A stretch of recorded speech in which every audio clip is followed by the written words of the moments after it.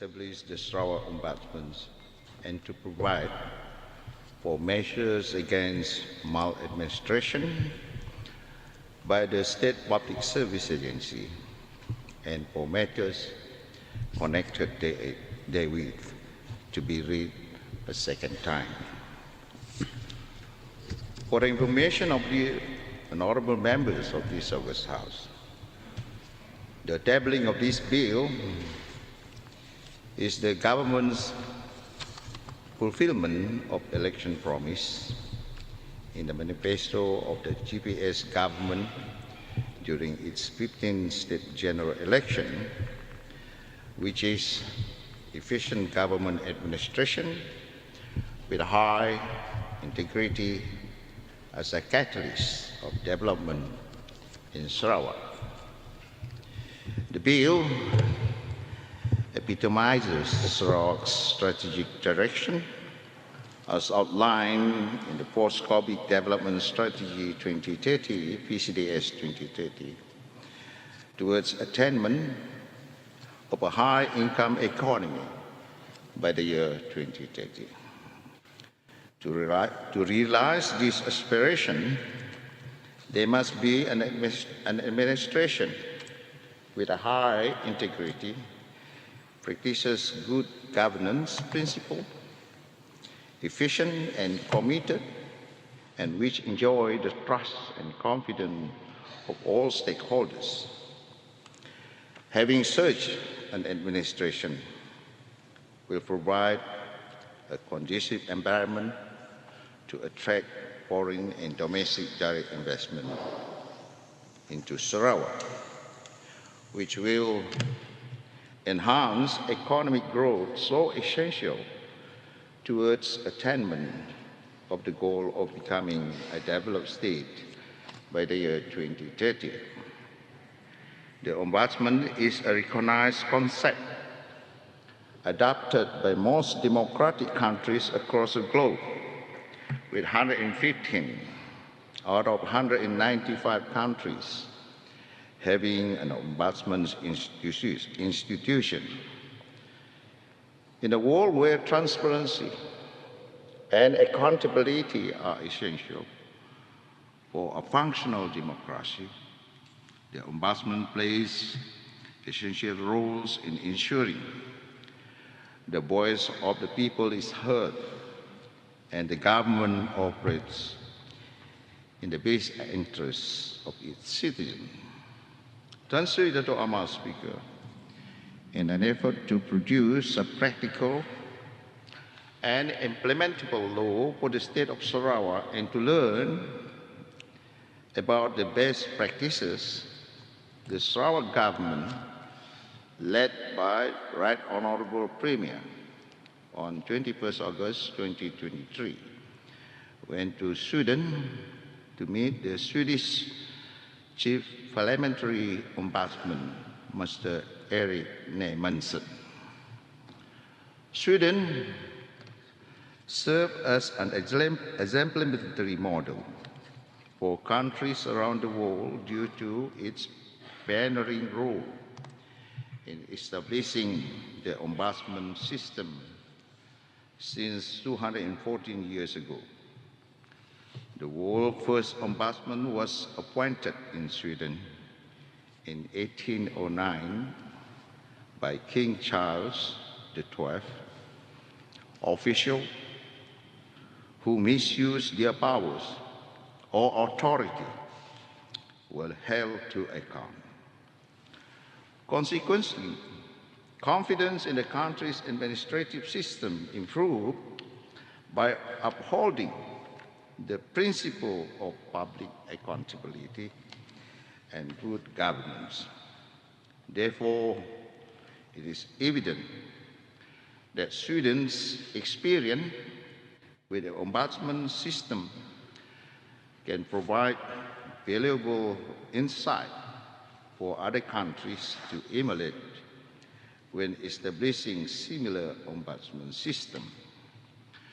And for that reason, Sweden has been chosen to be the model for the establishment of Sarawak Ombudsman. The government administration, with the respect and trust of the people, provides a platform for sustaining the state's prosperity. As quoted by acclaimed financial journalist Anna Bernassi, quote, "The attributes of trust and integrity, beyond being simply virtuous ideals, are actually the bedrocks of a successful economy and culture." Tuan Sri Ketua Mahkamah Speaker, pursuant to Item 7 of List 2, State List of the 9th Schedule of the Federal Constitution, the state is empowered to legislate on matters relating to the machinery of the state government, which is exclusively for the state services.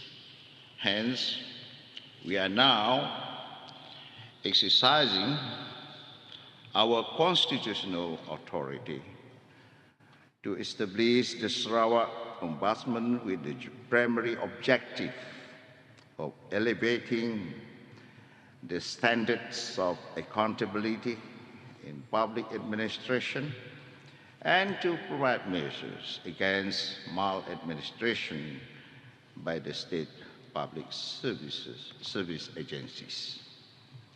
The law will therefore enhance transparency and accountability in government agencies by allowing the public to report maladministration to the Ombudsman. The Ombudsman will ensure check and balance elements are in place and will enable the government to improve its public delivery systems and procedures. This will lead to a better administration and to increase public trust and respect in the government.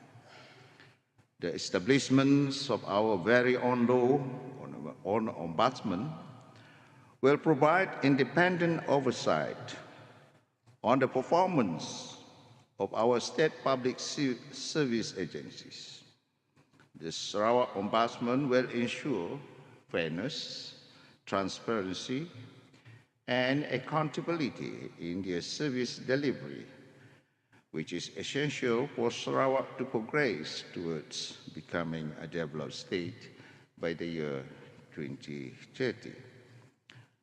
Tuan Sri Ketua Mahkamah Speaker, the Sarawak Ombudsman will be led by a Chief Ombudsman and a Deputy Chief Ombudsman, along with 3 to 5 other ombudsmen who possesses relevant expertise or experience to ensure its effectiveness. The appointment of these ombudsmen will be made by the Yang di-Pertuan Negeri, and they will take an oath of office for a maximum term of 3 years, with the possibility of reappointment. This is a clear manifestation of our commitment to maintain integrity and to ensure that the state public service agencies provide a high-quality service to the rakyat. The Sarawak Ombudsman's Office will be managed by the Chief Administrator, who is appointed by the Minister from among the members of the State Public Service and is to be assisted by such number of officers. The Ombudsman staff and others acting on their behalf are immune from civil and criminal proceeding in the discharge of their official duties.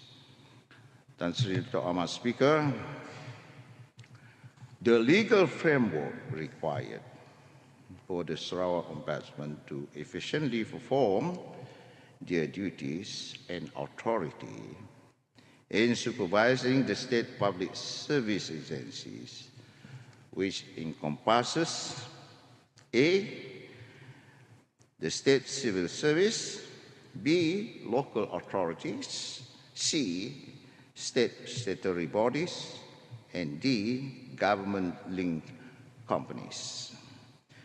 Therefore, the purpose of this bill is to give the Ombudsman the power to 1.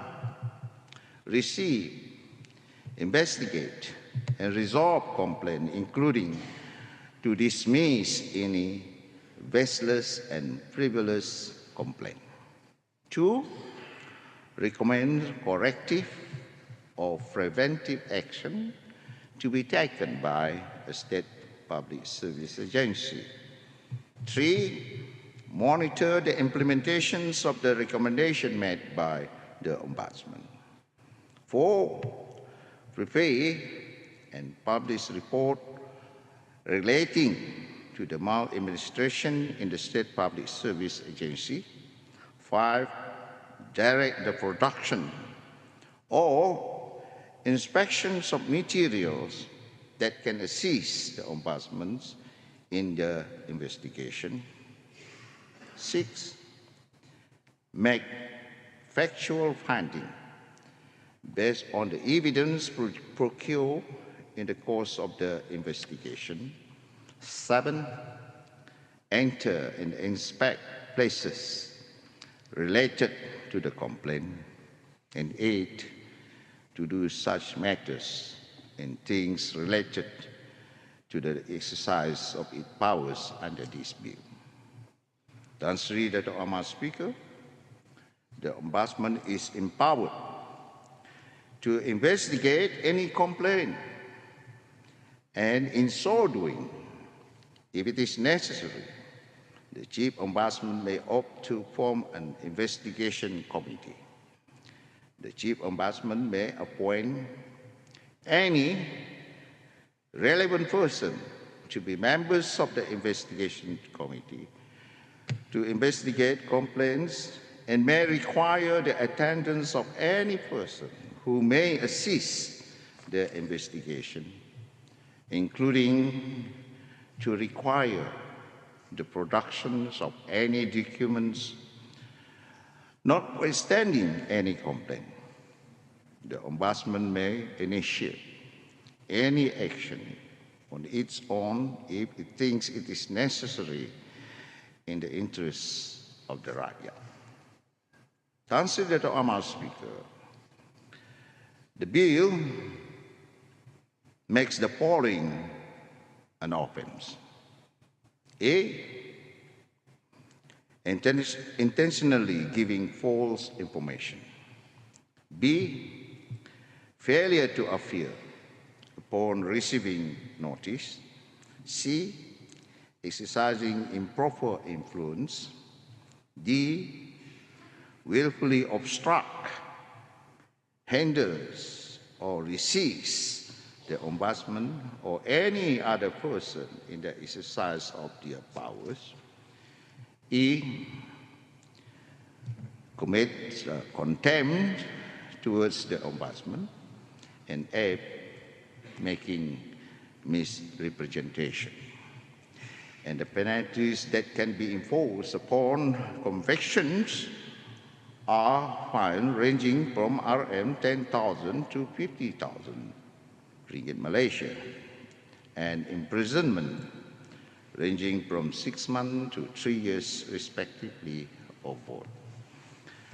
Tan Sri Dato' Ahmad Speaker, I believe these offences and penalties are necessary to ensure that ombudsmen can carry out their duties effectively and impartially.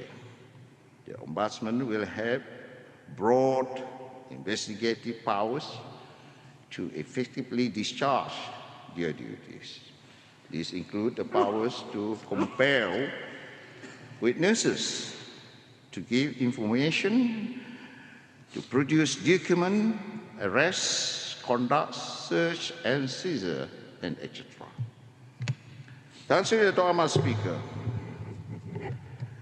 this bill requires the Ombudsman to submit reports to the Dewan Undangan Negeri through its minister on, number one, the activities and its affairs. Two, the result of any inquiry carried out by the Ombudsman, including any finding, recommendation, and opinion. And three, other reports which the Ombudsman may consider necessary. This is to ensure that the Ombudsman's findings are transparent and accessible to the public. And this August House has oversight over the performance of the Ombudsman and the action or activities undertaken by them in pursuance of the provisions of the new law. It portrays the independence of the Ombudsman institution, which is free from any interference, whether political or otherwise. Tuan Sri Dato' Ahmad Speaker, the Majlis Mesyuarat Kerajaan Negeri may make rules or may be expedient or necessary for carrying out the provisions of this bill, including A, the prescription of offences and its punishment for any contravention of any rules made hereunder. B, procedures and form for compounding of offences. C, the procedure for investigation. D, code of conduct of the Ombudsman.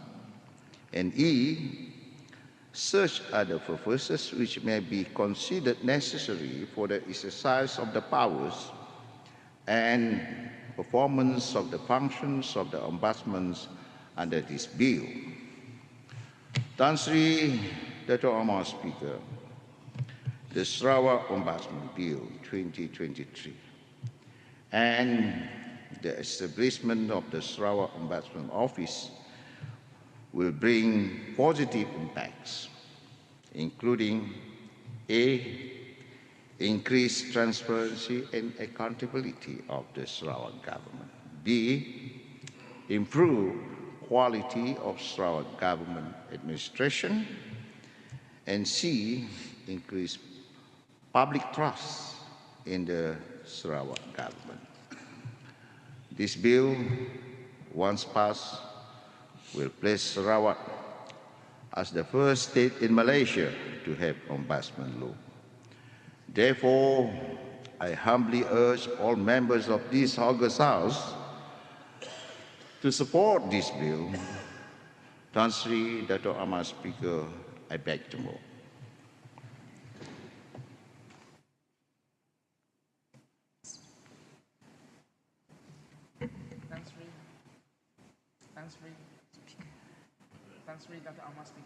I beg to second. Honorable Mohammed, I shall call upon honourable members to debate on this bill. Under Standing Order 31(8), I limit the speeches to 20 minutes. As chairman of the Public Account Committee, I call upon a member of Beting Maru to speak first.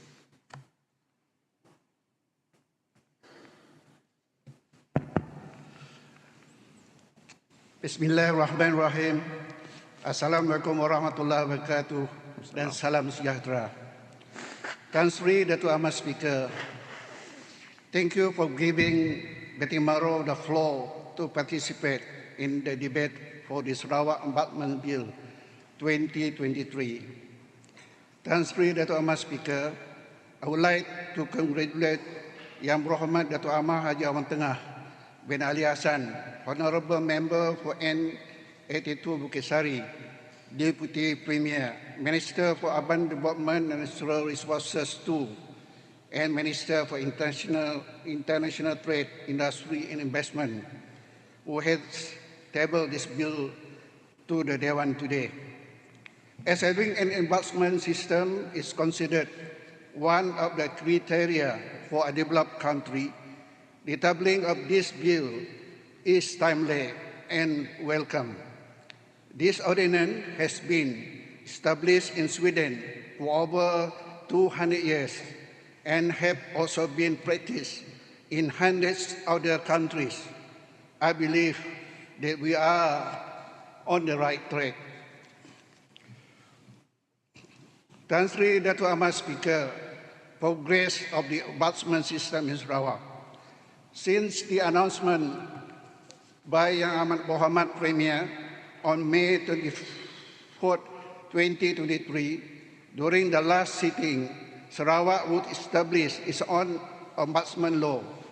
I have been closely following the developments.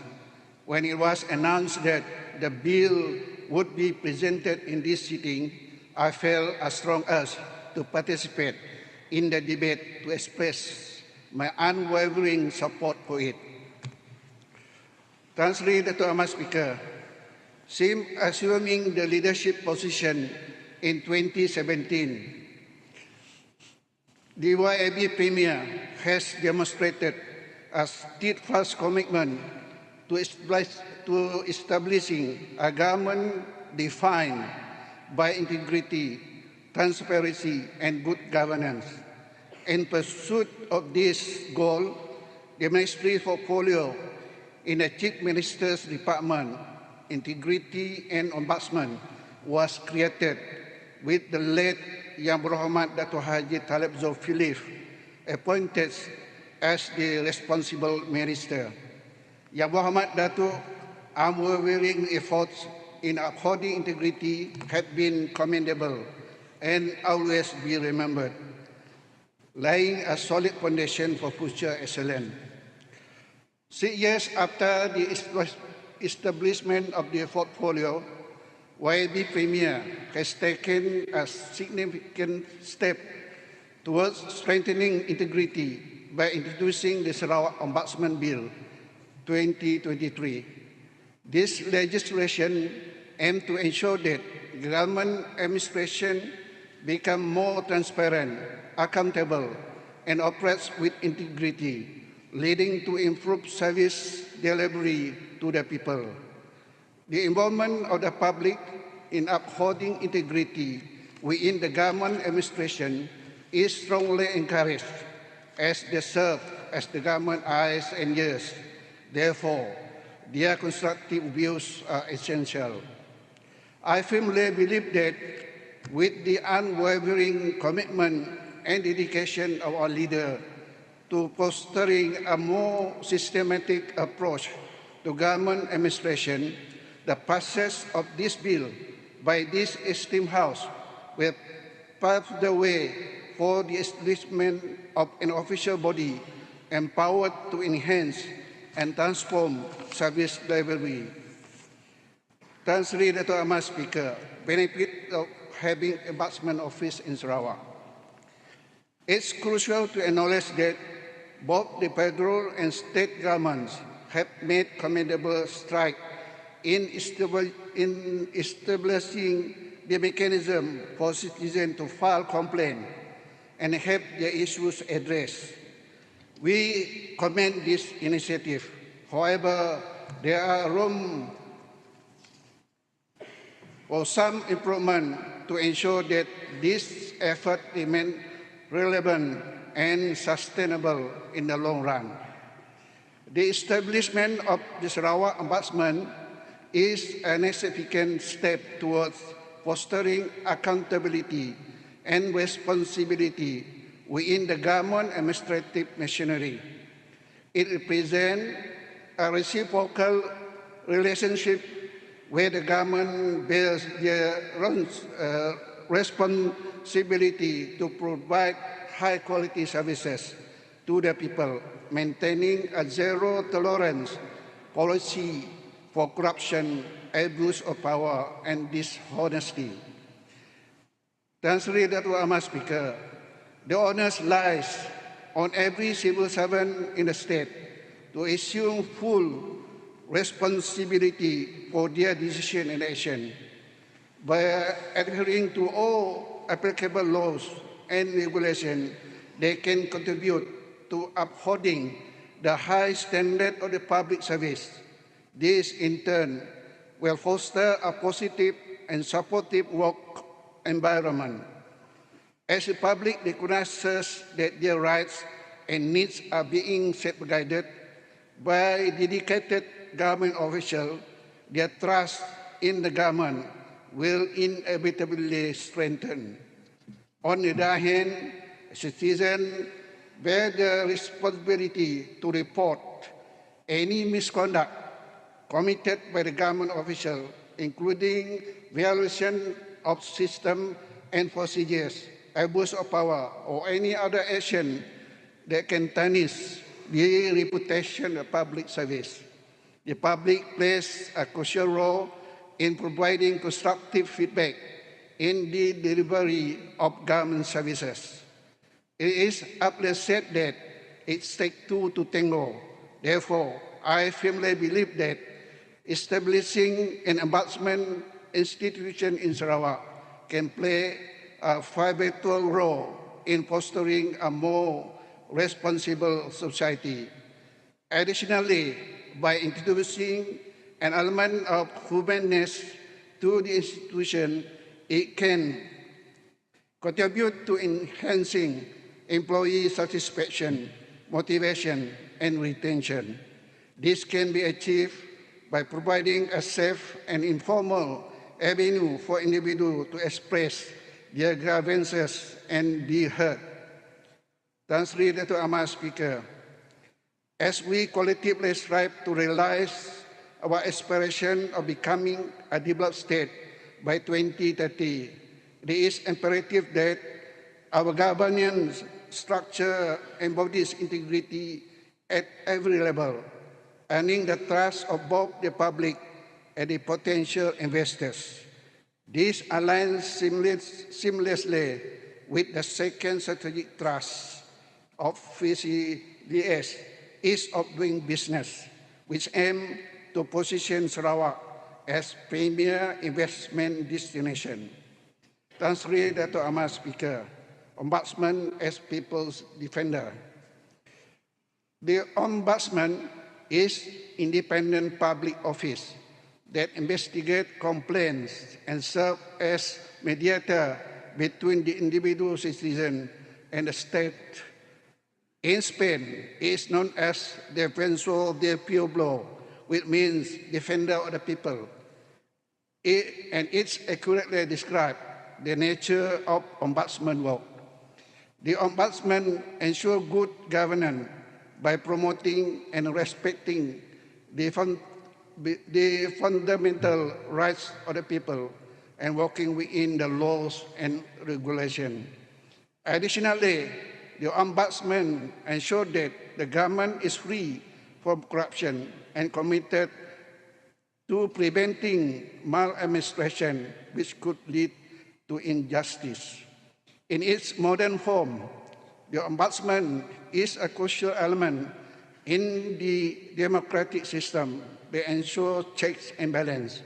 The concept of the rule of law forms its basis, whereby the government not only creates the law, but is also subject to it. The Ombudsman plays a vital role in preventing the state from gaining absolute power without any constraint, accountability, or control. Constraints on the power exercised by the government are necessary for the public to have confidence in its action. For a government to be effective, it needs legitimacy, and hence, I believe the bill is tabled today to ensure that.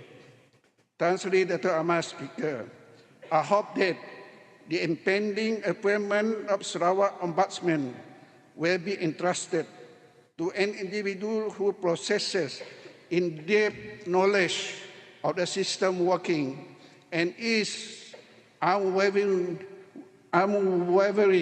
in their commitment to upholding integrity while pursuing this transformation of the government service delivery into a world-class standard. Furthermore, I trust that the appointment ombudsman will wholeheartedly fulfill their role as a steadfast advocate for the people.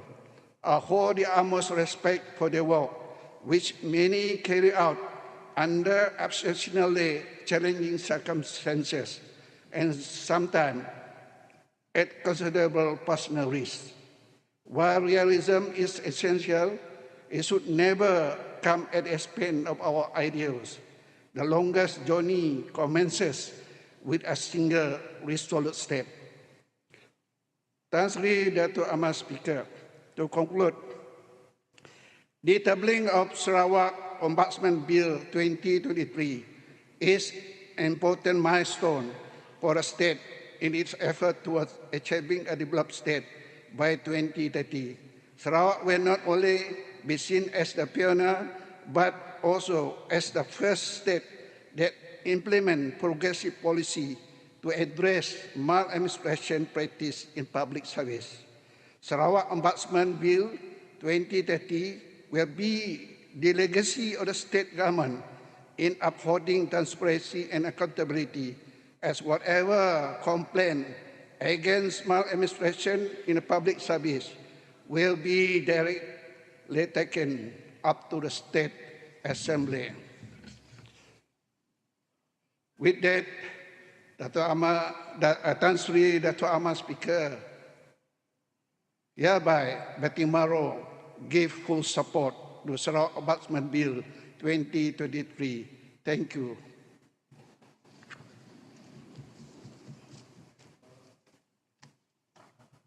Member for Kedah.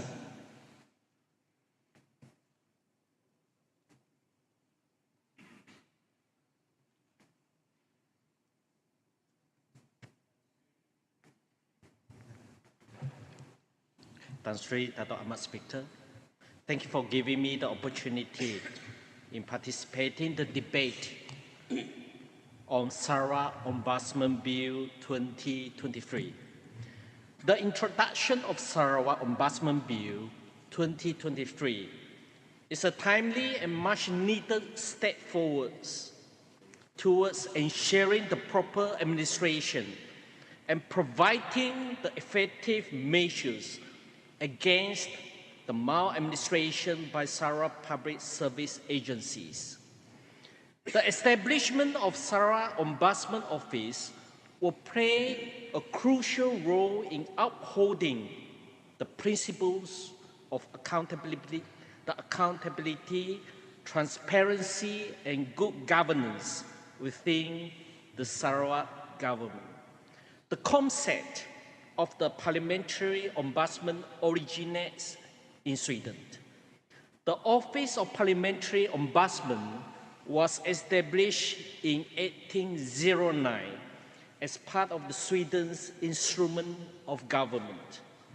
And this institution was created to oversee the government's action and ensure the public authority acted in accordance with the law and respected the rights of citizens.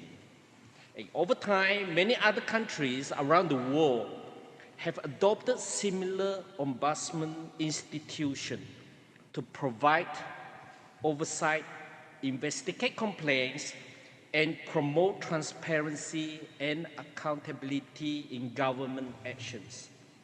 Tan Sri Dato' Amat Speaker, for the information of the honorable members of this August House, currently there are only 3 ASEAN countries with such institution. Number 1, the Philippines. The Office of Ombudsman established in year 1987. Number 2, Indonesia. Komisi Ombudsman Republik Indonesia was established in year 2000. Thailand, number 3. Office of the Ombudsman of Thailand also established in year 2000. And this established ombudsman institution share the similar functions, which include addressing and investigating complaints of maladministrations or wrongdoing by government agencies and officials. And it is important to note that although not all ASEAN countries have ombudsman institutions, many have set out alternative mechanisms to handle the complaint and also uphold the human rights and accountability. Therefore, I'm confident that the establishment of the Sarawak Ombudsman will propel Malaysia forward and making it the fourth country within the ASEAN to adopt the ombudsman system. Dan Sri Dato' Ahmad Speaker, Sarawak is fortunate to have a forward-thinking and visionary leaders of YAB Premier Sarawak. And since his assuming office in year 2017, he has recognized the crucial role of establishing an ombudsman institution. And with the introduction of Sarawak Ombudsman Bill 2023, the GPS government has taken a decisive step towards ensuring that the government administration adheres to the principle of integrity, transparency, and accountability. And it is heartening to witness the growing recognition amongst the states of the importance of an ombudsman system. Sarawak has been acknowledged as a model and reference points in this regard, demonstrating that we have taken the right steps at the right time. As pioneers, we have ventured into uncharted territory and paved the way for others to follow. And this positive impact is indeed encouraging. Dan Sri Dato' Ahmad Speaker, I would like to focus my debate today on the significant impacts of the ombudsman system to the economy. With the establishment of the ombudsman system in Sarawak, it can indirectly contribute to the improvement of the economy in several ways. Number one, reducing corruption. Corruption poses a significant barriers to economic growth. It can distort market mechanisms, deter investment, and undermine the public trust in institutions. Ombudsmen play a pivotal role in combating the corruption by investigating allegations of maladministration within the public bodies, by holding the officials accountable and promoting transparent and ethical practices. The ombudsman system contributes to the creation of a more favorable business environment, and this in turn attracts investment and foster economic growth. Number two, improving public service delivery. Inefficiencies and mismanagement within the public services can impede economic development. The ombudsman system serves as a check against such issues, ensuring that public services are delivered effectively, impartially, and responsively to citizens' needs. By addressing complaints and providing suggestions for improvement, ombudsmen can help streamline bureaucratic processes, reduce unnecessary regulation, and enhance service delivery.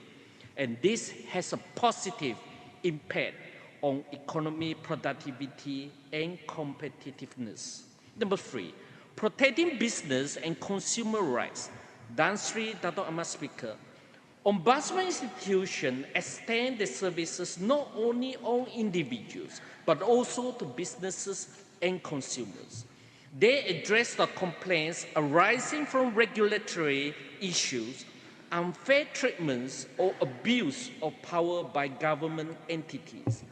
By providing a fair and impartial mechanism for dispute resolution, ombudsmen contribute to fostering a conducive business environment and safeguarding the rights of entrepreneurs and investors. and this contribute to the enhancement of economic confidence, promote entrepreneurship, and attract foreign investments. Number 4, promoting transparency and accountability. The ombudsman system serves as a powerful advocate for transparency and accountability within the public administration. By thoroughly investigating complaints of maladministration and making recommendations for corrective actions, ombudsmen play a paramount role in fostering the greater transparency and accountability in government institutions. And this helps to bolster the public trust in governance, reduce uncertainty, and cultivate an environment conducive to economic activities. And while the impact of the ombudsman system on the economy may not be immediately apparent, the promotion of good governance, transparency, accountability, and efficient public service delivery lays the foundation for sustainable economic growth, increased investment, and overall economic development. And in this regard, Sarawak is well positioned to achieve its aspiration of becoming a developed state by 2030, as outlined in the post-COVID-19 development strategy.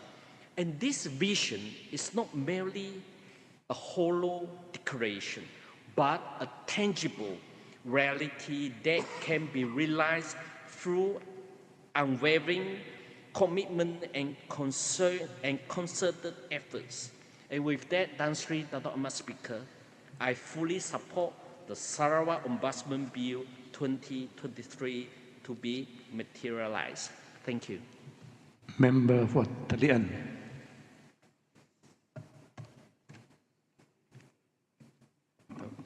Terima kasih Tan Sri Speaker kerana beri ruang kepada Talian untuk turut serta dalam perbahasan rang undang-undang pada petang ini. Salam sejahtera dan salam Sarawak maju makmur. Tan Sri Dato' Ahmad Speaker, terlebih dahulu saya ingin mengucapkan tahniah kepada Bukit Sari merangkap Timbalan Premier Sarawak dan Menteri Perdagangan Antarabangsa, Industri dan Pelaburan, iaitu Menteri Bertanggungjawab yang membawa usul untuk satu ordinan bagi menubuhkan Ombudsman Sarawak, pelantikan Ketua Ombudsman dan Ombudsman untuk memastikan pentadbiran yang betul dan untuk memperuntukkan langkah-langkah terhadap penyelewengan oleh agensi perkhidmatan awam dan bagi perkara-perkara yang berkaitan dengannya. Rang undang-undang yang dibaca pada hari ini merupakan buah fikiran yang sudah pasti akan mengukuhkan lagi kedudukan kerajaan kita, sekaligus meningkatkan keyakinan rakyat dan pelabur luar terhadap kerajaan Sarawak. Apatah lagi dengan kewibawaan kepimpinan yang amat berhormat Premier bersama kerajaan GPS yang sudah terbukti keupayaannya dalam tadbir urus kerajaan. Pengubalan dasar-dasar yang sungguh efektif sekaligus mempunyai visi dan misi yang jauh ke hadapan. Rang undang-undang ini merujuk kepada peranan yang sering tidak disedari tetapi memainkan peranan penting dalam menegakkan accountability, keadilan dan ketulusan dalam pentadbiran sesebuah kerajaan. Tan Sri Dato' Ahmad Speaker, Ombudsman adalah entiti bebas dan saksama yang dilantik untuk menyiasat aduan dan rungutan terhadap institusi dan organisasi kerajaan. Peranan unik ini berfungsi sebagai jambatan antara rakyat dan pihak berkuasa sekaligus memastikan hak dan kepentingan pelbagai peringkat pihak sentiasa dilindungi. Di mana saja di dalam dunia, ketidakseimbangan kuasa yang wujud bukan sahaja dari ketidakstabilan politik tetapi berlaku juga di pelbagai peringkat pentadbiran yang boleh membawa kepada ketidakadilan apa jua situasi. Maka di sini Ombudsman akan memainkan peranan penting sebagai penjaga demokrasi dalam sesebuah kerajaan. Mereka bertindak dan memberikan ruang kepada individu untuk menyatakan kebimbangan dan mencari jalan penyelesaian. Dengan menawarkan platform yang tidak berat sebelah dan sulit, Ombudsman memberi kuasa kepada rakyat dan membantu memastikan mereka yang berkuasa bertanggungjawab atas sebarang keculasan dan kekhilafan yang berlaku. Secara umum, Ombudsman bertindak sebagai pemeriksa terhadap aktiviti kerajaan demi kepentingan rakyat dan mengawasi penyiasatan aduan aktiviti kerajaan yang tidak wajar terhadap rakyat. Sekiranya aduan didapati dibuktikan, Ombudsman berfungsi untuk membetulkan masalah dan bertindak untuk penyiasatan aduan ataupun penyiasatan kesalahan di mana kedua-duanya mempunyai asas tindakan masing-masing. Tan Sri Dato' Amar Speaker, suka untuk saya nyatakan di sini beberapa sebab mengapa Ombudsman sangat penting untuk diwujudkan. Yang pertama, bebas dan saksama. Ombudsman beroperasi secara bebas dan saksama, memastikan individu mempunyai pihak yang neutral untuk meminta bantuan dan penyelesaian kepada apa jua kebimbangan mereka. Yang kedua, ketelusan. Ombudsman menggalakkan ketelusan dengan menyediakan platform untuk rakyat menyuarakan kebimbangan dan rungutan mereka mengenai tindakan atau keputusan kerajaan. Ini membantu membina kepercayaan antara kerajaan dan rakyatnya dan memastikan operasi kerajaan dijalankan secara adil dan saksama sepanjang masa. Yang ketiga, saluran yang boleh dan mudah diakses untuk aduan. Ombudsman menyediakan jalan yang mudah diakses untuk menyuarakan rungutan mereka dan mencari jalan penyelesaian. Ini akan membantu menangani isu-isu pada peringkat awal, menghalang ia daripada terus meningkat menjadi masalah yang lebih besar dan menular menjadi satu masalah yang sudah pasti akan mengganggu-gugat pentadbiran sesebuah kerajaan. Jangan kerana nilai titik rosak susu sebelanga. Yang keempat, menyelesaikan pertikaian dan konflik. Ombudsman berfungsi sebagai pengantara, memudahkan penyelesaian konflik dan pertikaian antara individu dan organisasi kerajaan serta masalah yang timbul di dalam sebuah organisasi oleh sebab ketirisan di dalam pentadbiran. Mereka berperanan membantu mencari penyelesaian yang dipersetujui bersama, menyelesaikan aduan tepat pada masanya dan saksama, memastikan hak rakyat dilindungi dan memberikan hasil yang adil kepada semua pihak yang terlibat. Yang kelima, meningkatkan accountability organisasi dengan menyiasat aduan terhadap organisasi yang bertanggungjawab atas tindakan mereka. Ombudsman membantu memastikan institusi menegakkan tanggungjawab mereka dan mematuhi standard etika dan undang-undang. Maka piagam pelanggan setiap organisasi yang terpapar megah di dinding pejabat akan dipraktik dengan sewajarnya. Yang keenam, penambahbaikan sistemik. Melalui penyiasatan dan analisis mereka, Ombudsman dapat mengenal pasti corak ketidakadilan dan ketidakcekapan dalam kerajaan. Mereka boleh membuat cadangan penambahbaikan sistemik, perubahan dasar atau pembaharuan untuk meningkatkan kualiti dan kecekapan perkhidmatan dan operasi kerajaan. Yang ketujuh, menggalakkan tadbir urus yang baik. Ombudsman memainkan peranan penting dalam menggalakkan amalan tadbir urus yang baik dalam kerajaan dengan meningkatkan kesedaran tentang hak rakyat, menyiasat aduan dan mempertanggungjawabkan entiti kerajaan. Mereka menyumbang kepada peningkatan standard tadbir urus keseluruhan dan memastikan pentadbiran awam berfungsi dengan baik. Yang ke-8, meningkatkan kepercayaan awam. Kewujudan Ombudsman ini diyakini akan menggalakkan kepercayaan orang ramai terhadap institusi dan organisasi kerajaan dengan menunjukkan komitmen untuk menangani kebimbangan dan melindungi hak individu. Secara keseluruhannya, Ombudsman ini akan membantu mengekalkan masyarakat yang adil dan saksama dengan menyediakan ruang bagi individu untuk mencari penyelesaian, memupuk accountability dan meningkatkan ketulusan dalam organisasi. Tan Sri Dato' Amar Speaker, jalan menuju keadilan tidak boleh tidak ada menghadapi halangan dan tidak semudah seperti yang tertulis di atas kertas. Ombudsman pasti akan menghadapi cabaran di dalam mengejar keadilan dan ketulusan mereka. Sumber yang terhad, halangan birokrasi dan penentangan daripada pihak berkepentingan yang kukuh boleh menghalang keupayaan mereka untuk melaksanakan perubahan. Walau bagaimanapun, dedikasi dan komitmen yang tidak berbelah bahagi pasti dapat mengatasi cabaran ini dan memberi kesan yang berkekalan. Oleh itu, kita harus memastikan rang undang-undang yang kita bahas hari ini memenuhi setiap kehendak dan keperluan bagi mewujudkan Ombudsman Sarawak tanpa ada sedikit pun perkara penting yang terlepas pandang. Walaupun cabaran wujud, adalah penting untuk mengenali peluang yang diberikan oleh Ombudsman dengan menyediakan saluran khusus untuk menyelesaikan pertikaian, Ombudsman boleh menghalang konflik daripada meningkat menjadi krisis yang lebih besar. Peranan mereka sebagai pengantara yang dipercayai bukan sahaja menjimatkan masa dan sumber, tetapi juga memupuk budaya kerjasama dan sikap amanah dalam diri setiap individu. Maka salah satu perkara tersirat dalam kewujudan Ombudsman ini adalah mampu membuka peluang untuk perubahan ke arah yang lebih baik dan pengurusan dan pentadbiran dalam sesebuah organisasi. Tan Sri Dato' Amat Speaker, izinkan saya berkongsi beberapa contoh inspirasi untuk menggambarkan kuasa Ombudsman dalam tindakan. Dalam komuniti kecil di luar bandar, sekumpulan rakyat sudah pasti ada merasakan kebimbangan terhadap projek perindustrian yang tidak diendahkan yang memberikan kesan buruk terhadap kesihatan. Wakil rakyat pula bimbang akan projek pembangunan yang dirancang maupun yang sudah diluluskan sering mengalami masalah di pelbagai peringkat pelaksanaan. Maka tanggungjawab ini jelas akan diletakkan ke atas Ombudsman yang akan menjalankan siasatan yang tidak berat sebelah sebagai orang tengah, merungkai sekaligus menyelesaikan apa sahaja masalah yang timbul di dalam pelaksanaan projek-projek pembangunan oleh pelbagai pihak. Melalui usaha mereka, Ombudsman diyakini dapat membawa perubahan dasar yang melindungi kesejahteraan rakyat secara keseluruhan. Campur tangan Ombudsman membawa kepada resolusi yang bukan sahaja menangani rungutan individu dan komuniti tetapi juga mendorong perubahan dalam pentadbiran organisasi. Tan Sri Dato' Amat Speaker, Ombudsman telah digunakan pakai oleh banyak negara di seluruh dunia dan ia telah dilaksanakan dalam pelbagai bentuk di negara-negara yang berbeza.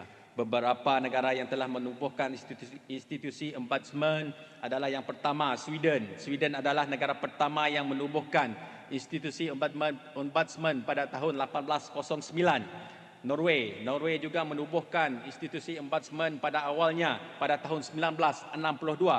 Finland melaksanakan sistem Ombudsman pada tahun 1919.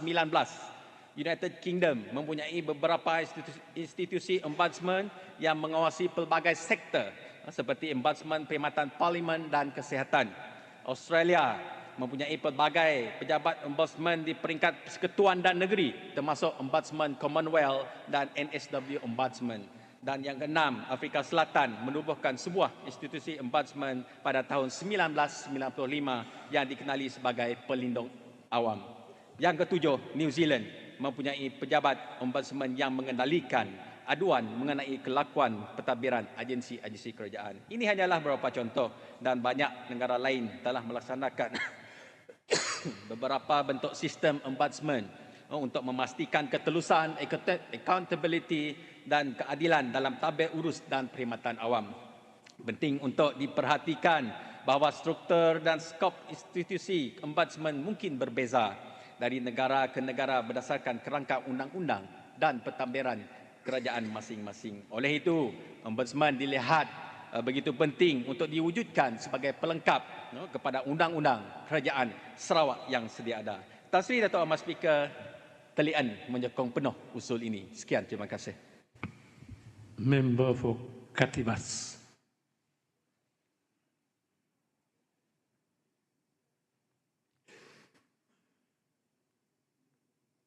Terima kasih, Tan Sri Dato' Amat Speaker. Thank you for allowing me to participate in the debate on this important bill. Congratulations also to Yang Berhormat Dato' Amal for Bukit Sari, Deputy Premier, for successfully tabling this bill this afternoon. The establishment of Sarawak Ombudsman Bill is indeed timely as Sarawak aspires to achieve PCDS 2030. Sarawak needs to improve its transparency index and alienating itself away from Malaysia overall index in the conduct of Sarawak business, both local and abroad. An ombudsman is an independent official appointed to investigate and address appointments or concern, a complaint or concern from individual about action or decision of the government agencies, organization or business.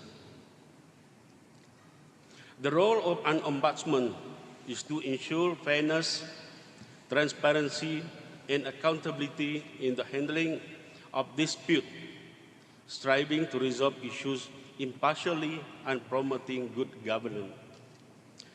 Tan Sri Dato' Amar Speaker, having an ombudsman in Sarawak management offers several advantages. Firstly, it provides a designated avenue for citizens to voice concern and complain about government action, promoting transparency and accountability. Secondly, the Ombudsman acts as an impartial mediator, facilitating fair resolution of disputes between individual and the state entities. Additionally, the Ombudsman oversight helps prevent corruption and maladministration, restoring public trust in governmental institutions. As for now, there is no autonomous body to rely upon to address our grievances. For example, project delay for a very unreasonable time.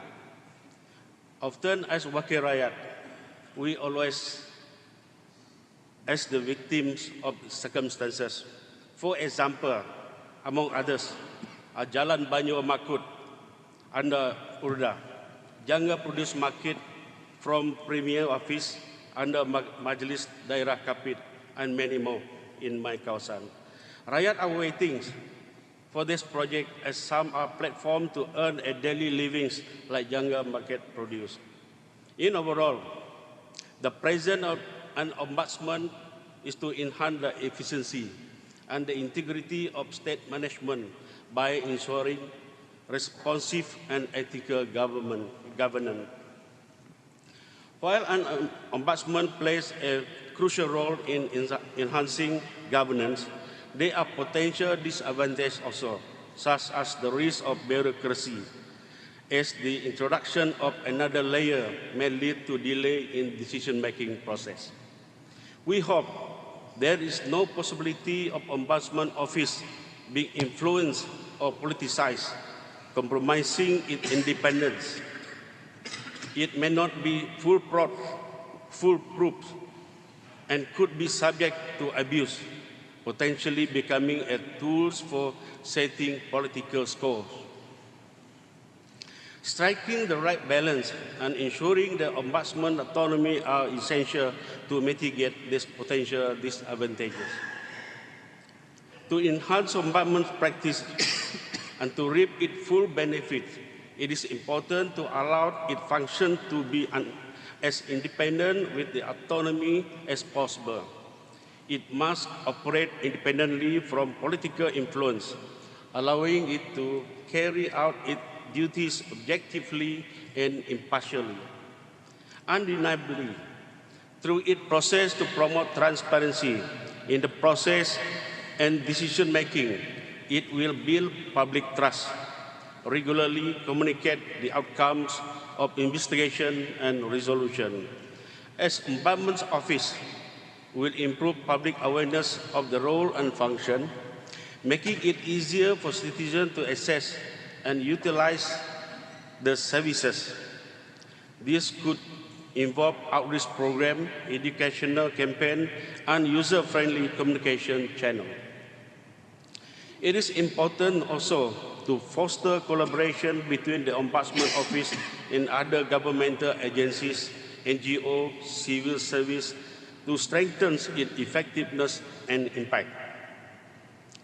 By implementing these measures, Ombudsman practices can be strengthened, contributing to a more effective and responsive governance system. Tan Sri Dato' Amar Speaker, with the foregoing merits on how the introduction of Ombudsman can bring Sarawak to another level, when properly empowered and functioning independently, can positively impact the delivery of our public service for the citizen of Sarawak by promoting accountability, transparency, and responsiveness within the government agencies. We together as Sarawakian will have better tomorrow to achieve our aspiration for social inclusivity, economic prosperity, and sustainable environment based on data and innovation, we will achieve PCDS 2030 even before 2030. Yang Berhormat Dato' Amat Speaker, in conclusion, I wholeheartedly support the bill due to its potential positive impact to Sarawak. Thank you. Member for Bali.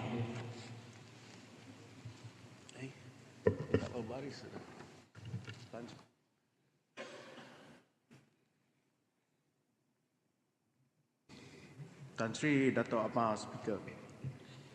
Terima kasih kepada Tan Sri Dato' Amat Speaker kerana telah memberi peluang dan ruang serta kesempatan kepada saya untuk mengambil bahagian membahaskan rang Undang-Undang Sarawak Ombudsman 2023 yang dibentangkan oleh Timbalan Premier Menteri Sumber Asli dan Pembangunan Bandar Kedua Menteri Perdagangan Antarabangsa di Dewan Yang Mulia pada petang ini.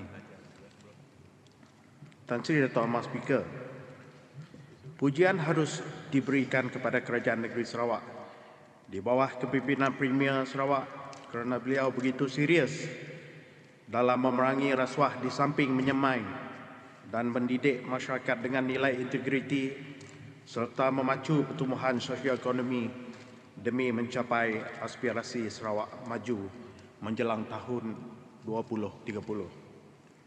Ini jelas dengan terbukti pengenalan portfolio integriti dan ombudsman dalam Kabinet Sarawak, iaitu Unit Integriti dan Ombudsman Jabatan Premier Sarawak atau singkatannya Union.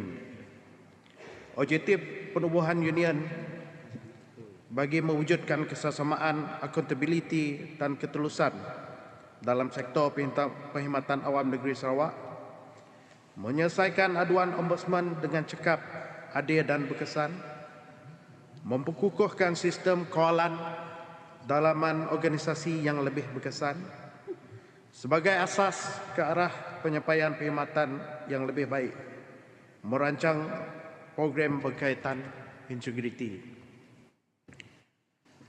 Tan Sri Dato' Amat Speaker, dari segi definisi ombudsman bermaksud pegawai atau badan rasmi ataupun separa rasmi yang bertanggungjawab menerima dan menyiasat aduan daripada orang ramai yang tidak berpuas hati dengan apa-apa perkara yang berkaitan dengan jentera kerajaan.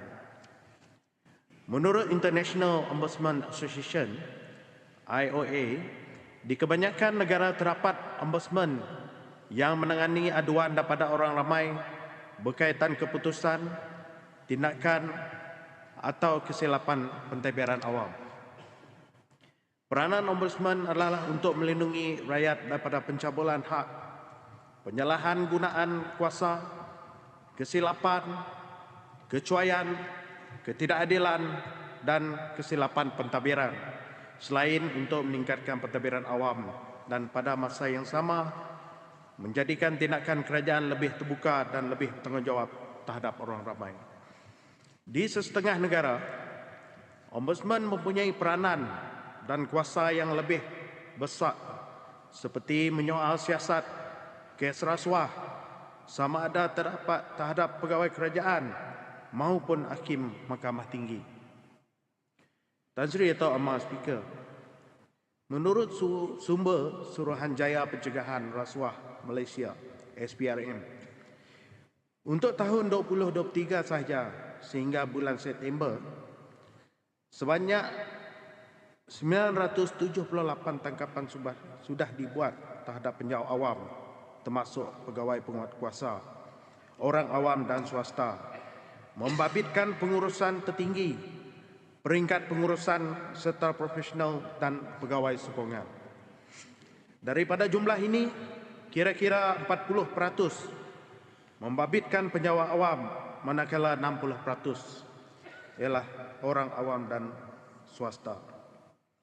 Untuk kes berprofil tinggi dan berkepentingan awam pula, iaitu melibatkan jumlah RM1 juta ke atas, lebih 60% daripada 156 kertas siasatan telah dibuka oleh bahagian operasi khas SPRM dari tahun 2020 hingga 8 Jun 2023 membabitkan ahli politik.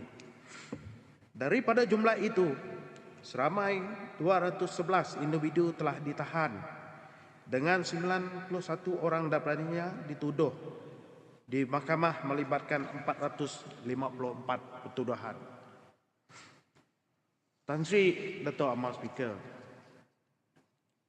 statistik yang sangat membimbangkan ini jelas menunjukkan Sarawak melangkah satu langkah ke hadapan di Malaysia dengan memperkenalkan rang undang-undang Sarawak Ombudsman 2023. Harapan kita melalui rang undang-undang ini adalah tinggi agar ianya dapat menjadi benteng kepada cabaran semasa seperti risiko rasuah dan penyalahan gunaan kuasa di semua peringkat.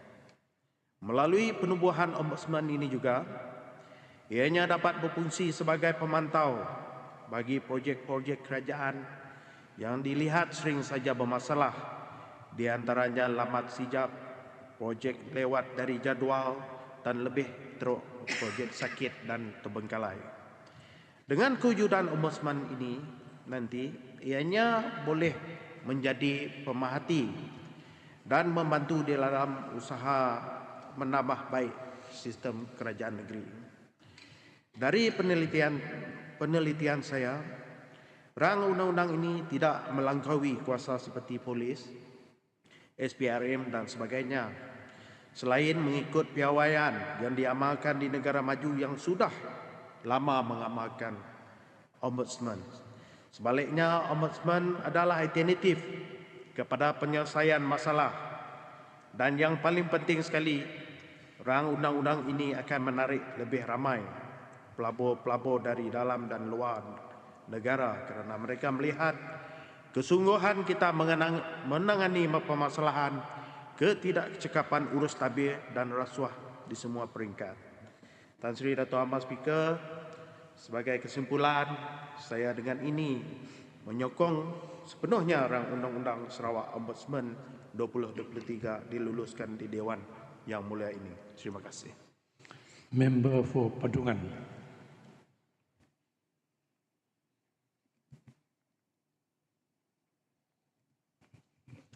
Thank you, Mr. Speaker, for giving me this opportunity to participate in the debate on Sarawak Ombudsman Bill 2023. Before I dwell into the debate, let me congratulate Tan Sri Speaker for your reappointment as the Speaker of the House.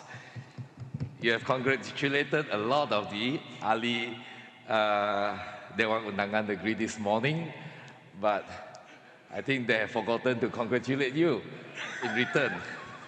So let me congratulate you for not only being reappointed as the Speaker of the House, but also, if my recollection is not wrong, you are also the longest serving Speaker of the Parliament or the Legislative House in the Commonwealth country as well.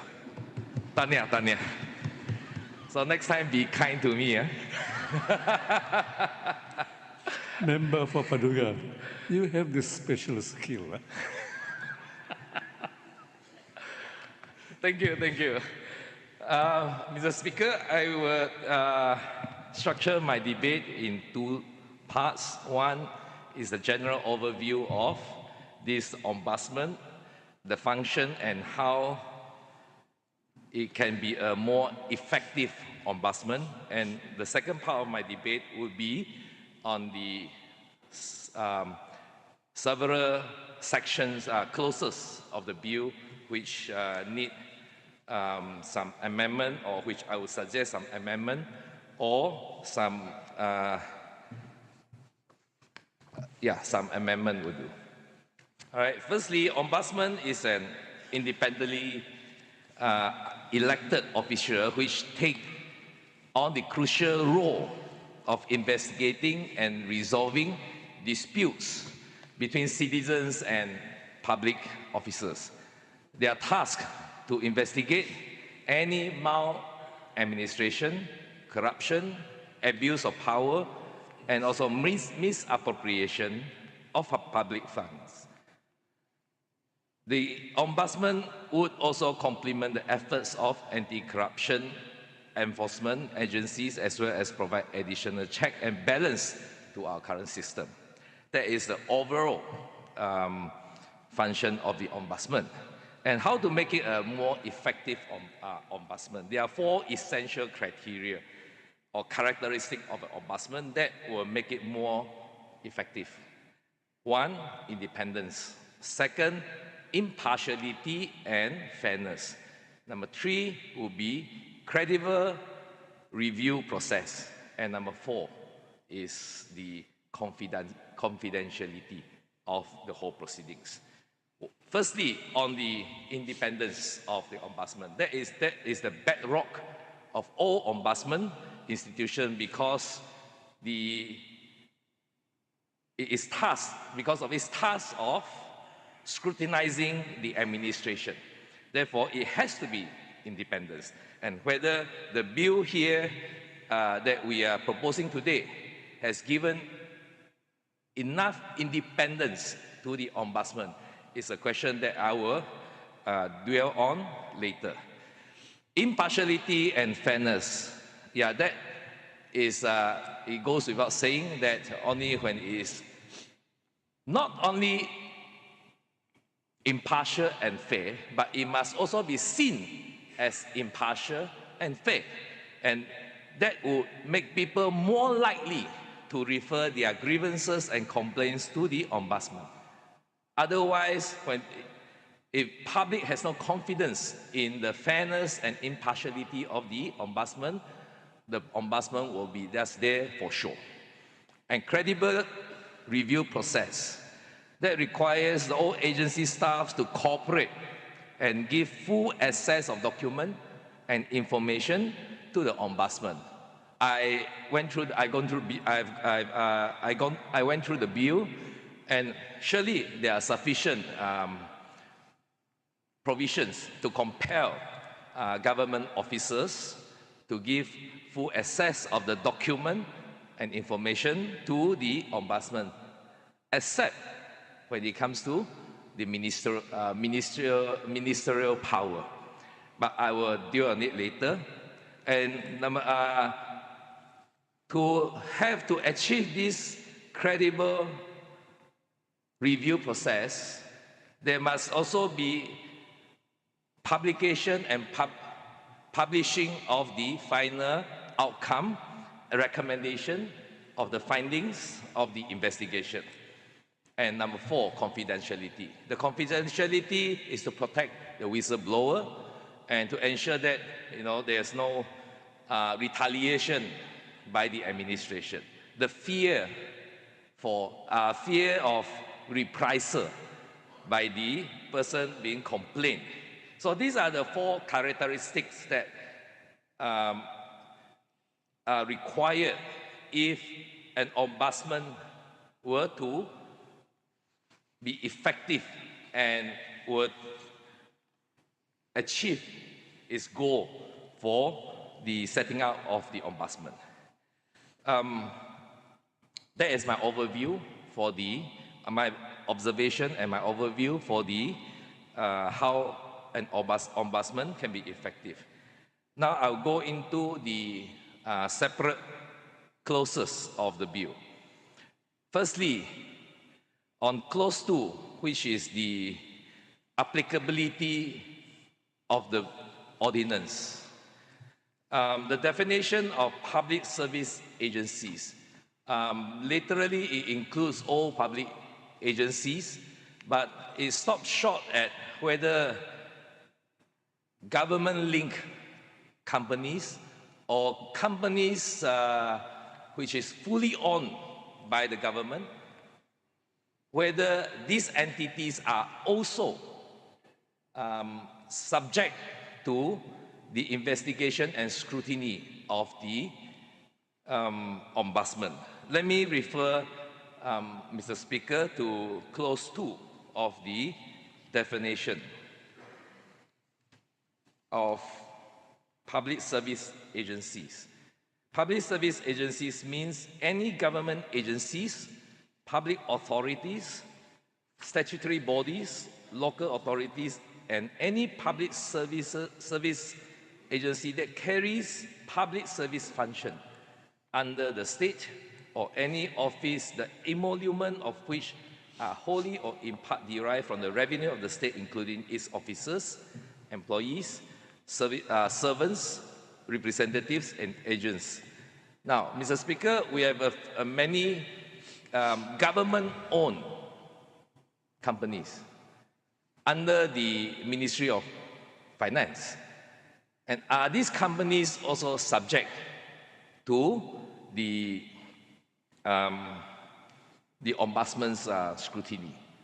For what I see in this definition section, they do not, because they are not government agencies, they are corporate, incorporated companies, not agencies. They are not public authorities because they are not created by any act of this House or statutory body. They are not local authorities, and they are not any public service agency that carries public service function. For that definition of public service agency that carries public service function, I believe Sarawak Energy Berhad, SESCO, Syarikat SESCO Berhad, is under the scrutiny of this ombudsman. But how about the other companies like Equesa and other incorporated companies by the owned solely by Ministry of Finance. So I believe this section needs to be expanded to cover these companies wholly owned by state government, because their employees, staff, if you look at the law strictly, are not paid out of the consolidated fund. But the company's capital is raised through public money. Therefore, to be more complete, the Act should include these GLCs, or at least those companies wholly owned by state government. Second clause that I would like to raise is about the appointment by TYT. Mr. Speaker, that is in clause 5, whereby it provides that the Sarawak Ombudsman shall consist of a chief ombudsman, a deputy chief ombudsman, and not less than 3 or not more than 5 other ombudsmen, all of whom shall be appointed by the Yang di-Pertua Negeri by notification in the Gazette. We all know the TYT, Yang di-Pertua Negeri, do not carry out executive function. And all his act should be at the advice of the Premier. Therefore, I would suggest that to reflect the true situation, that the appointment by the Yang di-Pertua Negeri should be on the advice of the Premier to make it complete.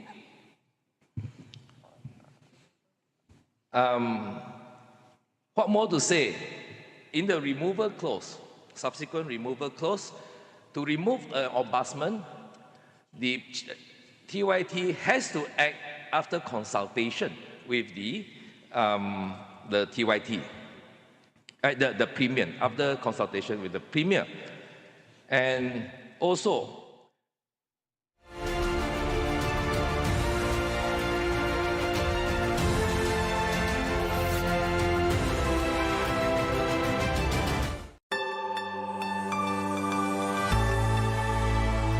Bantuan Ibu Bersalin BIB diperkenalkan pada tahun 2020 melalui Belanjawan 2020 oleh Premier Sarawak Datuk Patinggi Tan Sri Abang Johari Tun Opek. Bantuan bayaran tunai sebanyak RM450 ini merupakan inisiatif Kerajaan Negeri Sarawak yang diberikan kepada setiap ibu yang baru melahirkan anak bermula 1 Januari 2020. Bantuan ibu bersalin BIB masih diteruskan sehingga kini dan memberi manfaat yang besar kepada ibu-ibu yang baru melahirkan di Sarawak. Bantuan ini adalah salah satu inisiatif penting yang bertujuan untuk meringankan beban kewangan ibu selepas melahirkan anak. Kerajaan amat memahami bahawa tanggungjawab seorang ibu tidak berakhir selepas proses bersalin.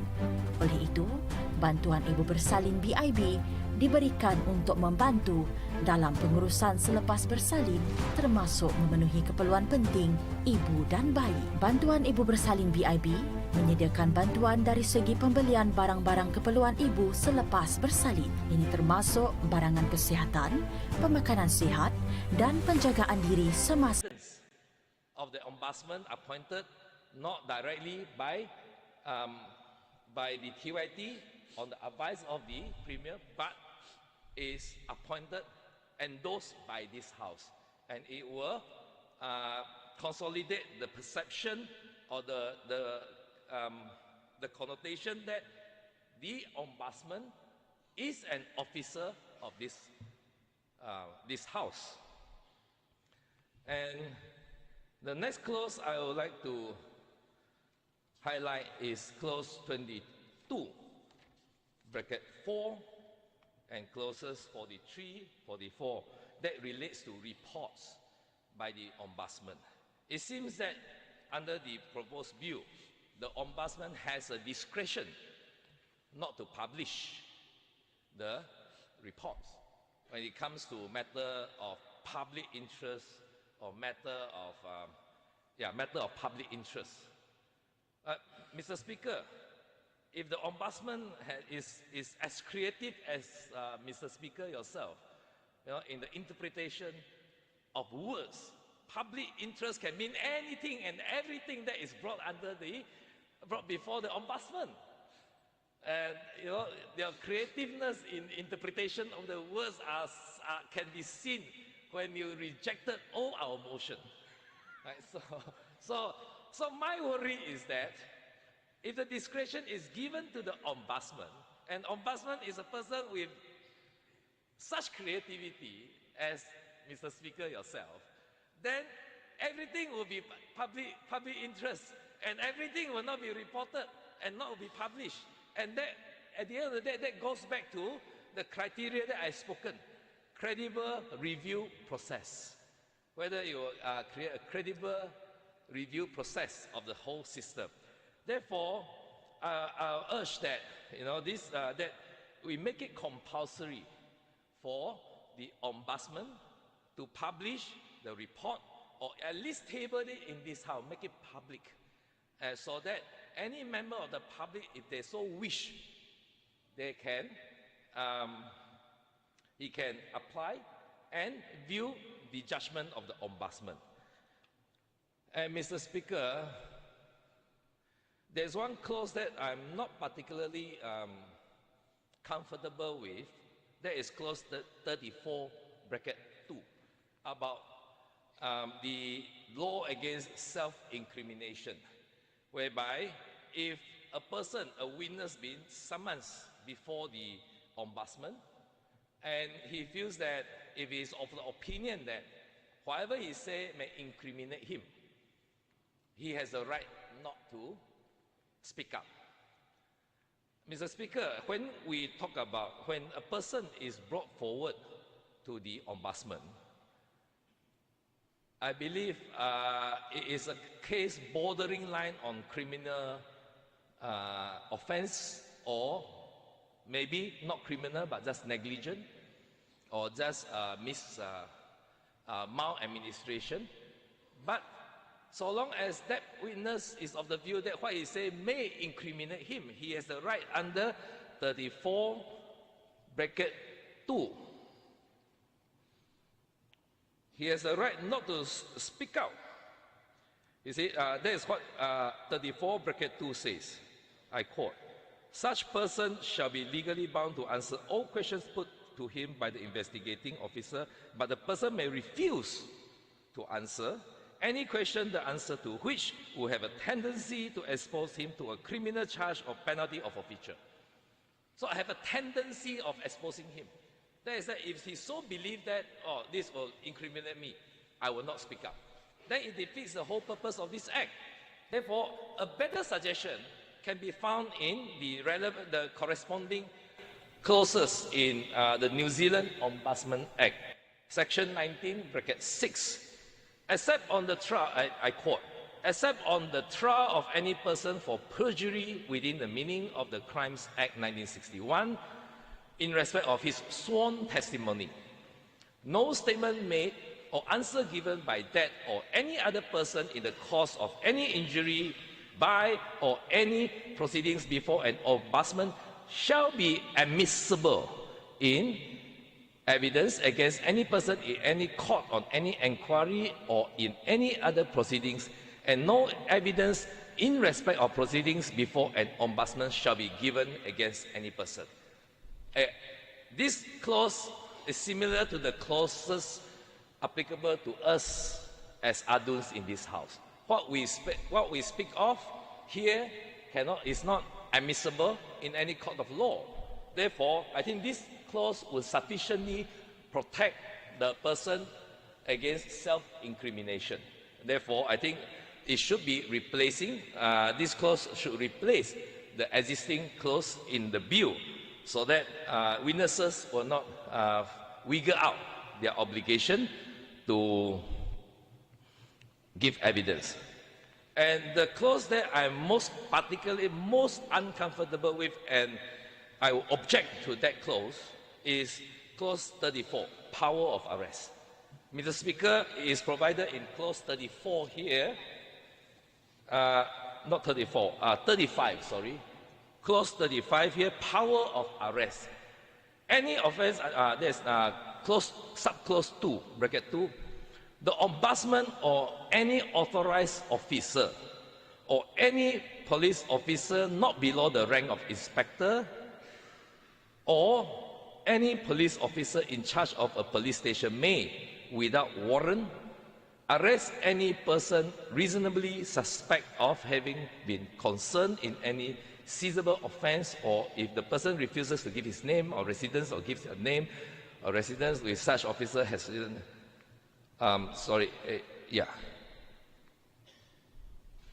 that's right. So the power is given to the ombudsman or any authorized officer. Mr. Speaker, the power of arrest is a very big, huge power, and it involves the restriction of personal liberty, which is governed under, guaranteed under the Federal Constitution. Mr. Speaker, even for police to arrest a person, a police of certain rank is only authorized to arrest without warrant. Only police of certain rank are authorized to arrest without warrant. But here we have this power of arrest by the ombudsman himself or an authorized person officer. Who is that officer? And Mr. Speaker, in any form of arrest, it will involve physical forces. And to arrest a person is not as easy as it seems. There is some technique to it. There is some law, regulation, procedure to comply. And you cannot just simply go out and arrest a person. The person will fight back. And how much force is going to be used to arrest that person, to effect the arrest? And what constitutes reasonable force? What constitutes excessive force? And only trained officers, enforcement units, enforcement officers are properly trained to do the arrest. But here now we have an ombudsman or an authorized officer, and who that authorized officer, we don't know. It's up to the ombudsman to engage. And what if that officer exerted excessive force in the course of the arrest? And I believe, as most of the witnesses, possible potential witnesses, summoned by the ombudsman would be government servant, they will be most cooperative to give evidence, because there are other punitive sections that they will have to face if they refuse to cooperate with the summons to give evidence. And therefore, there is no necessity to effect any arrest. And not only that, after the arrest, it seems that the power to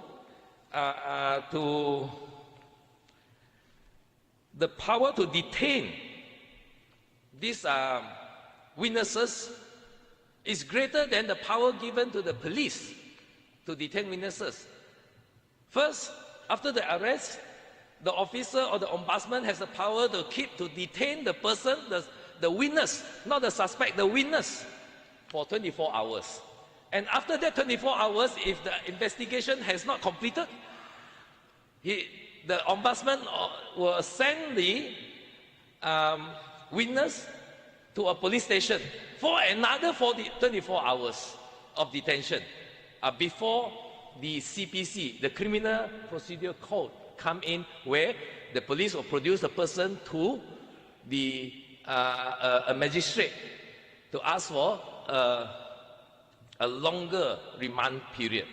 So, in effect, under this bill, the power to detain a witness or any person is literally 48 hours before the person is produced before a magistrate for the extension of the remand. So therefore, I believe that all the sections 35 arrests, 36 release on personal bond, can be, and 37, 38, and 39 can be dispensed with for any ombudsman to carry out their duties. Therefore, I will urge the administration to the Honourable Deputy Premier to consider deleting those clauses, because at the end of the day, we don't want any unfortunate incidents happening in the lockup or in the course of arrest. Even with the strict Criminal Procedure Code providing for the mode of arrest, the procedure on lockups, detention, there are still a lot of incidents where undue injury on the person arrested, and even death in the lockup. So, Mr. Speaker, that is one of the provisions that I'm worried, and I will urge Ahmad Berhormat, Deputy Premier, to take that clause out. And clause 45 and 46, that is on the appointment of the CEO. Padungan, you have exceeded your time. Yes, Mr. Speaker, I congratulated you. That took out some of my time. Let me a few more minutes. Just a few. Okay, some concluding. That's a bribery. No, Mr. Speaker, how can that be bribery? No gratification. It's an extension of goodwill. Okay, give me 3 minutes. I'll finish in 3 minutes. Yeah, all right? Yeah, you have to conclude. Okay. All right. Okay. On the CEO are also the government servant. CEO and the officers of the ombudsman are civil servants. Right? They are civil servants under clause 45 and 46. Don't shake your head. They are from the civil service. Therefore, besides the ombudsman who are not civil servant, his staff will be civil servant. And when he makes order to investigate other civil servants, that the perceived independence is not there. The perceived independence of the whole office of the Ombudsman is not there. And there's no financial provision guaranteed to the Ombudsman office. They have to depend on the executive to approve the money for them to operate. There must be certain guaranteed sum to run the office and not dependent on the executive to approve the budget. Therefore, I think that is something that there's not sufficient independence. And I will conclude with the second schedule of the bill, which exclude the ministers, deputy ministers from investigation by the Ombudsman. Mr. Speaker, isn't it the very famous legal maxim that be you so high the law you are not above the law? But when we are subjecting the whole civil servant to the scrutiny of the Ombudsman, why are we excluding the head of the civil servants, who are the cabinet ministers and cabinet minister and the deputy ministers? Aren't they subject, and shouldn't they be subject to the same scrutiny upon which they are now subjecting the civil servants, public servants too? Therefore, I would find that, by excluding the ministers and the deputy ministers from the jurisdiction of the Ombudsman, though the bill is good, save for the observation, but it is at best a half-baked bill, a half-step towards an Ombudsman system. And what we call normally, the local words to use is alang-alang. Itu rang undang-undang alang-alang saja. It's a good start. Tetapi alang-alang, it can be a better start. I do agree with the deputy minister, deputy premier on it's a good start, but still alang-alang saja. Tapi lebih boleh, you can do better than that. Subject everyone to the same scrutiny by the Ombudsman, so that because Mr. Speaker, I have a basis to call for that. The basis is that a lot of the administrative action comes from a minister's order. A minister's order.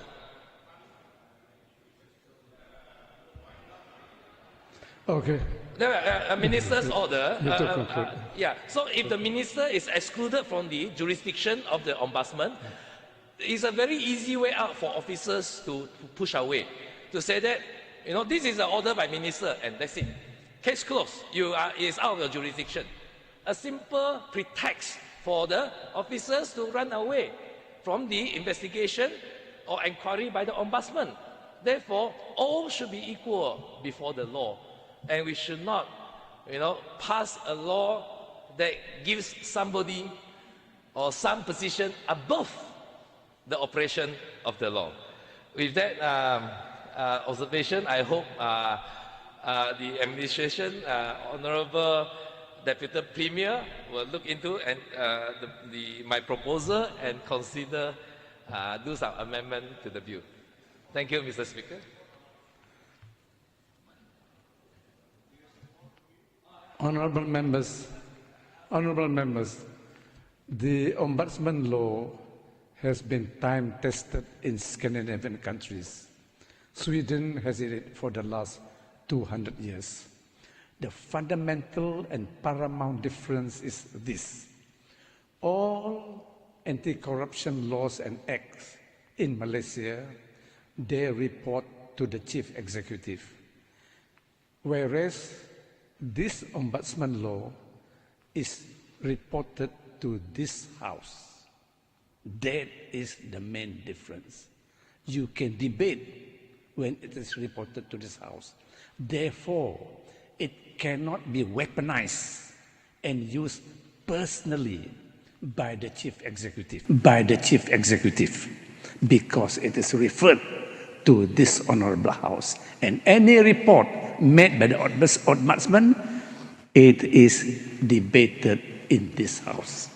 That is the most fundamental, crucial, paramount difference between previous laws and this law.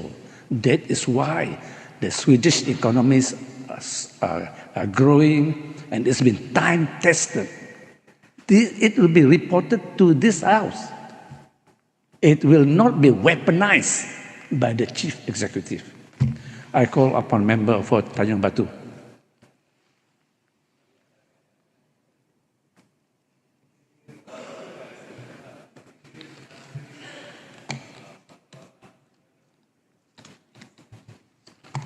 Thank you, Tan Sri Dato' Ahmad Speaker.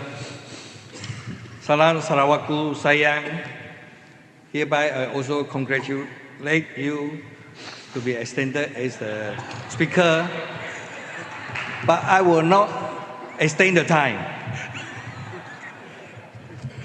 Today, I stand before this august House to debate on a matter of profound significance for our beloved Sarawak. The Sarawak Ombudsman Bill 2023, this bill, inspired by the effective ombudsman model in Sweden, marks a historic step towards enhancing transparency, accountability, and good governance in our state. Tan Sri Dato' Ahmad Speaker, the Ombudsman, as envisioned in this bill, is not merely an official, but a symbol of our commitment to upholding the highest standards of public service, entrusted with the authority to investigate complaints against maladministration by public authorities.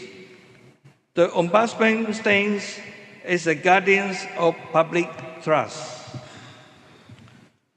Drawing power from the Federal Constitution, particularly Item 7 of the List 2, State List, the Ombudsman's role extends beyond merely oversight. It embodies a proactive approach to rectify inefficiencies and injustice in public administration. The function laid out in the bill, from investigating complaints to recommending corrective measures, demonstrate a comprehensive strategy to enhance the government frameworks in Sarawak.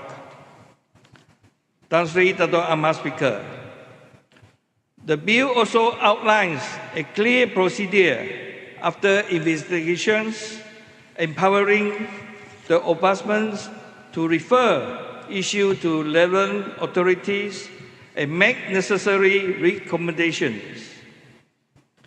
This ensures that no complaints go unheard and every grievance is addressed with the seriousness it deserves. Moreover, the bill mandates annual reporting to this august House, ensuring that the activities of the Ombudsman are transparent and accountable to the people of Sarawak. This level of scrutiny is vital for the credibility and effectiveness of the Ombudsman. Tan Sri Dato' Ahmad Speaker. However, it is important to note that the Ombudsman jurisdiction is carefully defined, respecting the boundaries of other pivotal state and federal entities. This balance ensures that the Ombudsman's role is focused, effective, and respectful of existing governance structures. In conclusion, the Sarawak Ombudsman Bill 2023 is a beacon of our dedication to good governance. It promises a future where public administration is not only efficient and effective, but also just and equitable. This bill is not just a legal document, it is a commitment to our future generations that Sarawak will continue to uphold the principle of the integrity, transparency, and accountability. Therefore, Tan Sri Tata Amat Speaker, let us unite in support of this landmark bill, for it represents a significant stride towards a better, brighter Sarawak for all. With that, I would like to record my full support on the Sarawak Ombudsman Bill 2023. Thank you. Member for Kabong.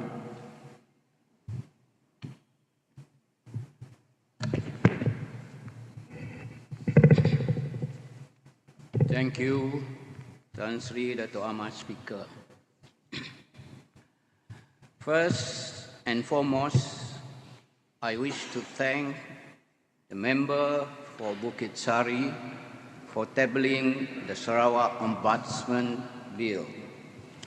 I also wish to extend my congratulations to the Sarawak Integrity and Ombudsman Unit and Sarawak Attorney General's Chambers for developing this bill, which I verily believe will have a transformative effect on our socio-economic landscape, particularly with regard to the state public service as a whole. As the guardian of the people, the establishment of Sarawak Ombudsman shall strive in collaboration with all public service agencies to foster integrity, efficiency, and high ethical standards in public service through proactive graft prevention measures, public assistance, prompt investigation of complaints, and vigorous prosecution of cases filed against errant public officials and employees. The Ombudsman Office must be genuinely independent, led by individuals appointed by the government who are God-fearing, highly competent, honest, and possess the utmost integrity. Its primary responsibility is to safeguard the interests of the people in accordance with its constitutional mandate. The Office of the Ombudsman is committed to upholding the highest standard of quality and efficiency while carrying its duty with integrity and excellence for the benefit of the Raya. This commitment is demonstrated by the government's continuous improvement of our quality management system to ensure compliance with global standards and exceed rakyat's expectation. Tan Sri Dato' Amat Speaker,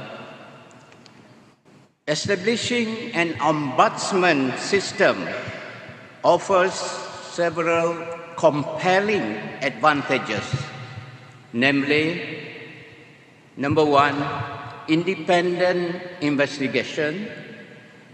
The Ombudsman has the authority to conduct independent investigation in response to complaints from individuals. This authority extends to any act or omission by public officers, employees, officers, or agencies that appears to be unlawful, unjust, inappropriate, or inefficient. The Ombudsman's primary jurisdiction encompasses cases that fall within the purview of the state public service. While exercising this jurisdiction, the Ombudsman retains the power to assume the investigation of such cases from any government investigative agency at any given time. Number 2, enforcing compliance and expeditious completion of legal obligation. The Ombudsman is empowered to issue directives to compel compliance and expedite the fulfillment of legal obligation by government officials and agencies.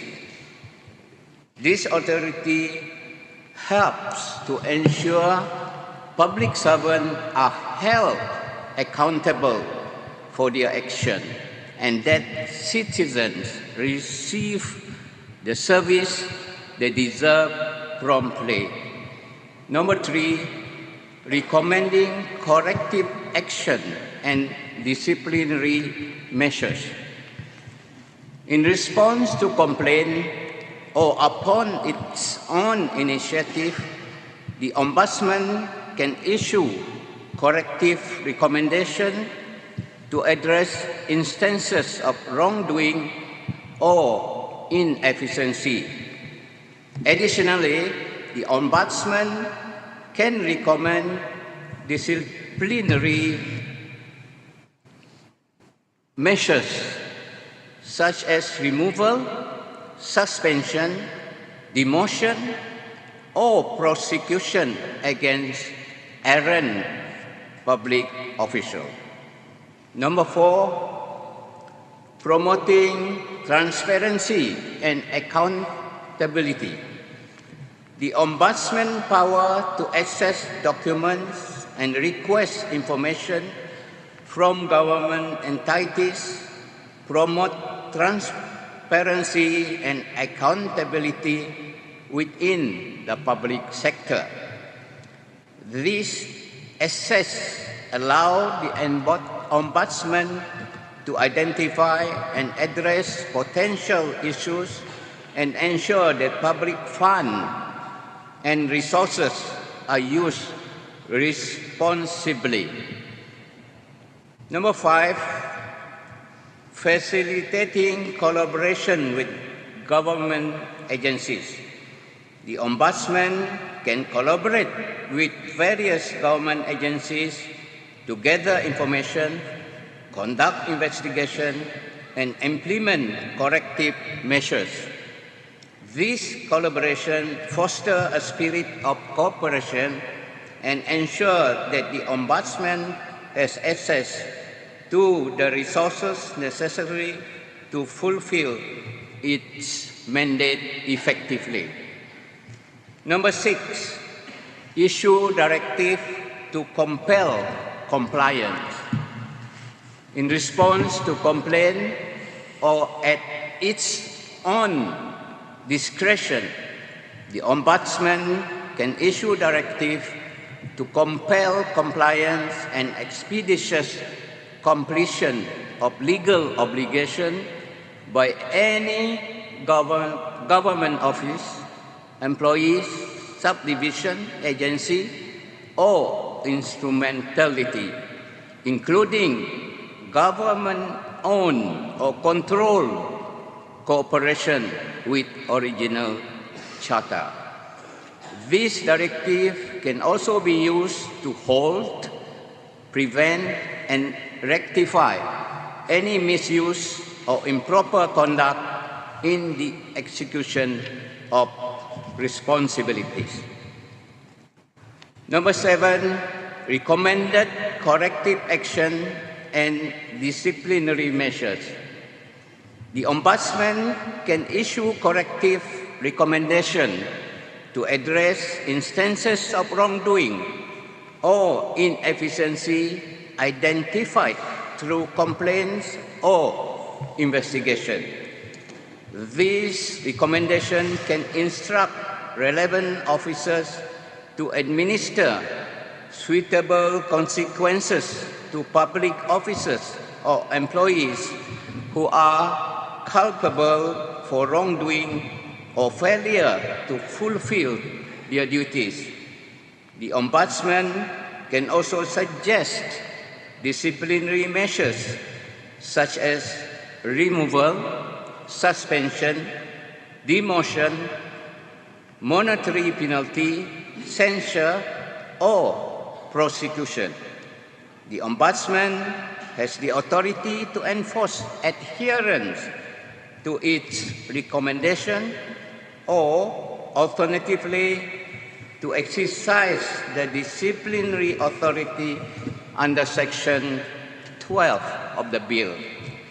However, disciplinary action may be taken against an officer who knowingly and without cause refuses to comply with an order issued by the Ombudsman.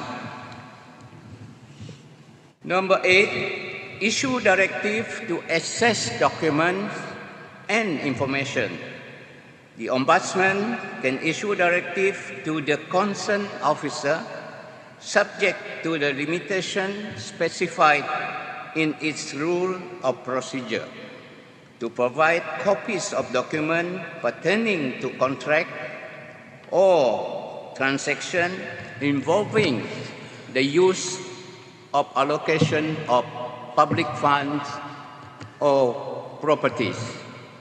Additionally, the Ombudsman can request that any irregularities be reported to the Ombudsman on audit so that suitable measures can be taken.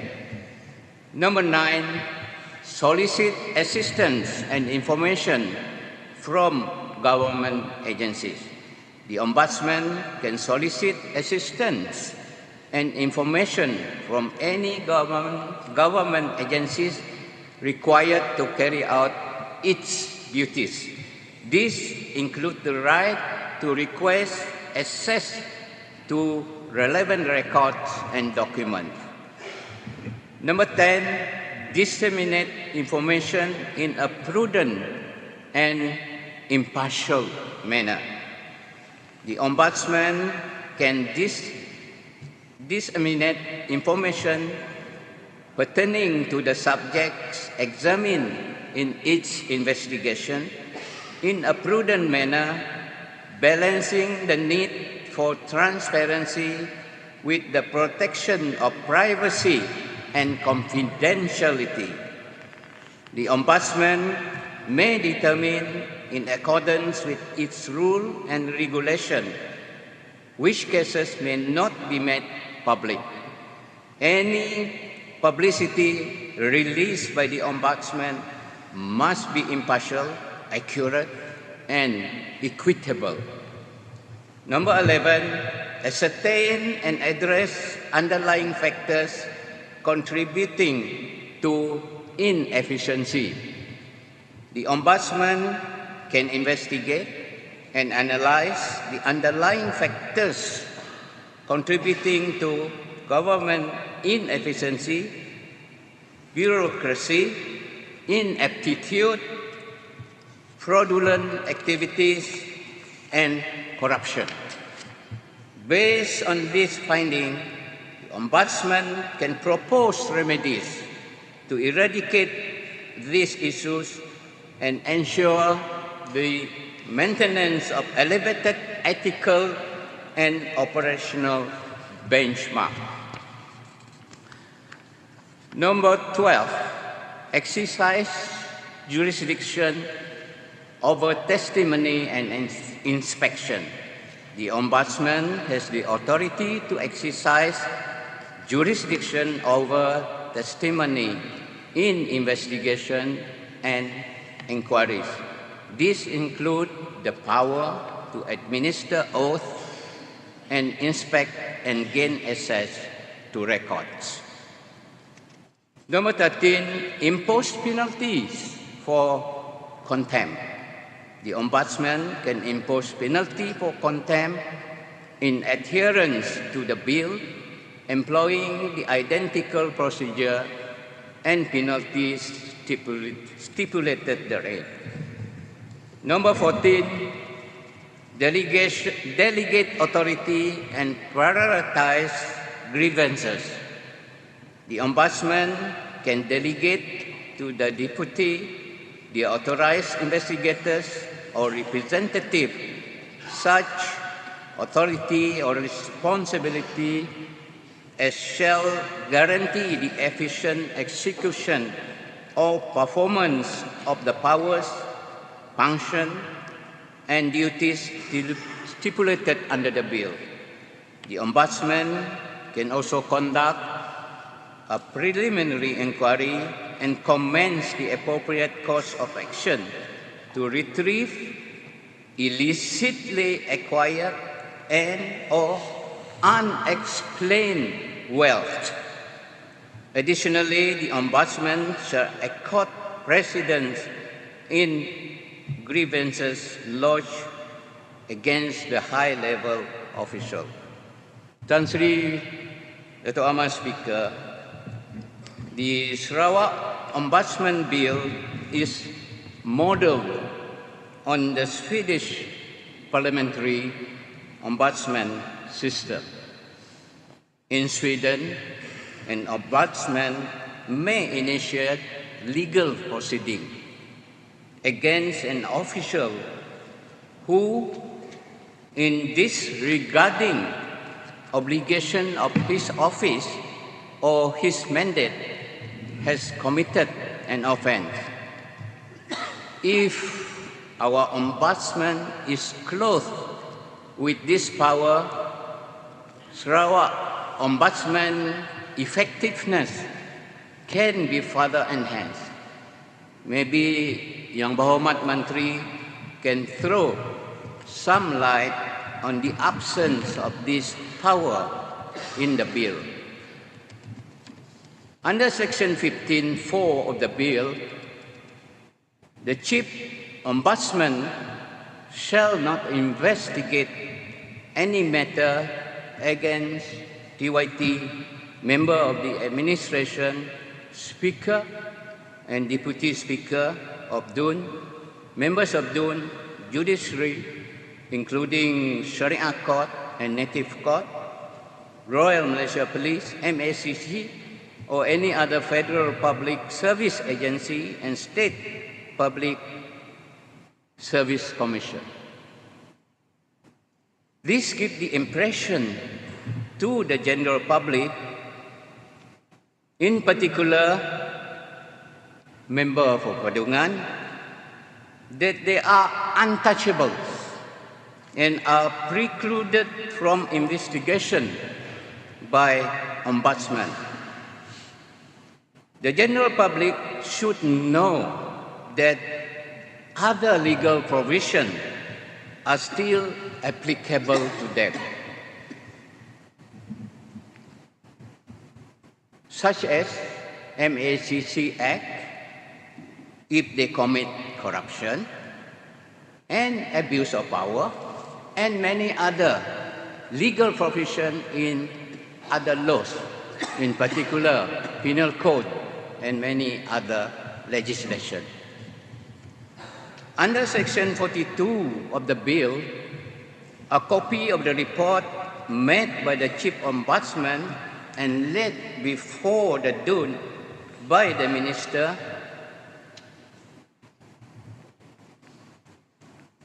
should also be subject to debate by the backbenchers and not by the special select committee alone. Tan Sri Dato' Amar Speaker, the Ombudsman is committed to fulfilling its mandate with utmost seriousness, sincerity, and dedication, prioritizing the interests of those who have been affected by maladministration or defective administration. These include addressing grievances arising from abuse of power, abuse of discretion, arbitrariness, undue delay, inappropriateness, procedural deviation, injustice, and unfair or impartial adjudication. Tan Sri Dato' Ahmad Speaker, with that, I hereby give my full support to the Sarawak Ombudsman Bill 2023. Thank you. Member for Baklalan.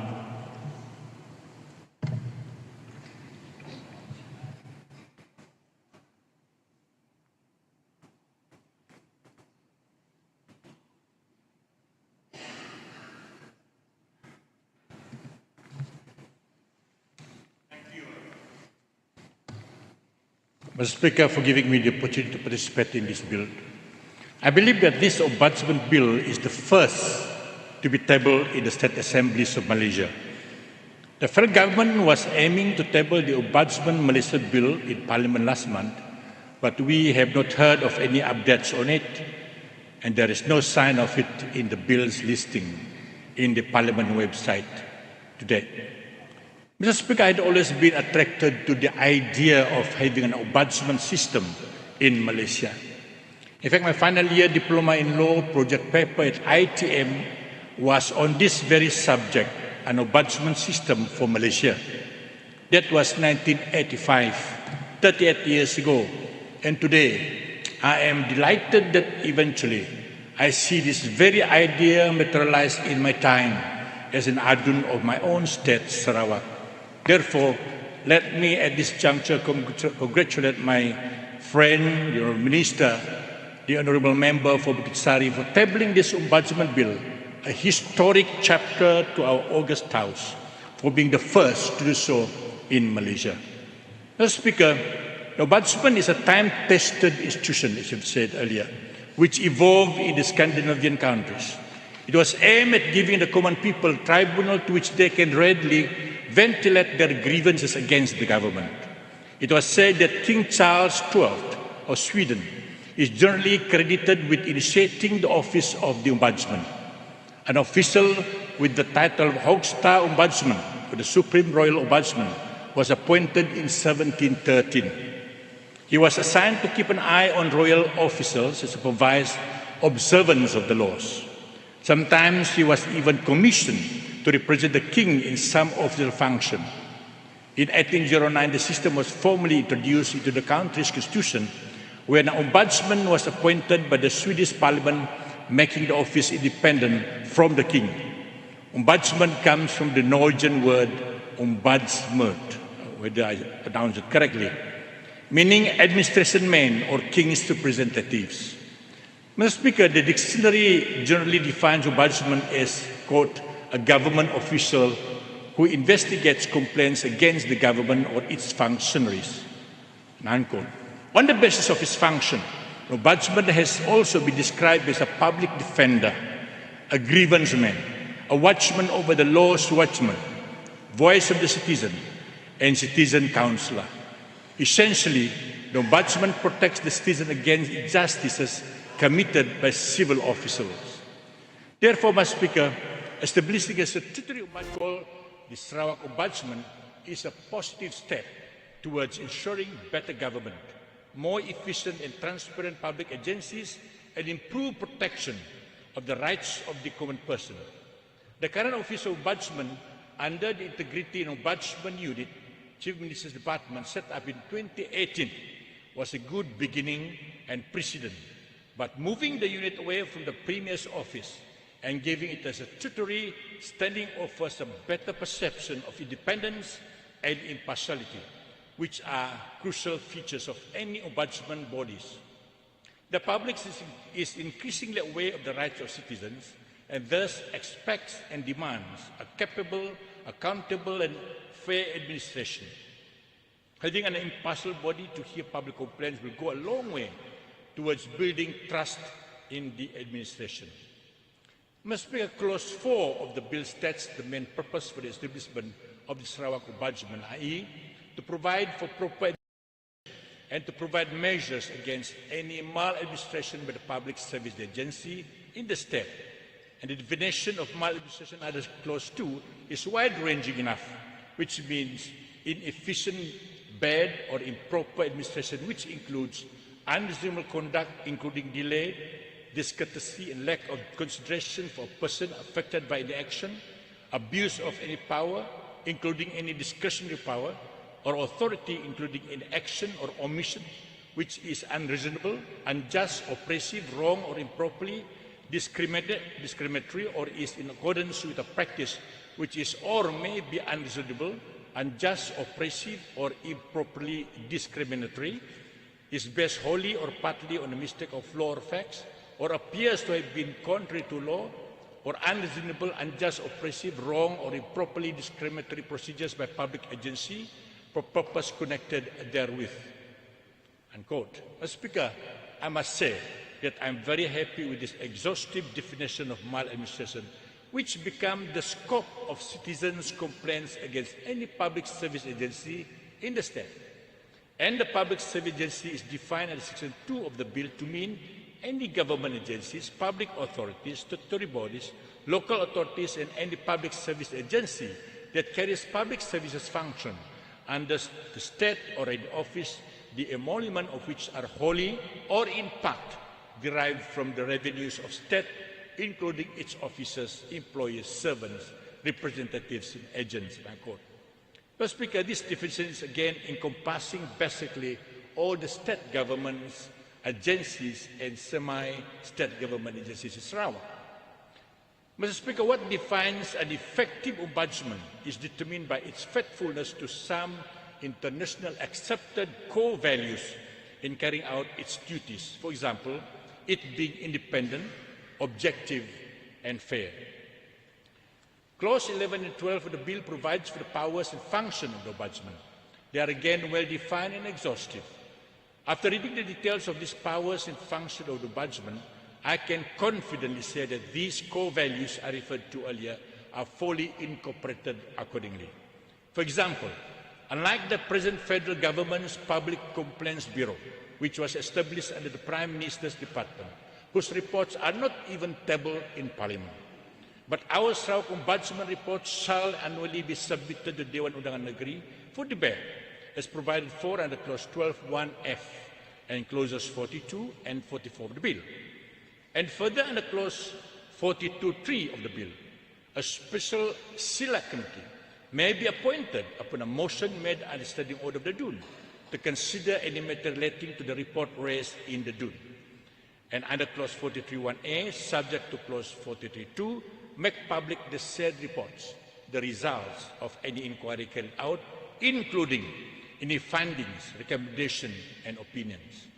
Mr. Speaker, under Clause 12(2) of the Ombudsman can initiate an action, review and analyse any issues relating to maladministration in public interest, either on their own initiative or on the basis of public complaints.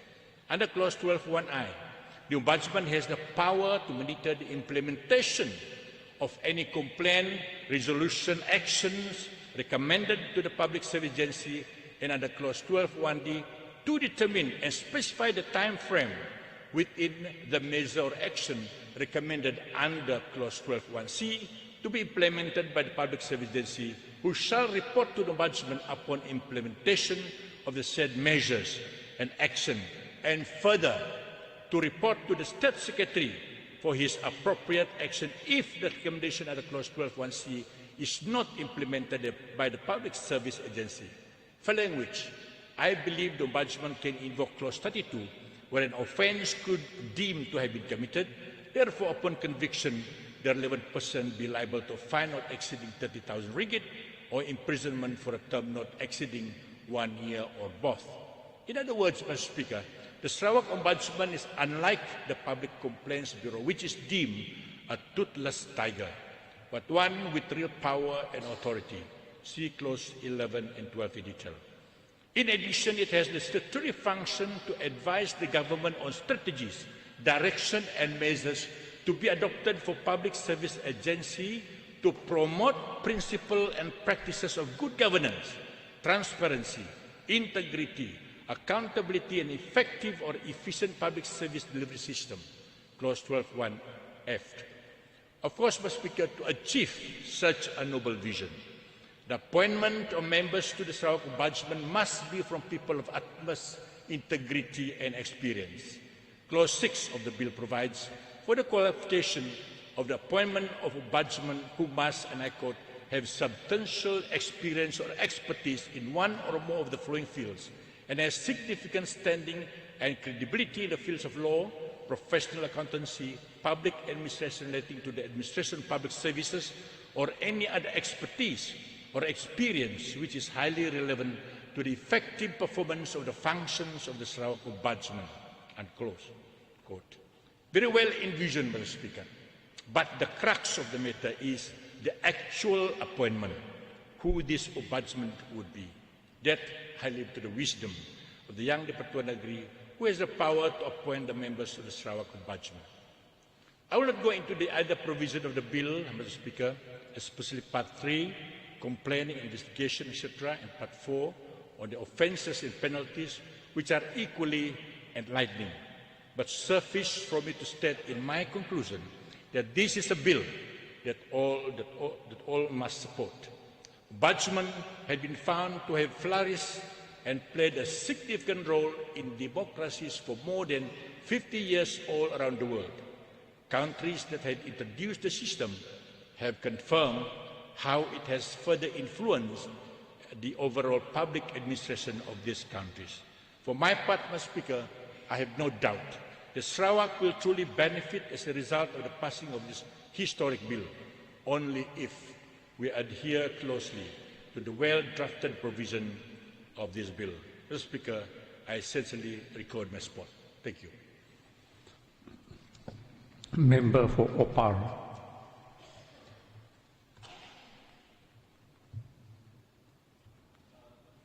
Tan Sri Pertama Speaker, congratulations on your reappointment as the DUN Speaker for the next 2 years.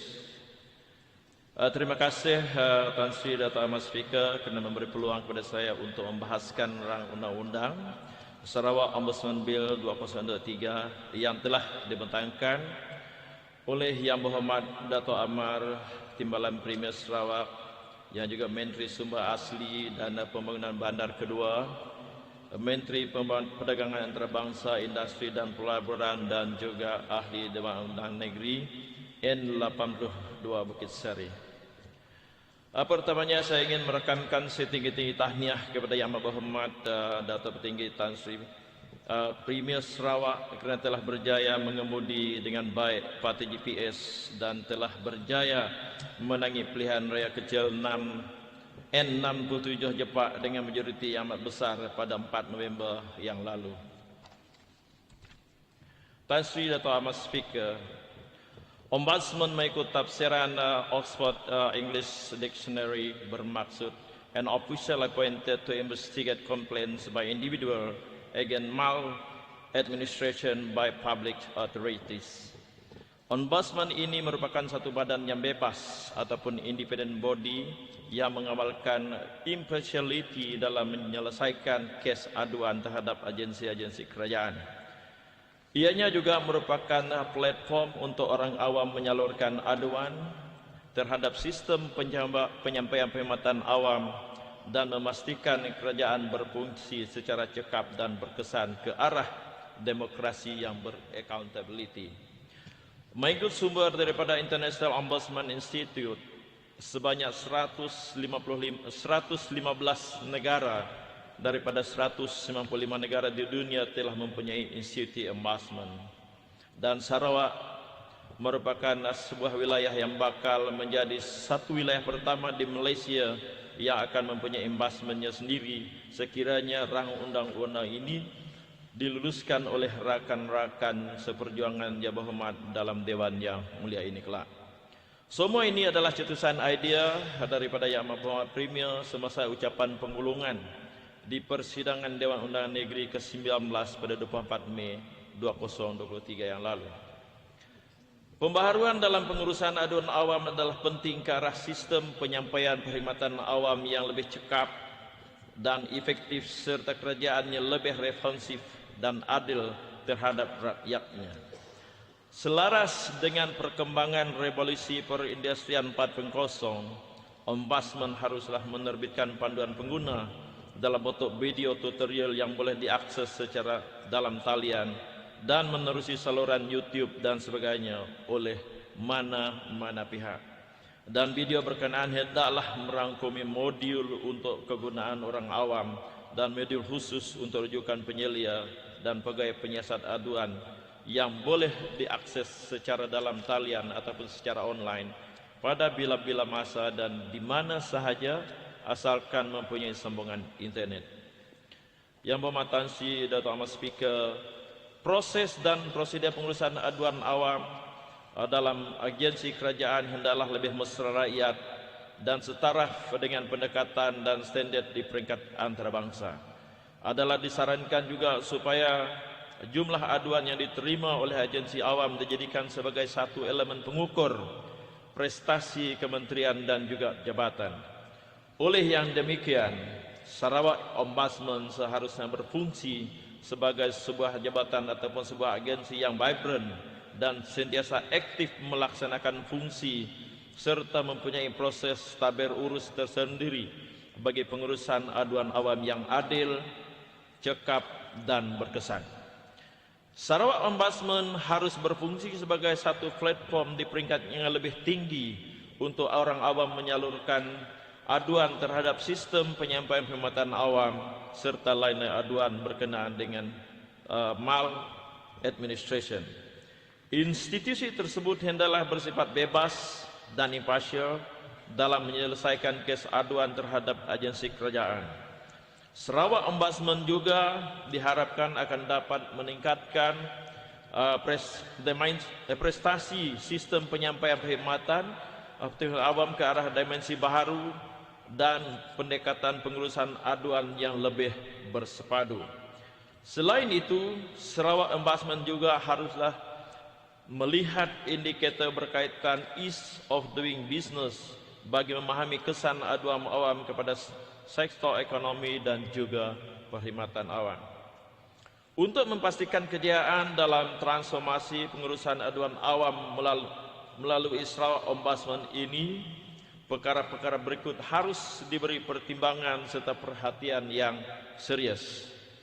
Yang pertama, penyeragaman tema maklum balas dalam pengurusan aduan awam.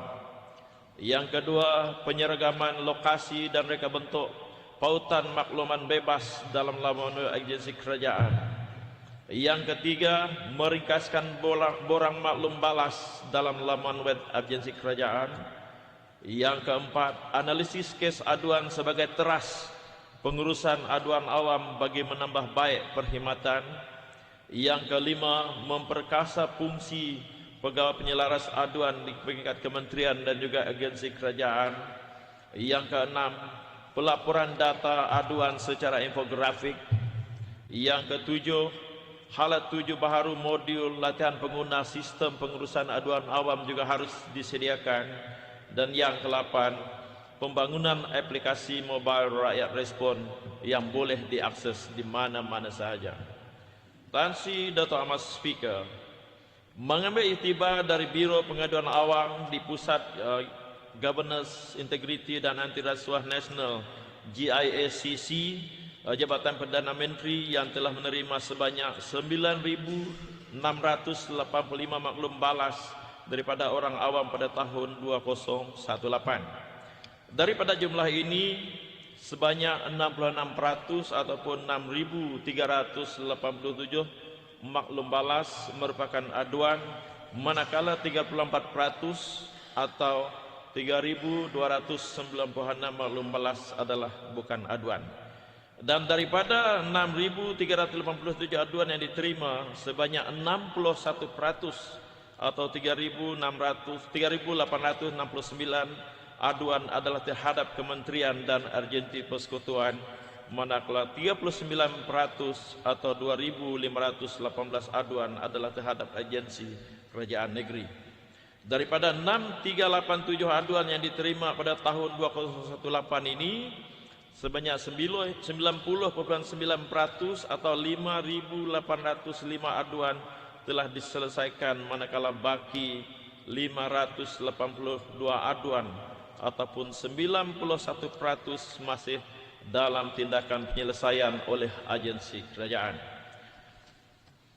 Daripada jumlah keseluruhan aduan yang telah selesai, sebanyak 76% ataupun 2.967 aduan merupakan aduan bagi kategori mudah dan sederhana yang telah diselesaikan dalam tempoh 15 hari bekerja. Dan bagi tahun 2018, kategori kegagalan mengikut prosedur yang ditetapkan merekodkan penerimaan aduan tertinggi, yaitu sebanyak 1.364 aduan ataupun 21,2%. Kategori aduan kedua tertinggi ialah kualiti perkhidmatan yang tidak memuaskan, termasuk kaunter dan telefon, yaitu sebanyak 1.107 aduan atau 17,2%. Kategori kegagalan penguasaan pula merupakan kategori ketiga tertinggi bilangan aduan yang diterima, yaitu sebanyak 1.014 aduan atau 15,7%. Jumlah aduan untuk tiga kategori tertinggi ini adalah sebanyak 3.485 aduan atau 54,2% daripada keseluruhan kategori aduan. Ini membuktikan bahawa kita sangat memerlukan ombudsman dalam memastikan keberkesanan penyiasatan dan juga penyelesaian aduan awam yang diterima, khususnya untuk meyakinkan rakyat yang memerlukan perkhidmatan kita. Hasil daripada laporan tersebut, Kerajaan Persekutuan telah bersetuju secara prinsipnya dengan penubuhan institusi baru, yaitu Ombudsman Malaysia bagi menggantikan Biro Pengaduan Awam dalam pengurusan aduan awam, selaras dengan perakuan Jawatan Kuasa Reformasi Institusi ataupun IRC dalam laporannya yang menyatakan creation of an ombudsman, the existing Public Complaints Bureau should be replaced with an independent ombudsman to investigate maladministration by the executive. The ombudsman must be required to submit his report to the select committee. That is, in this case, DUN. Law to establish ombudsman. Establishing an independent office of the ombudsman and empowering it to investigate complaints, summon witness, examine documents and evidence will require new legislation. With that, walau bagaimanapun, sehingga hari ini belum ada keputusan berhubung dengan Ombudsman Malaysia. Sebab itulah pada hari ini kita bermula di Sarawak. Kerajaan Sarawak telah mengambil keputusan untuk mewujudkan Sarawak Ombudsman sebagai satu milestone penting, yang penting dalam usaha menambah baik tadbir urus dan sistem penyampaian perkhidmatan awam supaya lebih cekap dan berkesan, efektif dan efisien ke arah sistem demokrasi yang beraccountability serta mendapat kepercayaan rakyat. Sarawak Ombudsman merupakan satu badan bebas ataupun independent body yang menjadi platform untuk orang awam menyalurkan aduan, grievance terhadap sistem penyampaian perkhidmatan awam serta mengamalkan impartiality dalam menyelesaikan kes aduan dan salah tadbir ataupun maladministration. Tan Sri Dato' Ahmad Speaker, untuk memastikan keberkesanan pelaksanaan Sarawak Ombudsman ini, kerajaan haruslah mengadakan beberapa perkara seperti berikut. Yang pertama, seminar untuk memperkasakan peranan pegawai aduan, khususnya mengenai kaedah siasatan dan menganalisis kes aduan sebagai teras pengurusan aduan awam.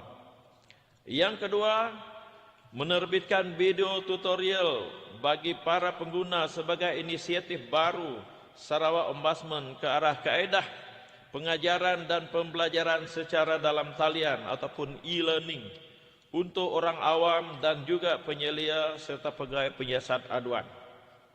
Dan yang ketiga, mewujudkan aplikasi respon rakyat secara dalam talian bagi memudahkan orang awam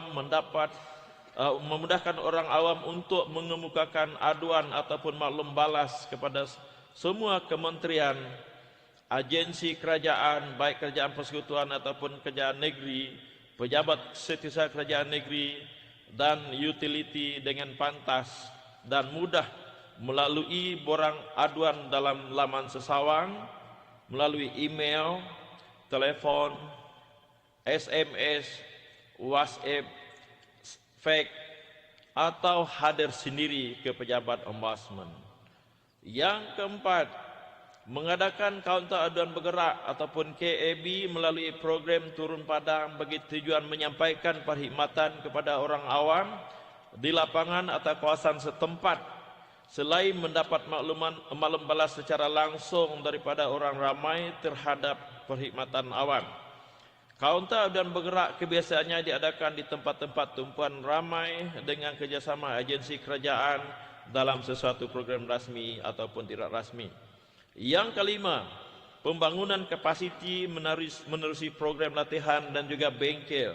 Yang keenam, perkongsian amalan terbaik ataupun best practice dalam melaksanakan fungsi dan tanggungjawab ombudsman secara lebih cekap dan berkesan bagi kes-kes rayuan. Dan yang ketujuh, pelaksanaan audit secara berperingkat dan hasil audit ini akan digunakan untuk melaksanakan penambahbaikan. There is no point to have all the power under this bill if the ombudsman is not competent to deliver the service. Daripada hujah-hujah di atas, saya yakin Sarawak Ombudsman ini akan menjadi penanda aras kepada kecekapan penyampaian perkhidmatan, mengurangkan red tape dalam pelaksanaan projek-projek rakyat, seterusnya meningkatkan integriti dalam kalangan anggota perkhidmatan awam untuk memastikan tidak berlaku ketirisan dalam pengurusan dana dan juga aset-aset kerajaan. Terima kasih sekali lagi kepada Yang Amat Berhormat Premier atas cetusan idea untuk mewujudkan Sarawak Ombudsman. Dan terima kasih juga kepada Timbalan Premier yang juga Adun N82 Bukit Sari yang telah membentangkan rang Undang-Undang Sarawak Ombudsman 2023 ini. Sarawak merupakan wilayah pertama di negara ini yang akan mempunyai ombudsman untuk memastikan setiap aduan disiasat dan diselesaikan demi memberi perkhidmatan terbaik kepada rakyat Sarawak selari dengan slogan Sarawak First, jaga Sarawak, into Sarawak. Dengan ini, saya menyokong rang Undang-Undang Ombudsman Sarawak 2023. Sekian, terima kasih. Terima kasih Yang Berhormat dari OPA. Seterusnya kita mempersilakan Yang Berhormat Adun Lingga.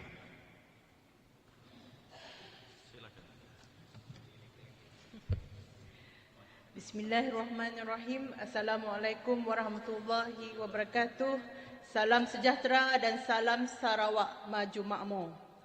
Terlebih dahulu saya ingin mengucapkan ribuan terima kasih kepada Tuan Speaker kerana memberi peluang kepada saya untuk mengambil bahagian dalam perbahasan atas bacaan kali yang kedua bagi rang Undang-Undang Sarawak Ombudsman 2023 yang dibentangkan oleh Yang Berhormat Timbalan Premier merangkap Menteri Sumber Asli dan Pembangunan Bandar dan Menteri Perdagangan Antarabangsa, Industri dan Pelaburan serta merangkap Ahli Dewan Undangan Negeri N82 Bukit Sari.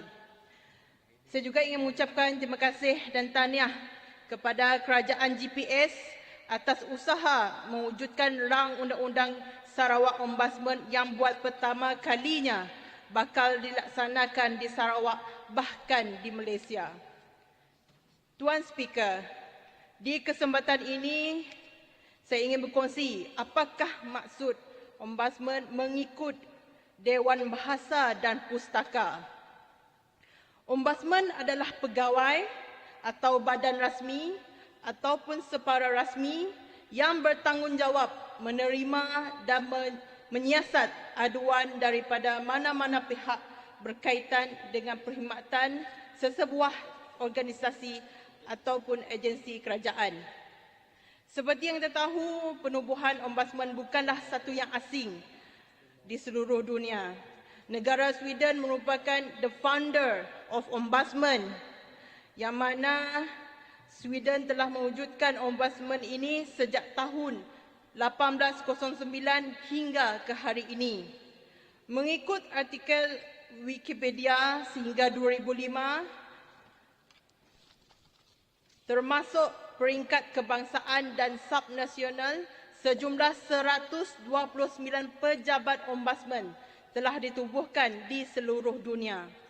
Mempraktikkan perkhidmatan Ombudsman adalah salah satu langkah yang wajar because Ombudsman play a crucial role in promoting accountability and ensuring that individuals have a channel to voice their concerns or complaints when dealing with an organization or government entity.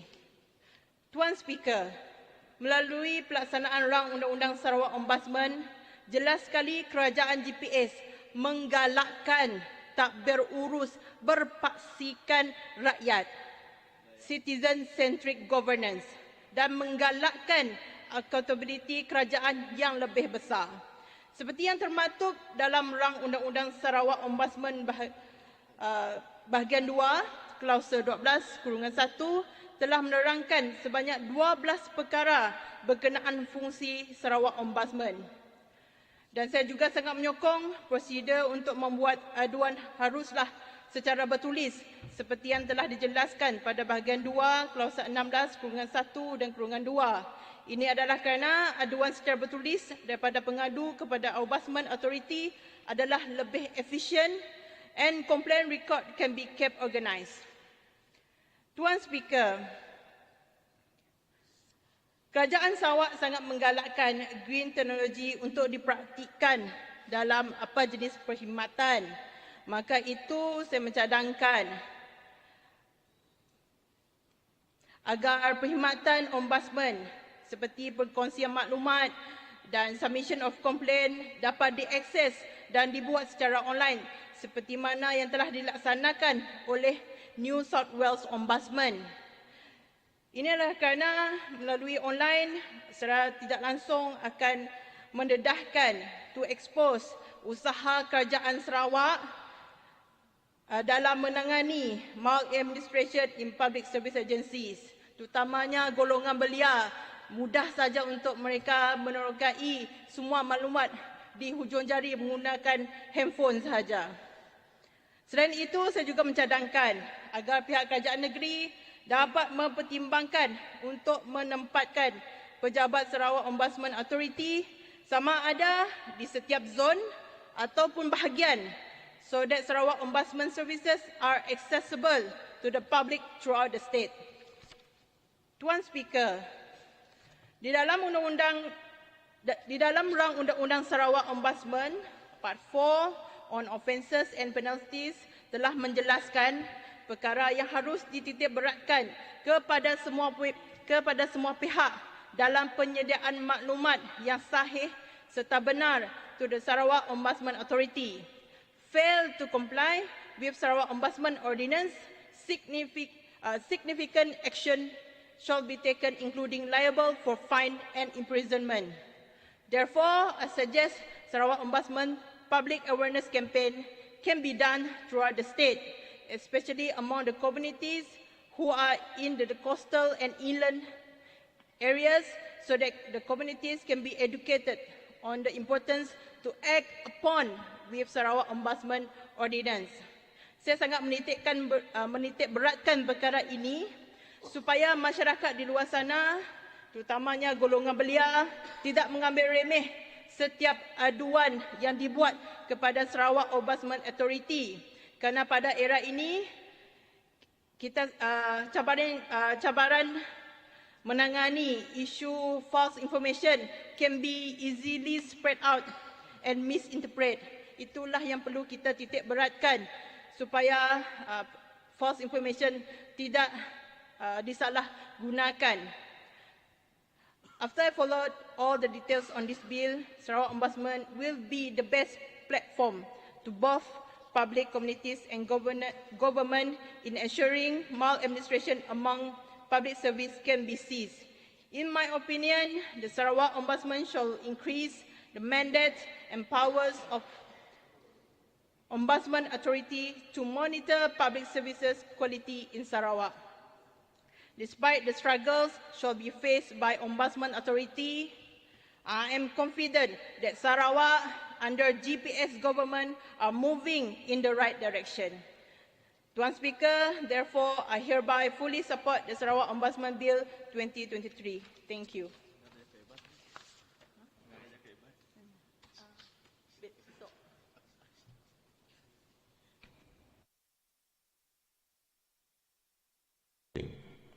Seterusnya, Yang Berhormat Daro.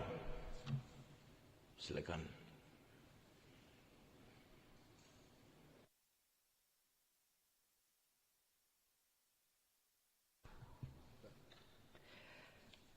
Assalamualaikum warahmatullahi wabarakatuh. Salam sejahtera dan salam sah.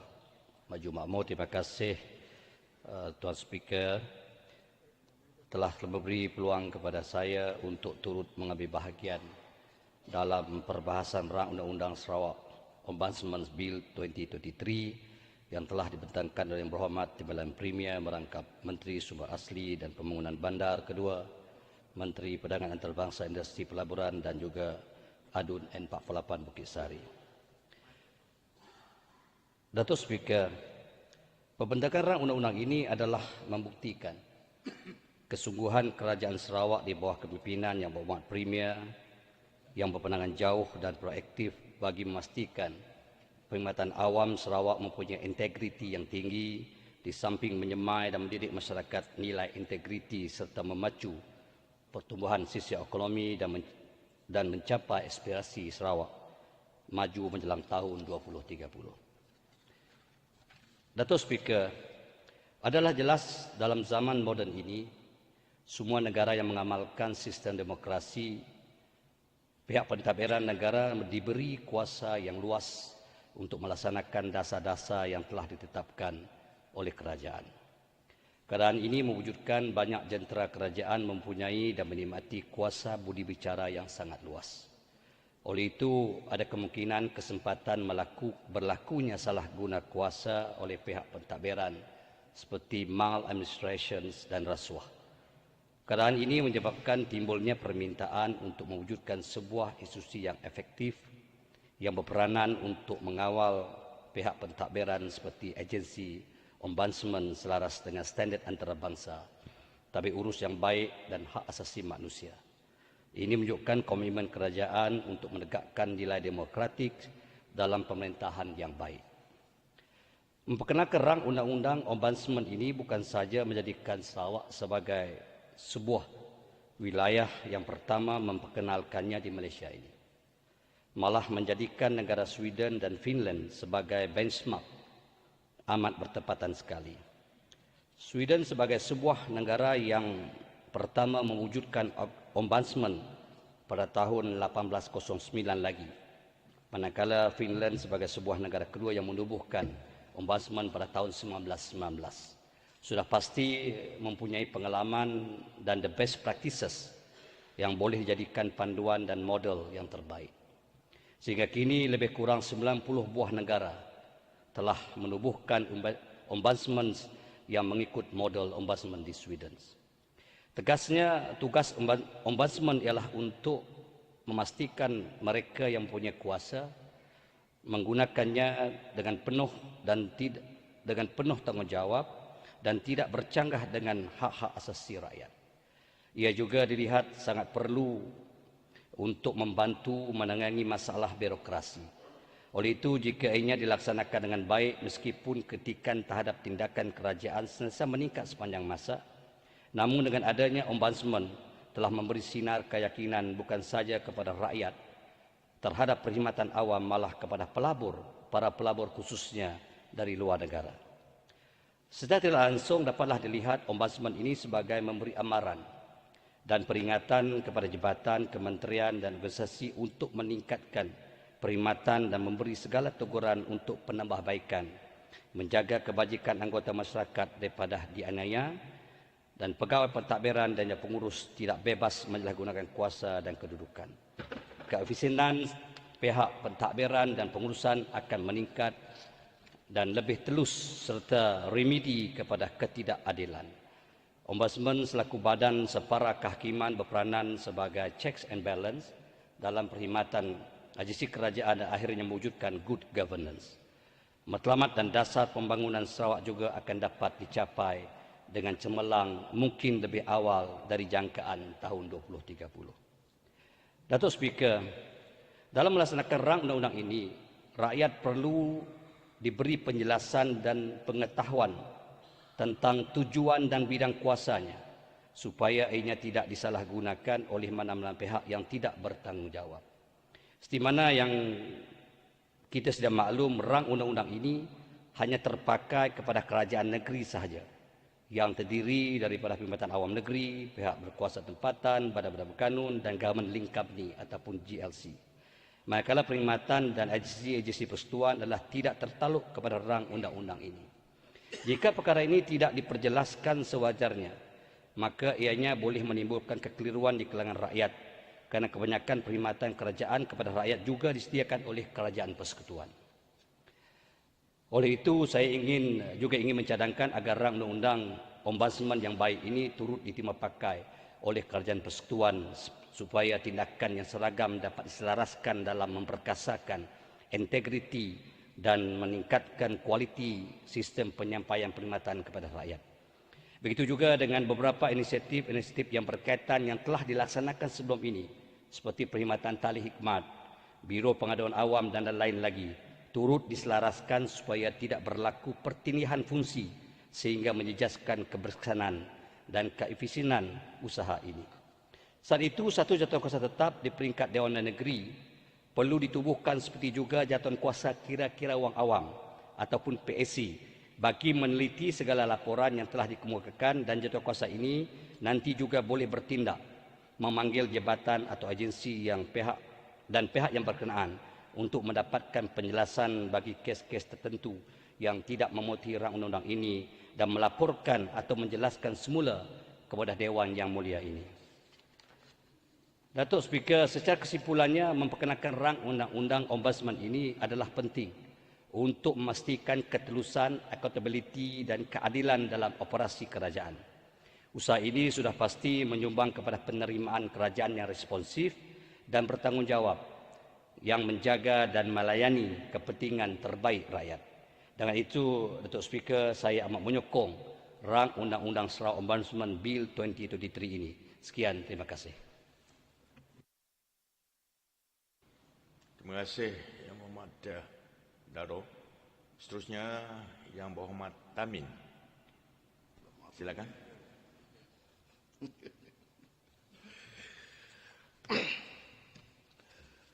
Datuk Speaker, thank you for giving me the opportunity to participate in the debate on the Sarawak Ombudsman Bill 2023 presented by our Honourable Sarawak Deputy Premier Pertama bin Ali Hassan in this August House on 20th November 2023. Datuk Speaker, first of all, I would like to congratulate our Premier Datuk Petinggi Tan Sri Johari Tonoping introducing the Sarawak Ombudsman Bill 2023, and the Sarawak is the first in Malaysia to introduce Ombudsman Bill into action.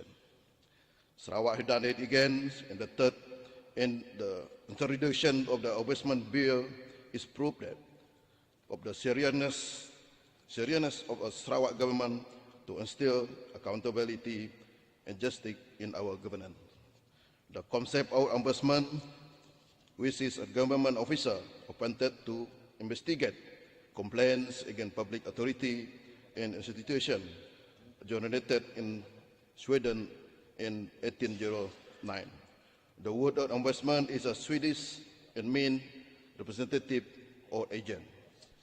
The Swedish Parliament was the first to appoint an ombudsman in 1809 to investigate complaints against public officers.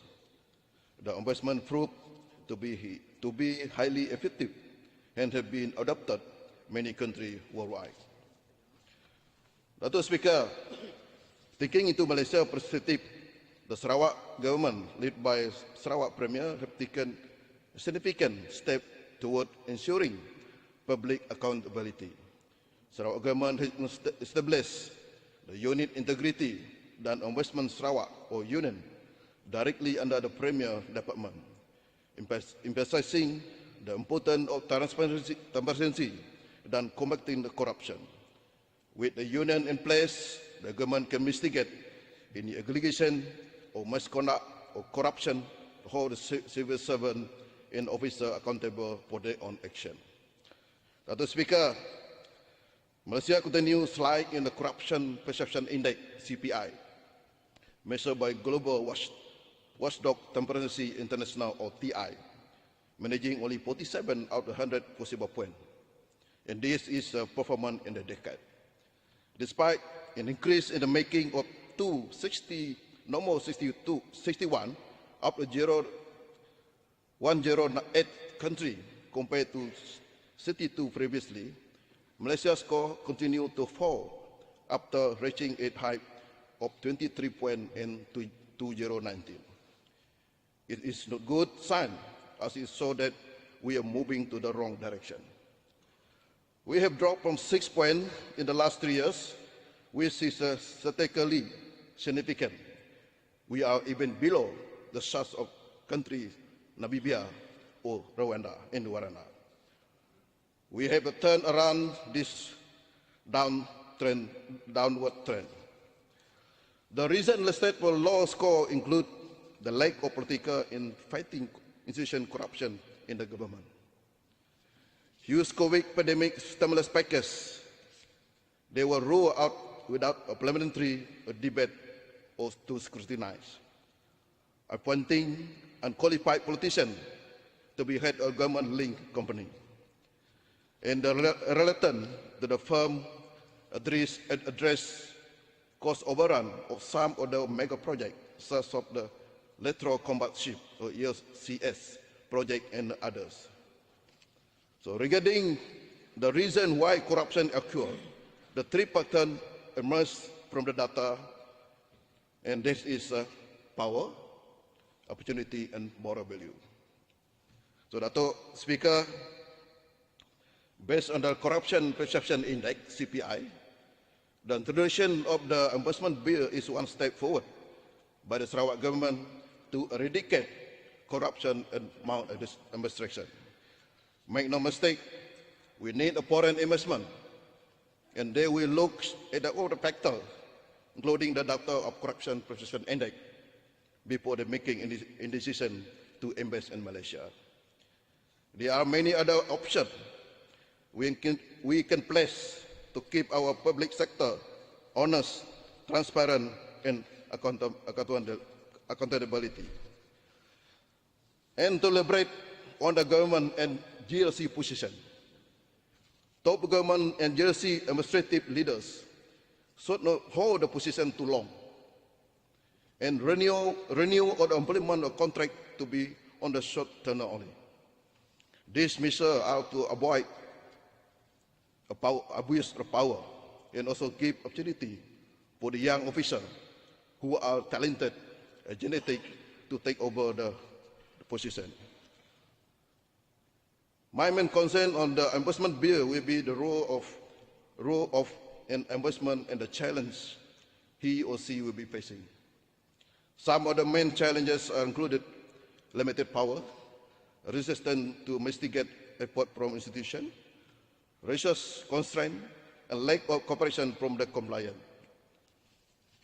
Another area for improvement in the journey toward transparency is a good governance in the prevention of victimization toward to the person disclosing information or the whistleblower entity.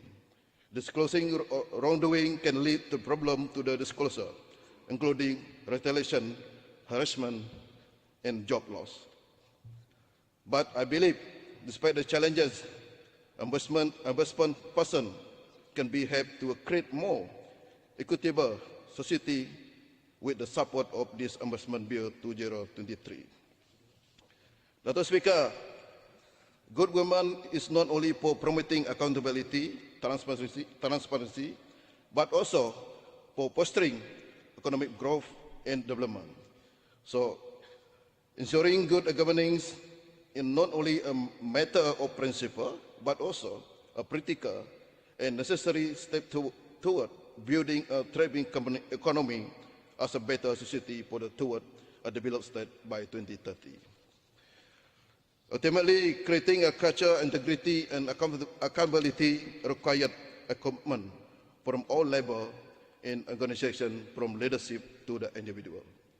Surely, the people of Sarawak have a great expectation from the implementing Ombudsman Ordinance and any rule and regulation associated with the government integrity and transparency. Dr. Speaker, ultimately, the passing of the Ombudsman Ordinance demonstrates that Sarawak is committed to building a brighter future for all its people, and this is a message that should be supported and embraced.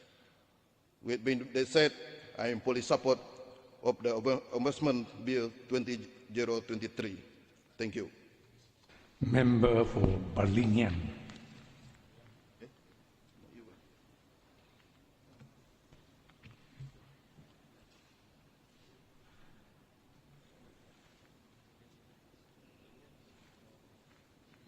Member for Balinian.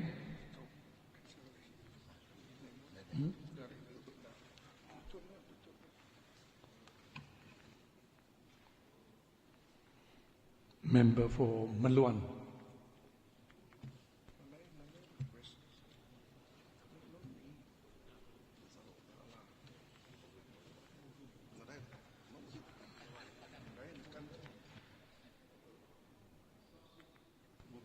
Member for Murum. Terima kasih Tan Sri Dato' Amar Speaker. Selamat petang dan salam Sarawak Maju Makmur.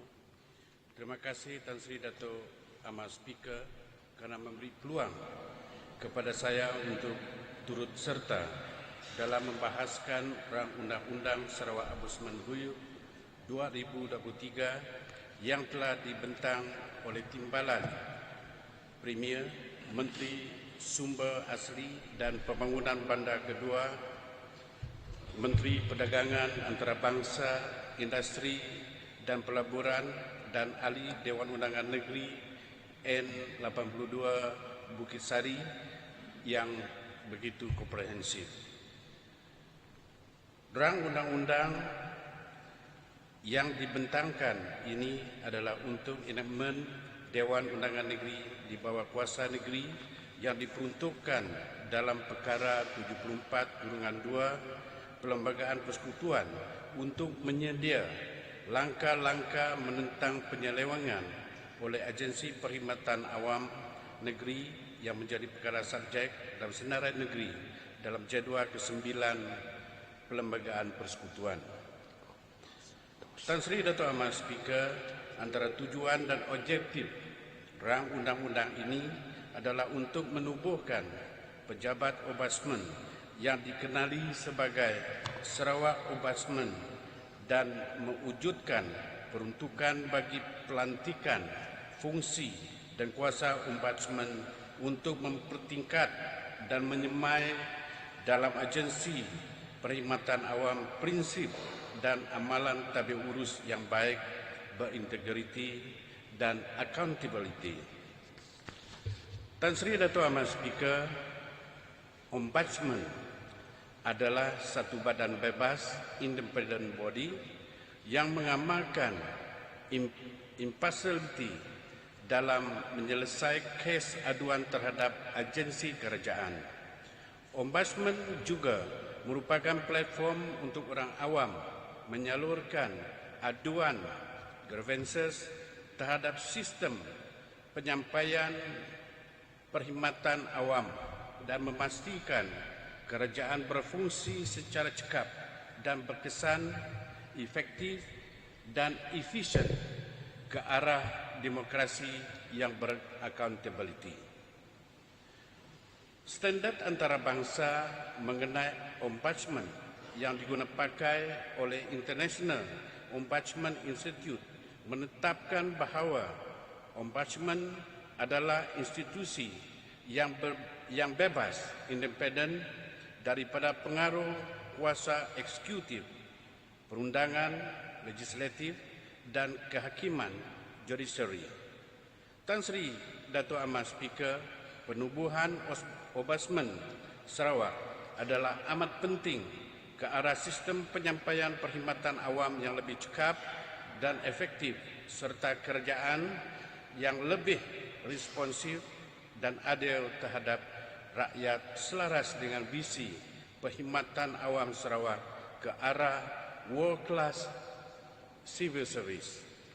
Penubuhan Ombudsman Sarawak juga dapat memastikan sistem transformasi penyampaian awam kerajaan berfungsi secara cekap dan berkesan ke arah demokrasi yang beraccountability demi mencapai Sarawak negara maju dan berintegriti tinggi menjelang tahun 2030. Tan Sri Dato' Amar Speaker, penubuhan Sarawak Ombudsman tentu sekali akan memberi kepercayaan rakyat kepada sistem pentadbiran kerajaan yang telus dan bertanggungjawab, sekaligus akan dapat meningkatkan keyakinan pelabur dalam dan luar negara ke Sarawak.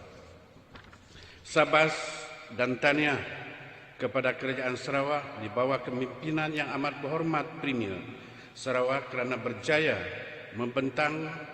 membentangkan rang Undang-Undang Sarawak Ombudsman Bill 2023 yang amat penting ini dan tepat pada masanya. Sekali lagi, Sarawak melangkah sejarah tanah air kita dengan penubuhan Ombudsman Bill ini yang pertama di Malaysia. Inilah bukti Kerajaan Sarawak terbuka menerima kritikan yang membina khususnya dalam penyampaian perkhidmatan yang terbaik kepada rakyat dan berusaha bersungguh-sungguh untuk menjadi negara maju dari sudut pentadbiran kerajaan dengan amalan tabir urus yang telus, berintegriti dan beraccountability selaras dengan manifesto pilihan raya yang lepas. Saya menyeru agar rakan-rakan yang berhormat di Dewan yang mulia ini tanpa mengira fahaman politik menyokong Sarawak Ombudsman Bill 2023 demi penyampaian perkhidmatan yang lebih efisien dan telus oleh agensi perkhidmatan awam dan kerajaan kepada rakyat Sarawak. Dengan hujah-hujah ini, saya memohon menyokong Sarawak Ombudsman Bill 2023 untuk diluluskan di Dewan yang mulia ini. Sarawak maju makmur. God bless Sarawak. Sekian, terima kasih. Member for Moradong.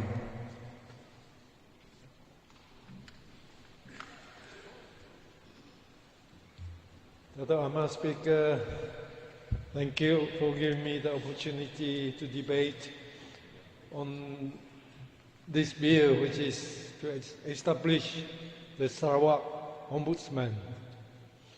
I would like to also thank and congratulate Yang Berhormat Dato' Amar Wandengar Ali Hassan, Honourable Member for N82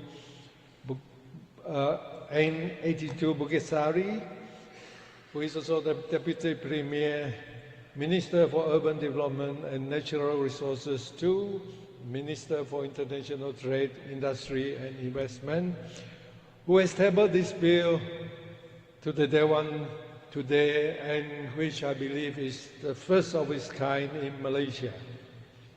Dato' Amar Speaker, the introduction of the Sarawak Ombudsman Bill 2023 is a timely and much needed step towards ensuring proper administration and providing effective measures against maladministration by state public service agencies.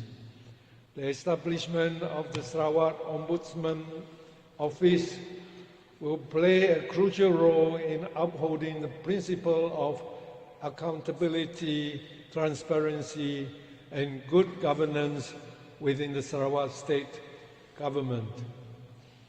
The Sarawak Ombudsman Bill 2023 is the culmination of extensive consultations and deliberations guided by our shared aspiration for a government that serves its people with integrity and efficiency.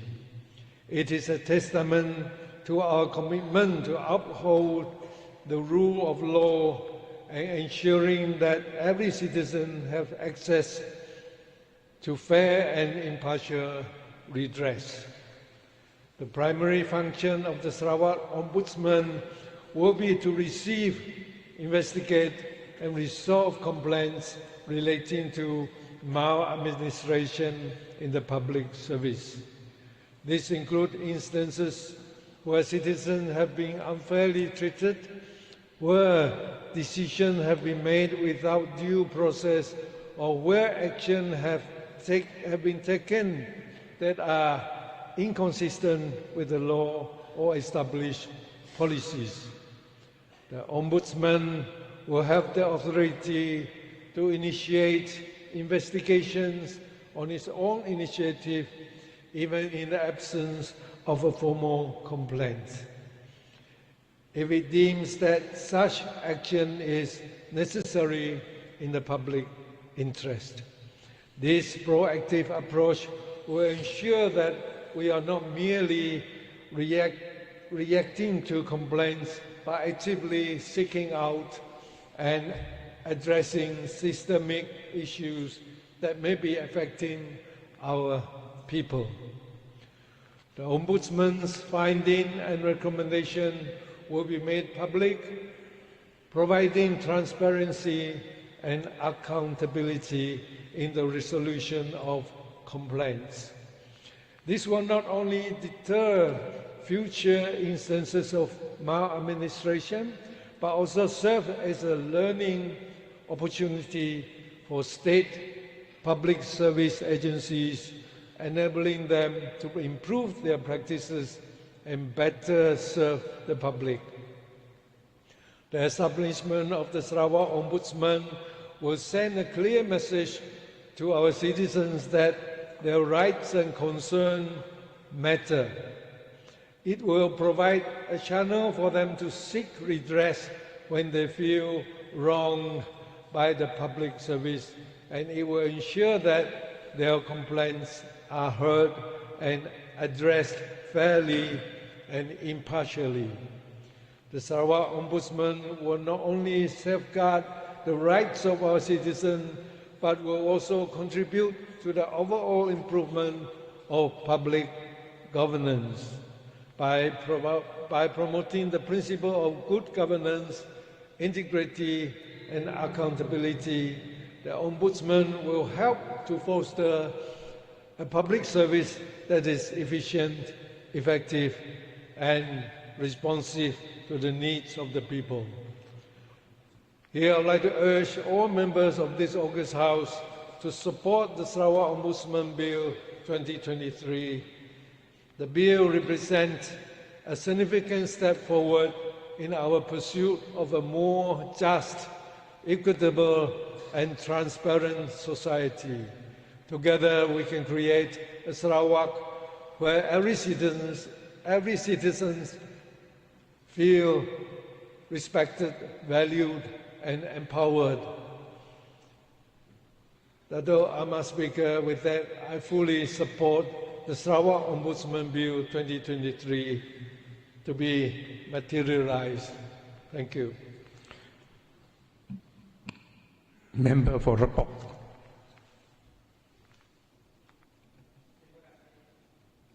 Dato' Ahmad Speaker, Saya mengucapkan terima kasih kerana telah memberi peluang kepada saya untuk membahas peran Undang-Undang Ombudsman Sarawak 2023 dengan izin Sarawak Ombudsman Bill 2023 yang telah dibentangkan oleh Yang Berhormat Datuk Amar Haji Awan Tengah bin Ali Hassan pada persidangan hari pertama Mesyuarat Kedua bagi Penggal Kedua Dewan Undangan Negeri Sarawak yang ke-19 di dalam Dewan yang mulia ini.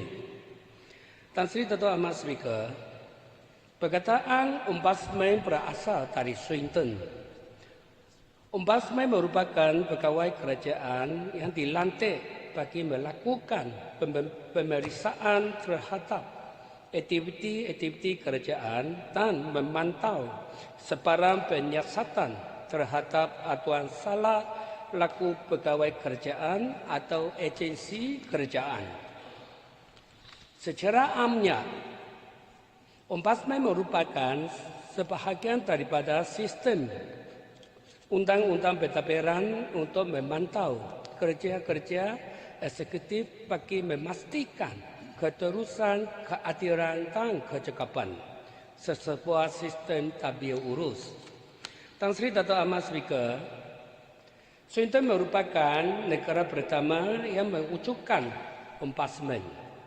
Negeri-negara maju seperti Finland, Denmark dan New Zealand telah menjejak langkah Sweden bagi melaksanakan Ombudsman dalam sistem tadbir urus masing-masing. Tujuan utama pelaksanaan sistem Ombudsman dalam sesebuah sistem kerajaan adalah pertama, mempertingkatkan kualiti perkhidmatan awam berdasarkan prinsip keadilan, keterbukaan, accountability dan kecekapan. Kedua, melindungi individu daripada sebarang perbuatan penyelewengan, ketidakadilan, diskriminasi dan penyalahgunaan kuasa oleh pihak berkuasa. Secara amnya, sistem Ombudsman memainkan peranan yang penting bagi mempromosikan dan menggalakkan kecekapan sistem tadbiran urus serta merapatkan juran antara kerajaan dan rakyat. Tan Sri Dato' Ahmad Speaker, kita amatlah bersyukur kerana dibawa kepimpinan Premier Sarawak yang amat berhormat Dato' Patinggi Tan Sri Dato' Abang Haji Abdul Rahman Johari Pintung Dato' Abang Haji Open. Negeri Sarawak terus membangun secara mampan dan menjurus ke arah kestabilan ekonomi, kesejahteraan dan kemakmuran. Pelaksanaan Undang-Undang Ombudsman Sarawak 2023 akan mempertingkatkan lagi keterusan, kecekapan dan accountability dalam sistem tadbir urus Sarawak. Yang lebih penting, ia akan mempertingkatkan lagi keyakinan rakyat Sarawak kepada sistem tadbir urus Sarawak. Tan Sri Dato' Ahmad Speaker, sekiranya Sarawak berjaya melaksanakan Undang-Undang Ombudsman Sarawak 2023, undang-undang ini akan menjadikan Sarawak negeri pertama dan perintis penggubalan Undang-Undang Ombudsman di Malaysia. Bukan itu saja, pelaksanaan Undang-Undang Ombudsman akan meneraju sistem tadbir urus Sarawak ke arah yang lebih terus, adil dan cekap. Maka saya yakin rang Undang-Undang Sarawak Ombudsman 2023 akan menerima sokongan padu daripada anak-anak Sarawak. Akhir sekali, dengan sukacitanya saya menyokong penuh rang Undang-Undang Sarawak Ombudsman Bill 2023. Sekian, terima kasih. Member for Kota Sentosa.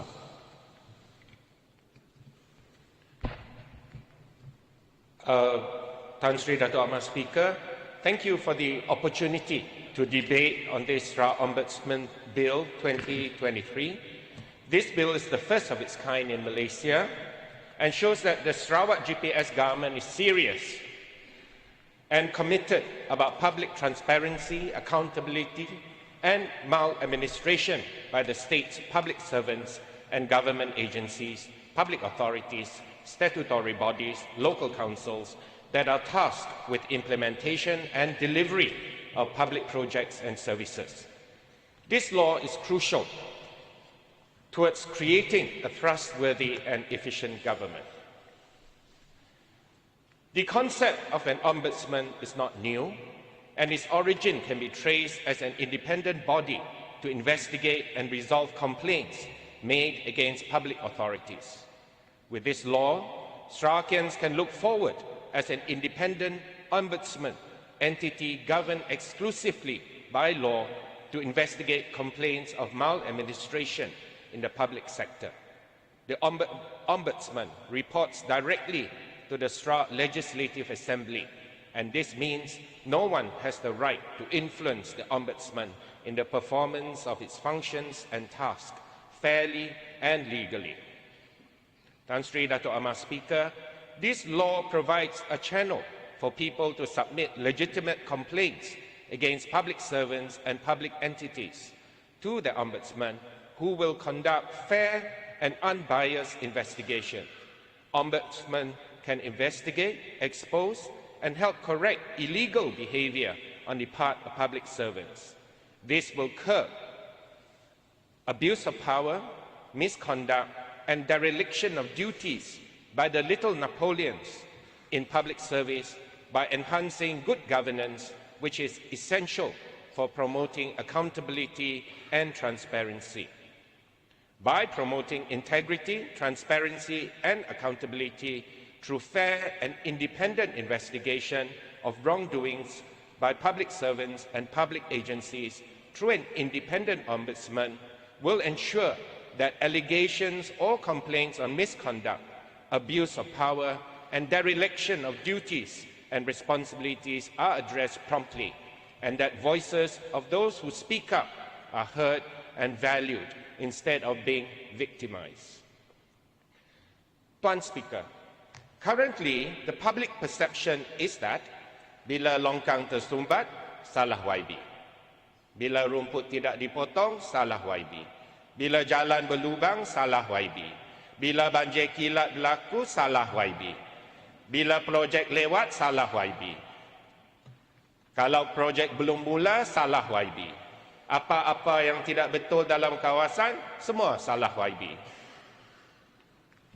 YB boleh dan akan membuat aduan bagi pihak rakyat kepada agensi dan jabatan kerajaan berkenaan mengenai longkang tersumbat kerana lama tidak dibersihkan, rumput tidak dipotong mengikut jadual, banjir kilat dan jalan berlubang, tetapi rakyat kena faham, YB tidak mempunyai kuasa untuk memberi arahan kepada mana-mana jabatan dan agensi kerajaan. This means ordinary YBs like myself have no control or authority over the public agencies like city and municipal councils, public works department, drainage and irrigation department, and public servants in these agencies tasked with delivering public services promptly and efficiently. As such, this law is timely, and if implemented and enforced properly, will help tremendously in enhancing performance, responsibilities, and duties for efficient delivery of public services to the public, which the public is rightfully entitled to in the first instance. So don't blame the YB, but lodge complaints to the Ombudsman. The public agencies and public servants frequently do not respond to complaints made to them. It can be through tali khidmat, or if they do not resolve the issues complained in tali khidmat, or if they reply with inaccurate responses in tali khidmat. If necessary, even the YB kawasan will also be using the services of Ombudsman. Tan Sri Dato' Amar Speaker, when public institutions operate in a fair, efficient and transparent manner, it will create an environment that is conducive to investment and business growth. This in turn can lead to job creation, increased productivity, and overall economic development of Sarawak. Tan Sri Dato' Amar Speaker, contrary to the negative remarks on the bill by member from Padungan, for example, Section 35, on the power of arrest, this provision is necessary, as the removal of this power will negate the power of investigation on any party who refuses to cooperate with the Ombudsman. The removal of this power of arrest will render the Ombudsman as a tiger without teeth. In any event, this power of arrest can only be exercised if there is reasonable suspicion of that party committing a seizable offence. And I'm sure the member from Padungan understands what constitutes a seizable offence. The check and balance is already clearly stated in the provision itself, and as such should be maintained. Tan Sri Dato' Amar Speaker, as to the proposal on appointment of the Chief Ombudsman on the advice of the Premier in Section 5, again by the member of Padungan, this would affect the independence of the office of the Ombudsman. It would result in the Ombudsman being beholden to the Premier, and that would affect the accountability and credibility of the office of Ombudsman. Tan Sri Dato' Amar Speaker, the primary purpose and main objective and focus of the Ombudsman Bill is to prevent maladministration of public agencies where the Ombudsman reports directly to this August House. This bill is not a standalone bill. This bill supplements other laws like the MACC Act. Tan Sri Dato' Amar Speaker, in conclusion, I fully support the passing of this Sarawak Ombudsman Bill into law as it demonstrates, again, that GPS is committed towards an efficient, competent and accountable public administration, and also building a brighter future for all its people, and that should be celebrated and embraced by all. Thank you. Member for Batu Kitang. Thank you, Tan Sri Dato' Amar Speaker. Thank you for this opportunity to debate on the Sarawak Ombudsman Bill 2023. First and foremost, allow me to congratulate you, sir, on your reappointment as the Speaker of this August House for the 9th term and your legacy as the longest-serving Speaker in this country. I am pleased to express my full support for the Sarawak Ombudsman Bill 2023. This bill is a crucial step towards enhancing transparency, accountability and good governance in our beloved Sarawak. I wish to congratulate Yang Amat Berhormat, Premier, for sending a team to Sweden to study the world's oldest ombudsman law of over 200 years. This is Yang Amat Berhormat, Premier's brainchild, and it shows his commitment to learning from the best practices around the world before implementing them in Sarawak. And when it's 200 years old, we have to be right. How can we go wrong? The Ombudsman Bill will act as a guardian of public trust, ensuring that our government operates with integrity and upholds the highest ethical standards. And Padungan mentioned about the members of this House being above the law. And I would like to quote my experience as the Chairman of the Council, Tuan Speaker. I may be a politician heading a council, but when I am overboard, when I ask for things beyond what I should be asking for, there is the financial regulations, there is the council's ordinance, where the chief executive of where I work will tell me, YB, you can't do this. The law says you can't. So we are not above the law. There are laws that protects the public in general. And we are elected by the people, and we work for the people. And so if we are above the law and if we do something wrong, the people makes the choice at the end of the day. I'm sure YB Padungan knows about this, understand it as well. And when we talk about enforcement, when I remember when I was the chairman of the council, when we go out to enforce, we don't go out alone. We bring the police along, Tan Sri Speaker. We bring the police along, the police who knows the law and what is right, when it is the right time to arrest and how to arrest. They are the professional in their field. So there's no problem here. The Ombudsman Bill will act as a guardian of public trust, ensuring that our government operates with integrity and upholds the highest ethical standards. The Ombudsman's office reports to Sarawak Dun, which will ensure that it is accountable to the people of Sarawak, and as I speak, I recall MACC reports to the Prime Minister of Malaysia, whereas we, the Ombudsman, reports to this Dun. Sarawak under the Premier has started on the right step in the right direction. An efficient and honest civil service and responsible governance will instill investors' confidence in Sarawak, and our political strength and stability is an additional plus point for investors. The bill's provisions for transparency and accountability are particularly noteworthy.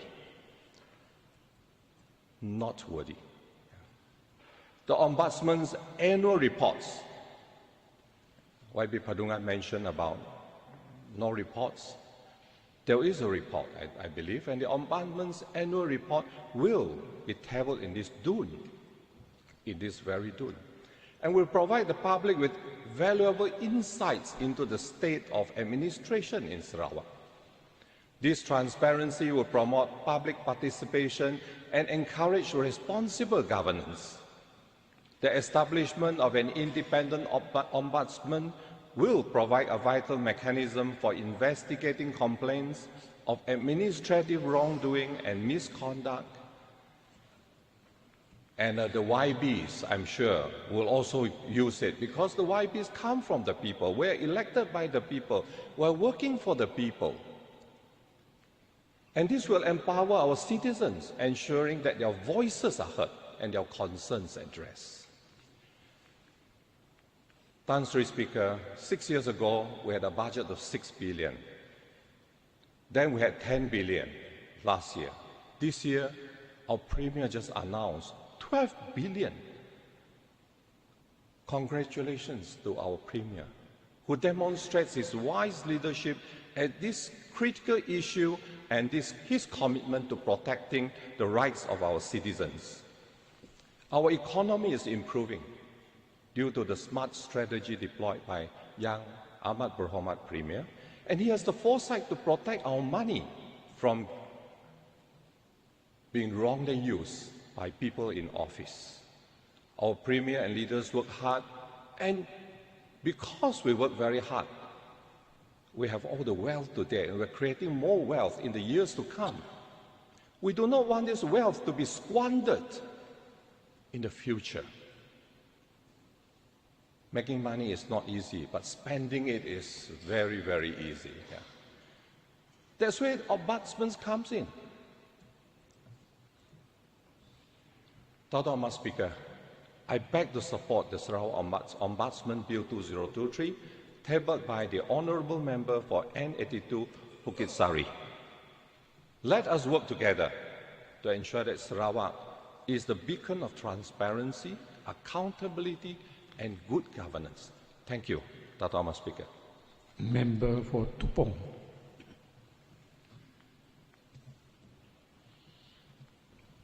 Bismillahirrahmanirrahim. Assalamualaikum warahmatullahi taala wabarakatuh. Terima kasih Yang Berhormat Tan Sri Dato' Ahmad Speaker kerana memberi peluang kepada saya untuk membahas Sarawak Ombudsman Bill yang telah dibentangkan oleh ahli Yang Berhormat daripada Bukit Sari dan juga Timbalan Premier. Ini merupakan satu pembentangan bil yang begitu bersejarah sekali, dan kalau boleh saya mulakan dengan berkongsi tentang the evolution of global ataupun evolusi dunia.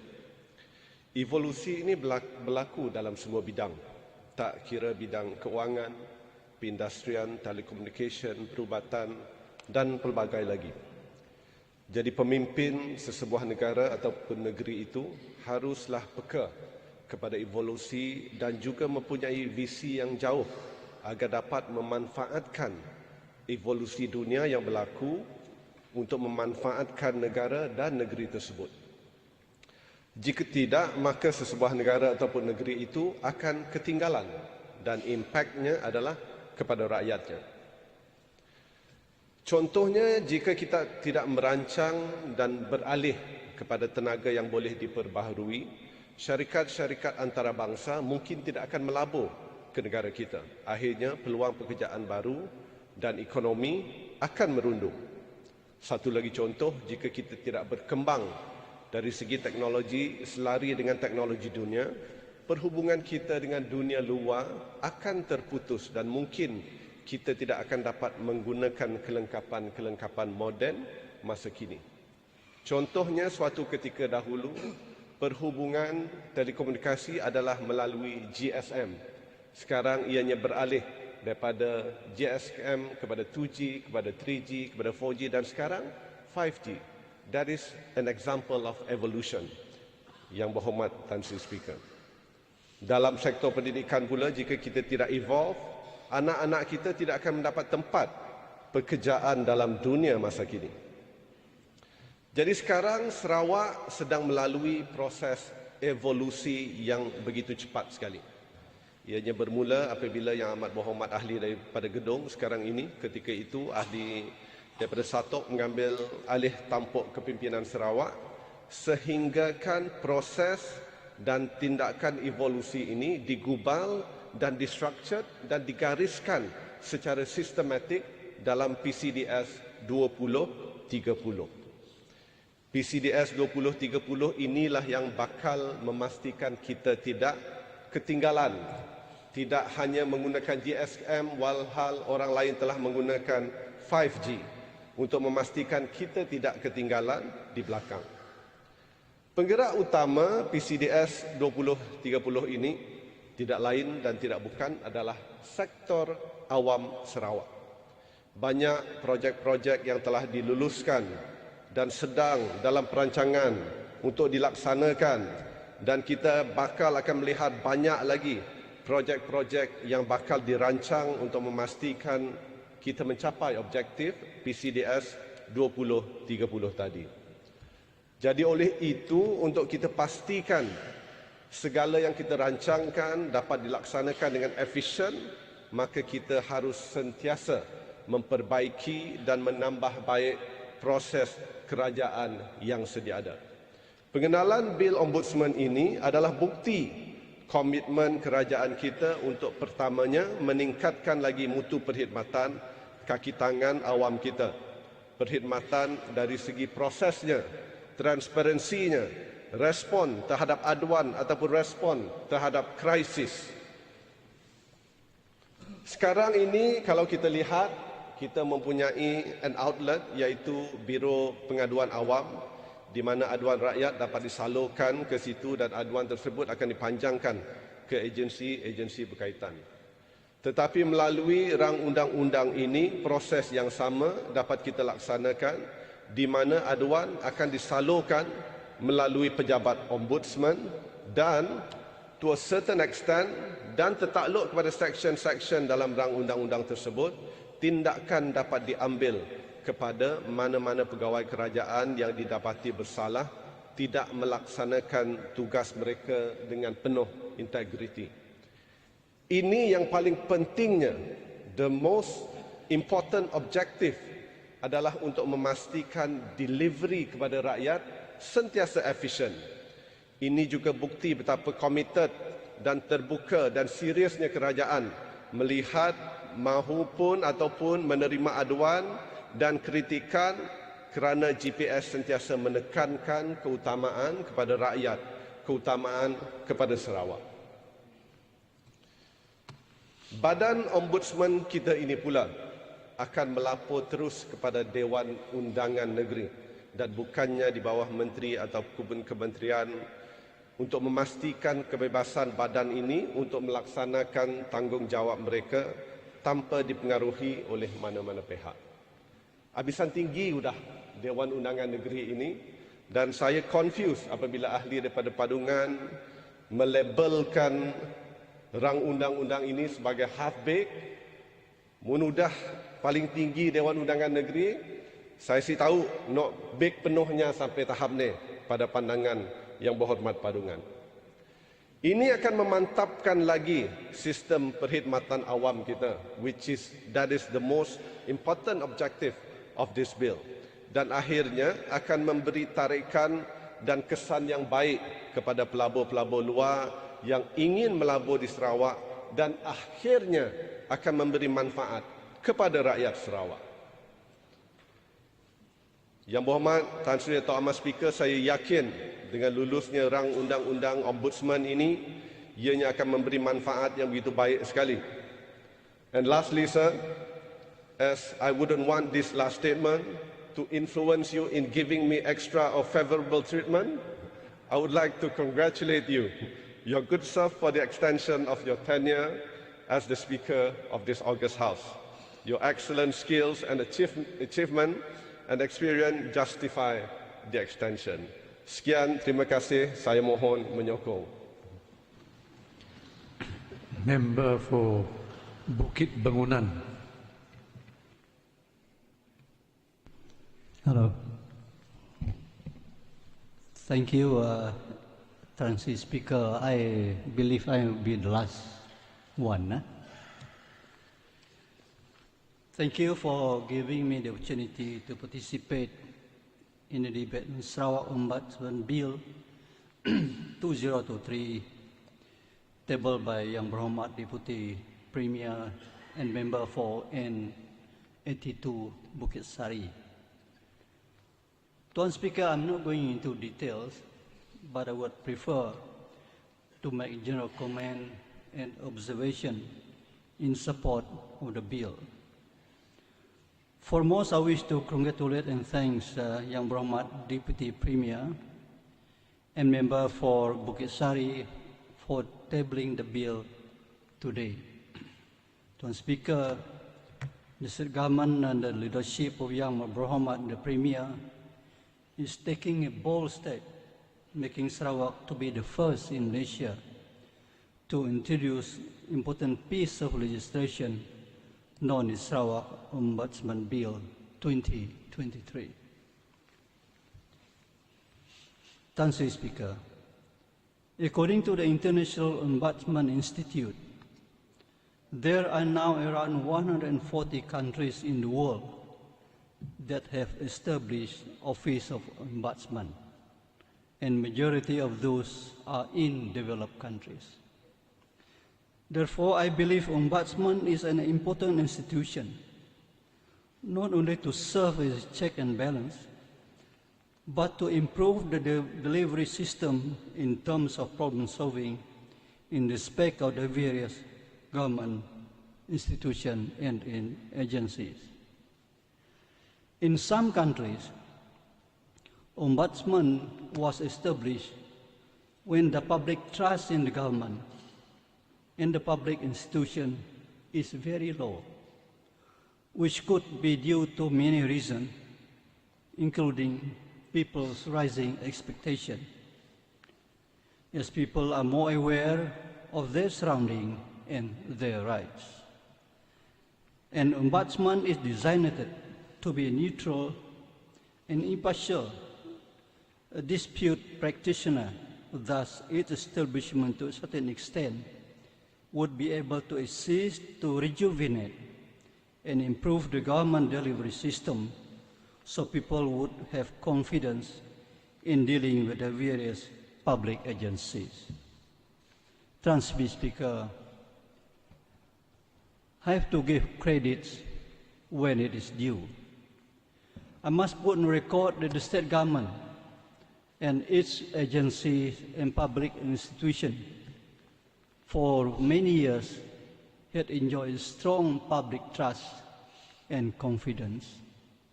But despite this, let's not sit on our laurel, but to further improve, strengthen, and consolidate effort toward efficient delivery system.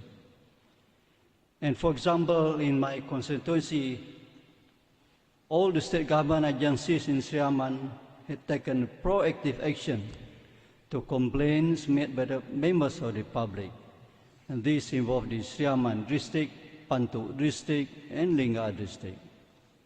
However, that trust and confidence could be lost if we adopted a lackadaisical attitude toward citizen complaint. Having said that, Mr. Speaker, I strongly believe that the main objective of introducing Sarawak Ombudsman Bill is to further enhance public trust and strengthen the function of various government agencies in the state. As Ombudsman will deal with the entire public sector, its engagement with the private sector is also possible, but particularly so when it involves service provided by the private sector. And secondly, Mr. Speaker, is stated in Clause 6 of the bill, members of the Ombudsman will be people of varied background, qualification, and experiences. With the varied background and experiences, hopefully, the Ombudsman will come up with a more holistic and systematic approach to solve public complaints and grouses. Lastly and third, Mr. Speaker, Ombudsman played a crucial role in the open government reform process. It will improve trust, transparency, as well as accountability in the public sector. Mr. Speaker, a strong, credible public sector would go a long way to attract foreign investment into the state. Foreign investors would not come and invest in a country where the government practices, would come and invest in a country where government practices high degree of integrity, transparency, and accountability. So with that short comment, Mr. Speaker, I beg to support the Sarawak Ombudsman Bill 2023. Thank you. Alaiya Muhammad, understanding order 9, bracket 1. I determine today's sitting goes beyond 6:30 p.m. Honorable Member for Satok. Bismillahirrahmanirrahim. Assalamualaikum warahmatullahi wabarakatuh. Salam sejahtera dan salam segulai sejalai. Tan Sri Datuk Ahmad Speaker, terima kasih atas kesempatan beri kepada saya untuk terlibat bersama dalam sesi perbahasan Rang Undang-Undang Sarawak Ombudsman 2023 di Dewan yang mulia ini. Pertama kalinya saya ingin memanjat setinggi kesyukuran kepada Allah SWT dengan limpah kurnianya dan dapat berkumpul dan bersidang di Dewan yang mulia ini. Saya ingin merakamkan juga setinggi tahniah dan syabas kepada Deputi Premier Ahli Yang Berhormat Bukit Sari kerana telah berjaya membentangkan Rang Undang-Undang Ombudsman 2023 awal hari ini.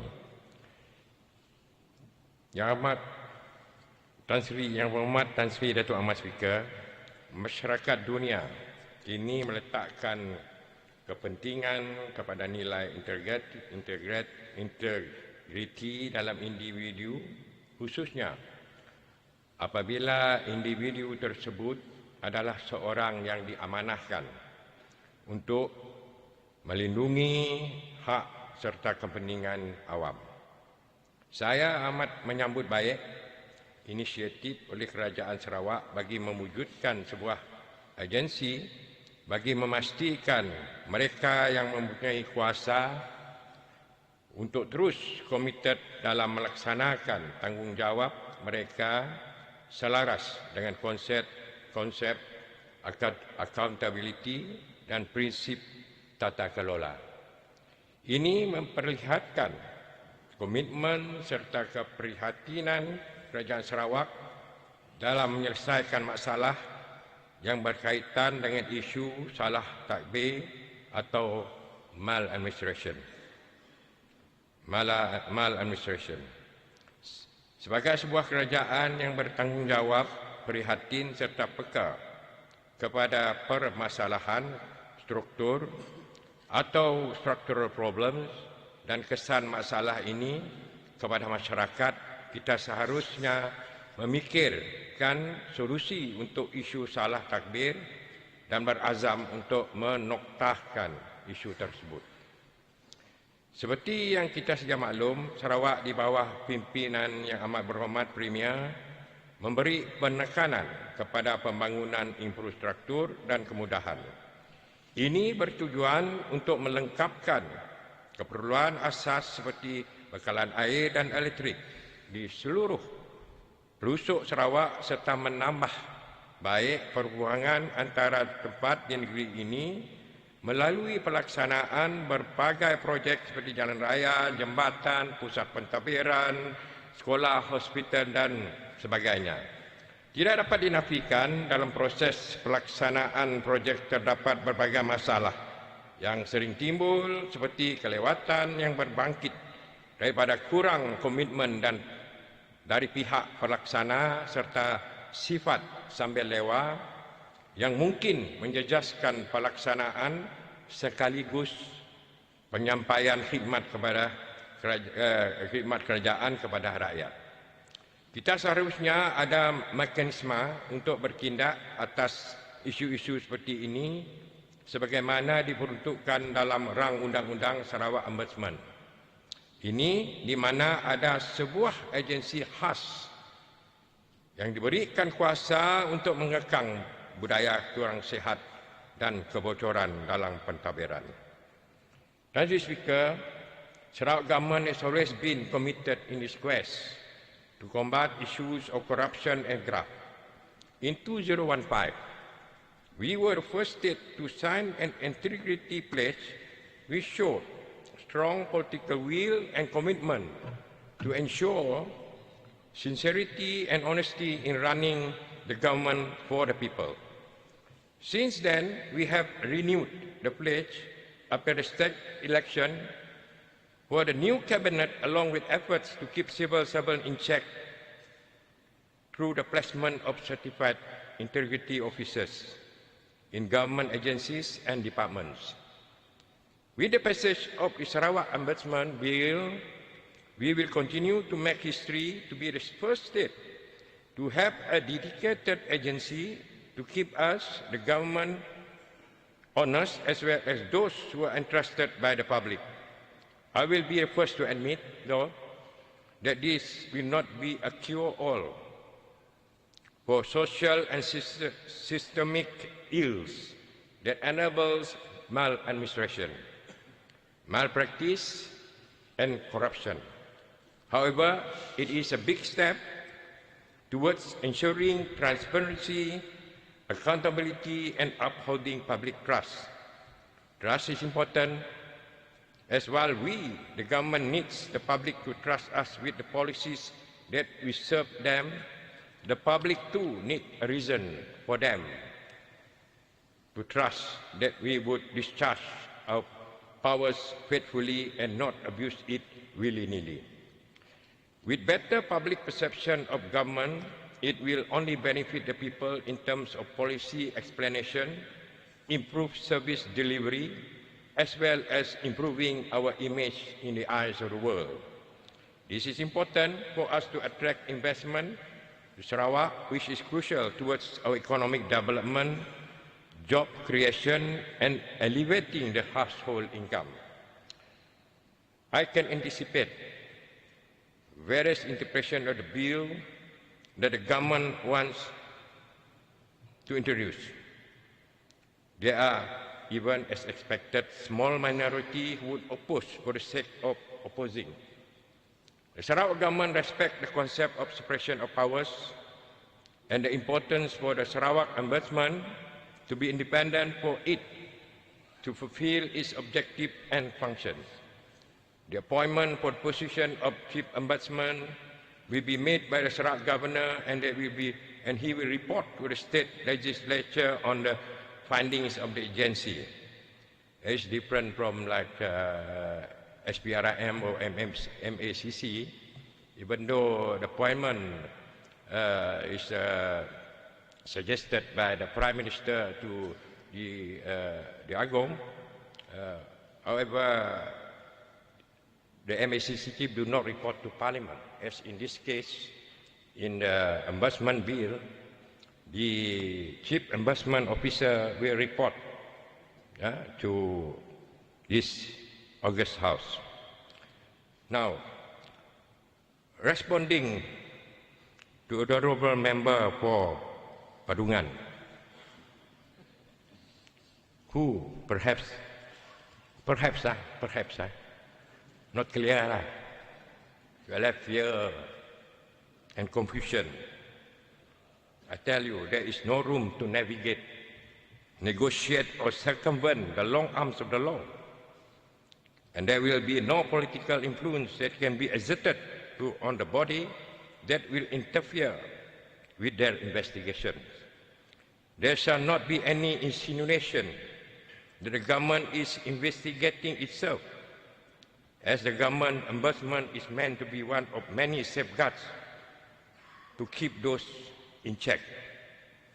Perhaps the honourable member of Padungan can suggest to your good friend in Penang government, Chief Minister of Penang.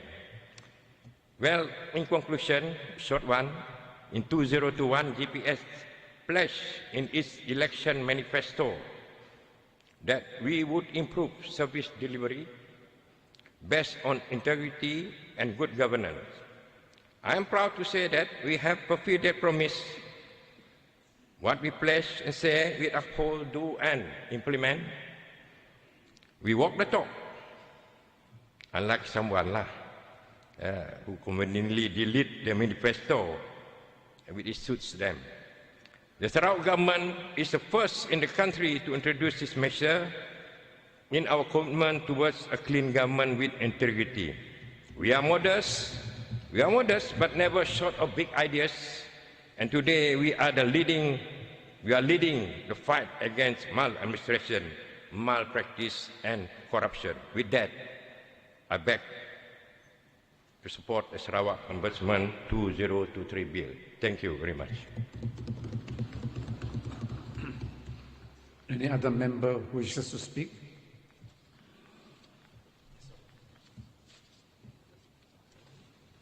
Member for Angkrili. Terima kasih Tan Sri Dato' Amar Speaker kerana telah memberikan saya ruang untuk berbahas berkenaan dengan Sarawak Ombudsman Bill 2023. Sabas dan terima kasih juga kepada Yang Berhormat Dato' Amar, Cemalan Premier dan juga Adun Bukit Saban N28 82 Sarawak. That's right, Honourable Sorry, Member. Maaf, Sari, Bukit Sari. That's right, Honourable Member. Sudah ngantuk. I wish to recommend members should not refer to ministers by name. You did the right thing. Thank you. Honourable Deputy Premier and Member for Bukit Sari. No name being mentioned. You are right. Proceed. Thank you, sir. My best friend. Tan Sri Dato' Amar Speaker, bil ini amatlah sesuai sekali dan kena pada masanya untuk diluluskan oleh kesemua 82 adun Sarawak, tidak kira blok kerajaan ataupun blok pemangkang. Saya nampaknya blok kerajaan lah sekarang. Kerusi sudah bertukar lah. Sudah balik. Untuk membangunkan Sarawak dan rakyatnya, Ombudsman Bill ini amatlah penting sekali dalam memberi keyakinan dan kepercayaan rakyat kepada Public Service Agency atau organisasi pentadbiran awam dan juga kerajaan kita. Dicadangkan juga untuk pelantikan pegawai Ombudsman ini, Yang Berhormat Menteri yang bertanggungjawab haruslah melantik Chief Ombudsman dan pegawai-pegawai beliau haruslah yang mempunyai latar belakang dan rekod yang berintegriti tinggi dan yang boleh dipercayai kerana tugas-tugas mereka amatlah mencabar dari berbagai sudut. Unit Ombudsman Bill ini, Ombudsman ini juga haruslah mempunyai standard yang tinggi, berintegriti dan bebas, independen, dan juga dicadangkan harus mempunyai cawangan unit-unit di setiap pejabat, di setiap kawasan adun bagi menjayakan bil ini nanti sebagai check and balance. Pegawai-pegawai ini juga amatlah penting sekali kerana menjayakan objektif, bagi menjayakan objektif ini, mereka haruslah memainkan peranan yang penting yang akan bertindak nanti sebagai berfungsi, menerima aduan, menyiasat dan mengambil tindakan selanjutnya dalam memastikan rasuah dan salah guna kuasa dan kedudukan dalam Public Service Agency. Tan Sri Dato' Amara Speaker, bil ini amatlah penting kerana ianya juga akan memberi keyakinan rakyat terhadap sistem pemerintahan kita. Di samping itu juga memberi keyakinan para pelaburan khasnya dari luar bandar, dari luar negara untuk melabur di Sarawak bagi merasakan negara kita akan menjadi sebuah negeri aman, damai dan maju di bawah yang amat berhormat Premier kita. Ringkas saja, sokong 100%. Dengan ini saya menyokong penuh Sarawak Amendment Bill 2023. Sekian, terima kasih. Any other honourable member wishes to speak?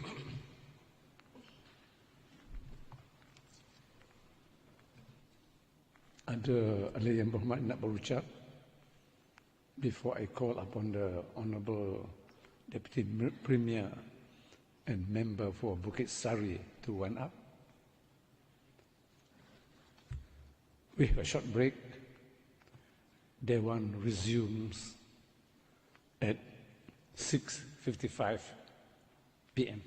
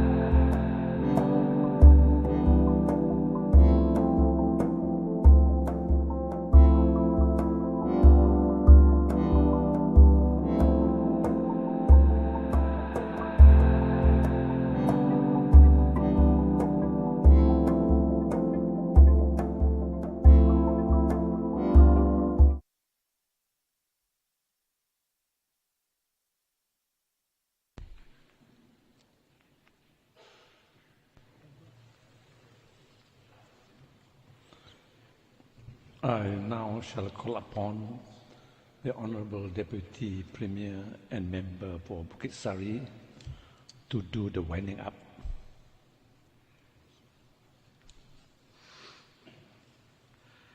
Tan Sri Datuk Amat Speaker, terlebih dahulu saya ingin mengucapkan setinggi-tinggi penghargaan dan terima kasih kepada ahli-ahli yang berhormat yang telah mengambil bahagian dalam perbahasan dan sekaligus menyokong rang undang-undang ini yang melibatkan 22 orang ahli yang berhormat, ya, daripada Beting Maru, Bukit Asik, Telian, Ketibas, Balih, Pedungan, Tanjung Batu, Kabung, Beklalan, Upar, Lingga, Daru, Tamin, Murun, Meradong, Repok, Kota Sentosa, Batu Kitang, Tupung, Bukit Semuja, Ngemah dan Kelili.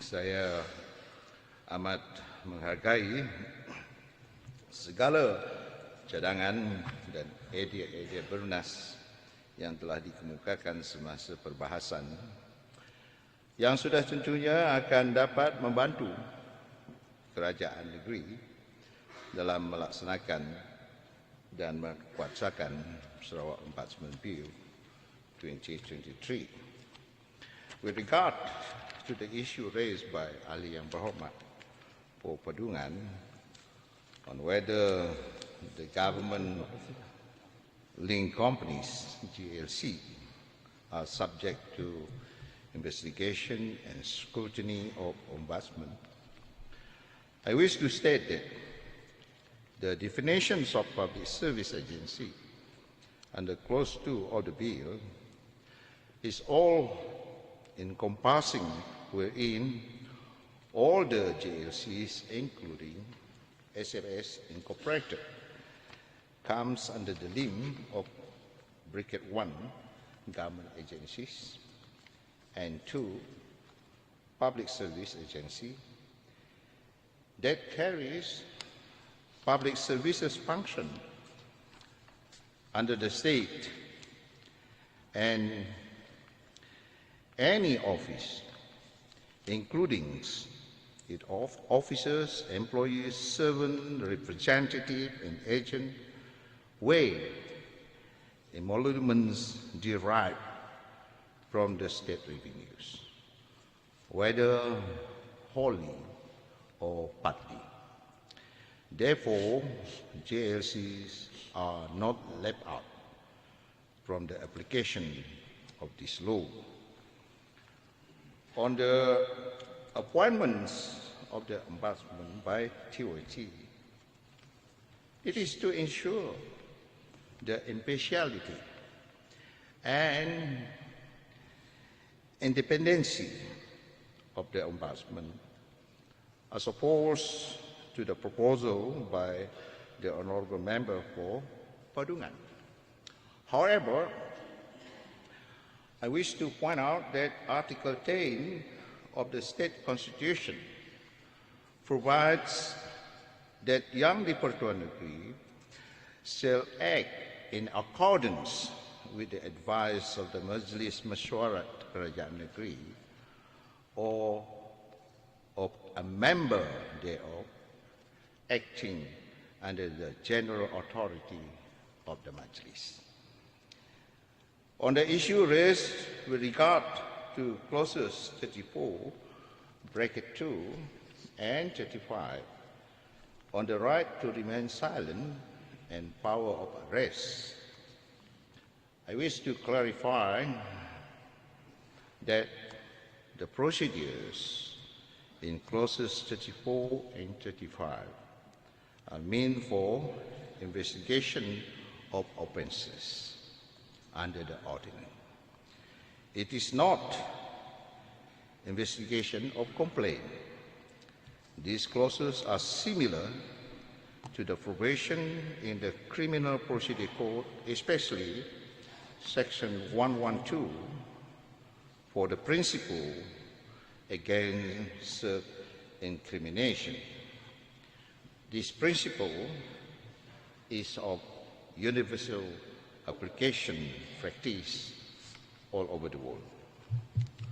On the issue of the exclusion under the second schedule of the bill, references are made to ombudsman laws in Sweden, Norway, New Zealand, British Columbia, Canada, Hong Kong, Australia, New South Wales, Philippines, among others, wherein they also do not subject the kings, member of parliament, etc., under the jurisdictions of their ombudsman.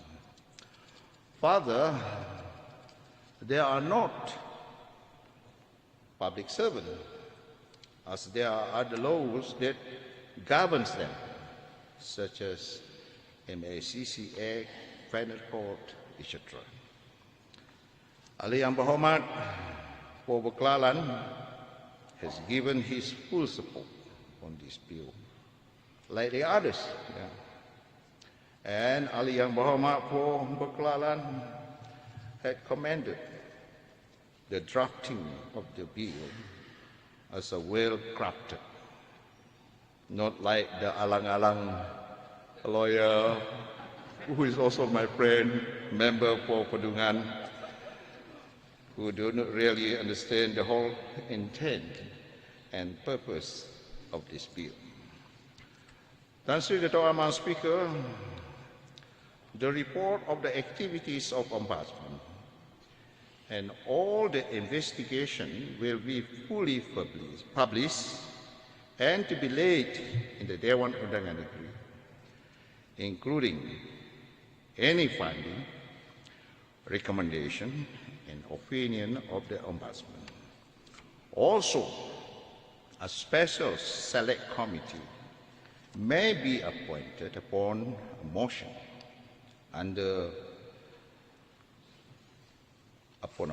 made under standing order to consider any matter arising from the report. Unlike Public Account Committee, the report made by the Ombudsman has a legal force. Tan Sri Dato' Amang Speaker, itu sajalah yang saya dapat ucapkan, dan saya betul-betul mengucapkan terima kasih banyak kepada pandangan dan idea yang begitu bernas sekali yang diutarakan, dan ini adalah merupakan satu undang-undang yang akan menegakkan lagi pendirian kita untuk memastikan negeri ini akan bergerak maju ke depan, dan setiap mereka yang dalam sistem pentadbiran kita akan mengutamakan integriti, komitmen yang bersungguh-sungguh untuk melaksanakan tugas dan tanggungjawab yang diberikan kepada mereka demi untuk kepentingan rakyat pada keseluruhannya.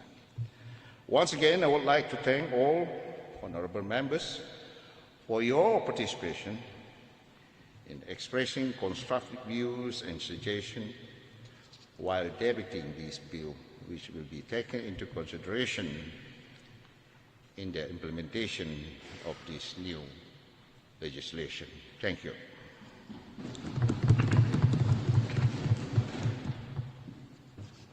Ahli Yang Berhormat, the question before the Dewan is that the motion standing in the order paper in the name of the Deputy Premier and member for Bukit Sari be referred to the committee of the whole House.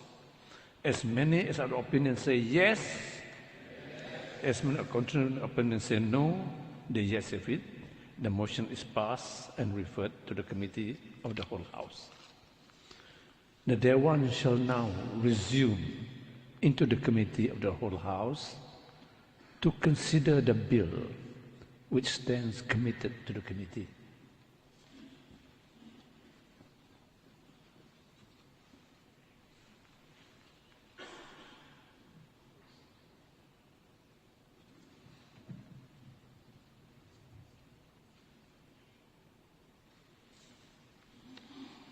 The Dewan shall now consider the Sarawak Ombudsman Bill 2023.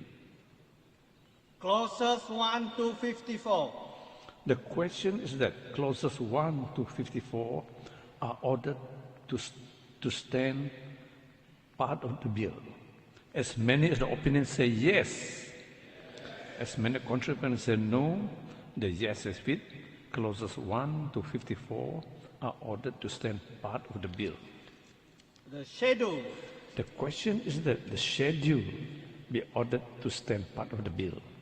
As many of the opinions say yes, as many of the contrary opinions say no, the yes of it, the schedule are ordered to stand part of the bill. Enacting clauses, schedule and title. The Dewan shall now resume.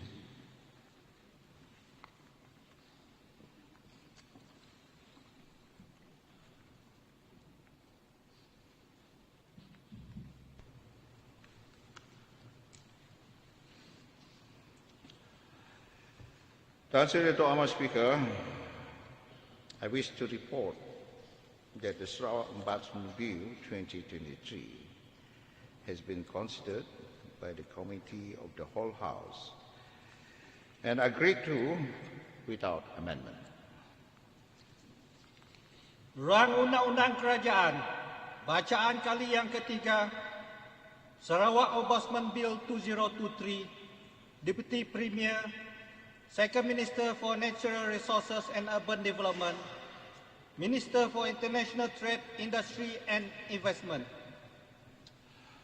Tuan Sri Dato' Ahmad Speaker, I beg to move that Sarawak Ombudsman Bill 2023 be now read a third time and do pass. Ahli yang berhormat, the question before the Dewan is that the Sarawak Ombudsman Bill 2023 be read a third time and do pass. As many as the opinions say yes, as many contrary opinions say no, the yes of it, the bill is read a third time and passed. Sarawak Ombudsman Bill 2023.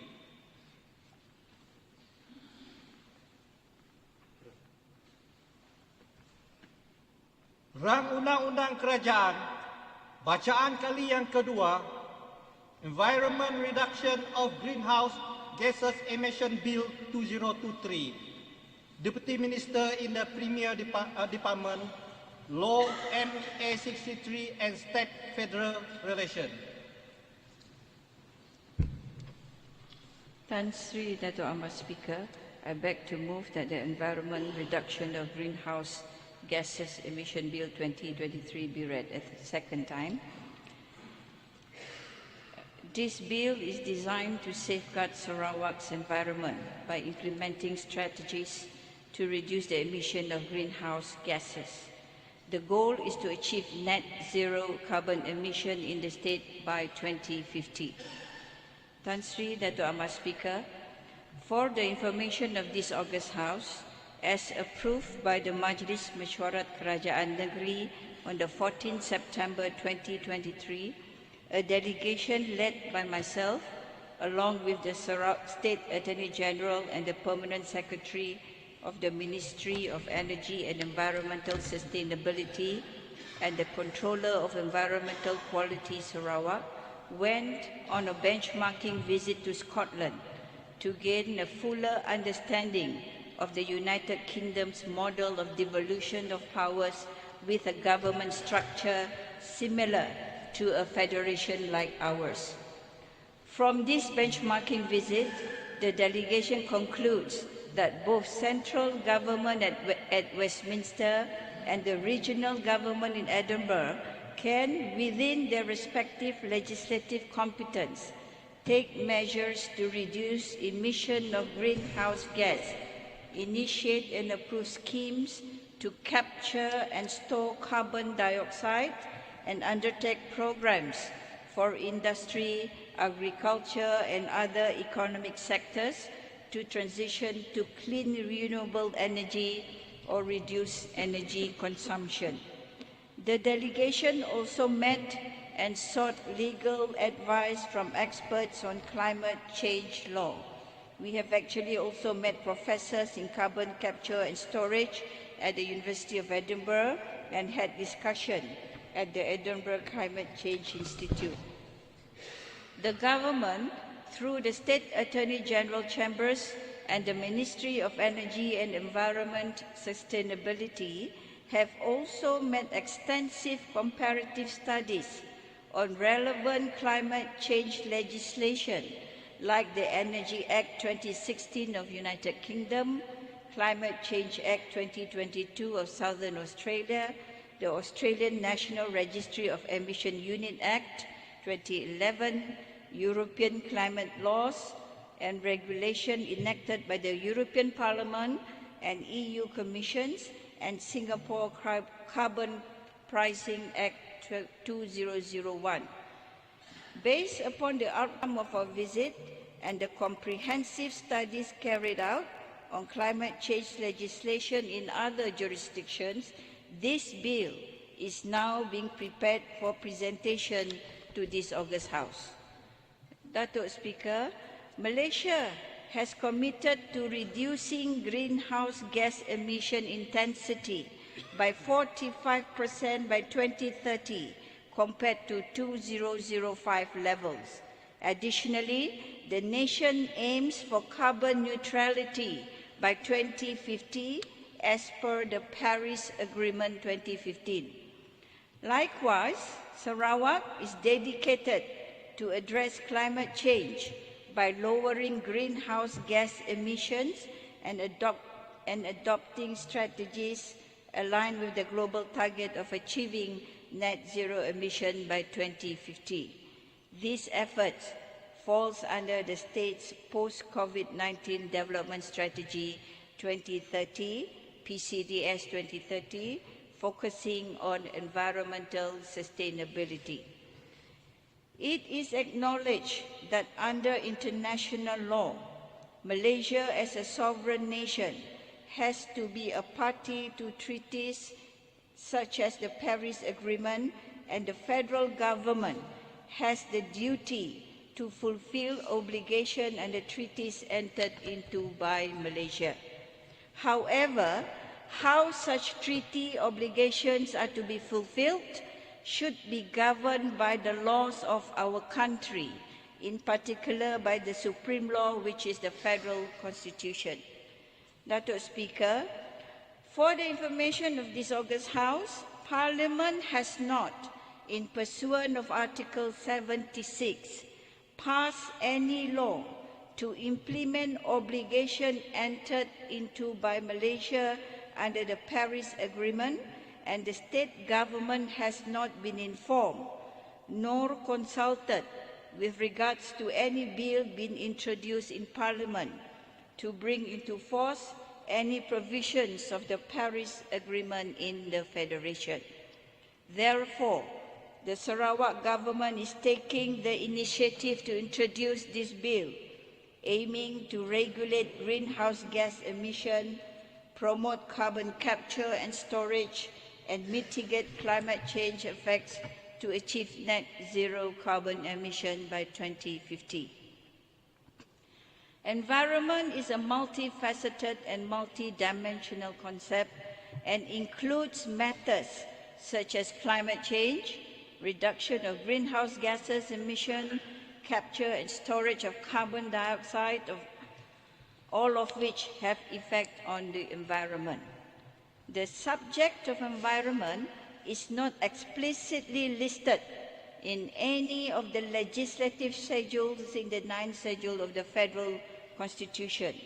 As a result, the subject of environment falls under the residual legislative power of the state legislature as outlined in Article 77. Residual matters are matters over which the state may make laws. Datuk Speaker, I wish to draw the attention of this August House to the Court of Appeal judgment case of Ketua Pengarah Jabatan Alam Sekitar and others versus Kajing Tubek relating to the EIA report for the Bakun Dam project.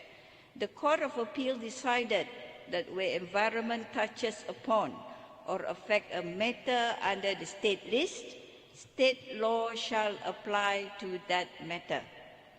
Forests, land and water are subject matters in the state list in the 9th schedule of the Federal Constitution by virtue of Article 74(2). Hence, only this August House has the constitutional authority to pass laws relating to forests and land. This legislative power covers all matters related to forests and land that are within the boundaries of Sarawak up to the continental shelf of Sarawak. Additionally, this legislative power also covers our right to regulate activities or projects like afforestation and reforestation in our forests to mitigate the effect of climate change, and the use of state land for carbon storage, as well as any financial benefits derived from such projects or activities. Datuk Speaker, this bill provides for measures and steps to reduce emission of greenhouse gases. The measures provided for in this bill are: 1. To provide the registration of businesses in scheduled economic sectors listed in the first schedule, requiring them to submit annual carbon emission report following international reporting standards. 2, and this is very crucial, to set carbon emission thresholds, and where any registered business entity is unable or unwilling to bring their carbon emission down to the emission threshold levels, a carbon levy at a rate to be determined by Majlis Mesyuarat Kedua Negeri would be imposed. 3.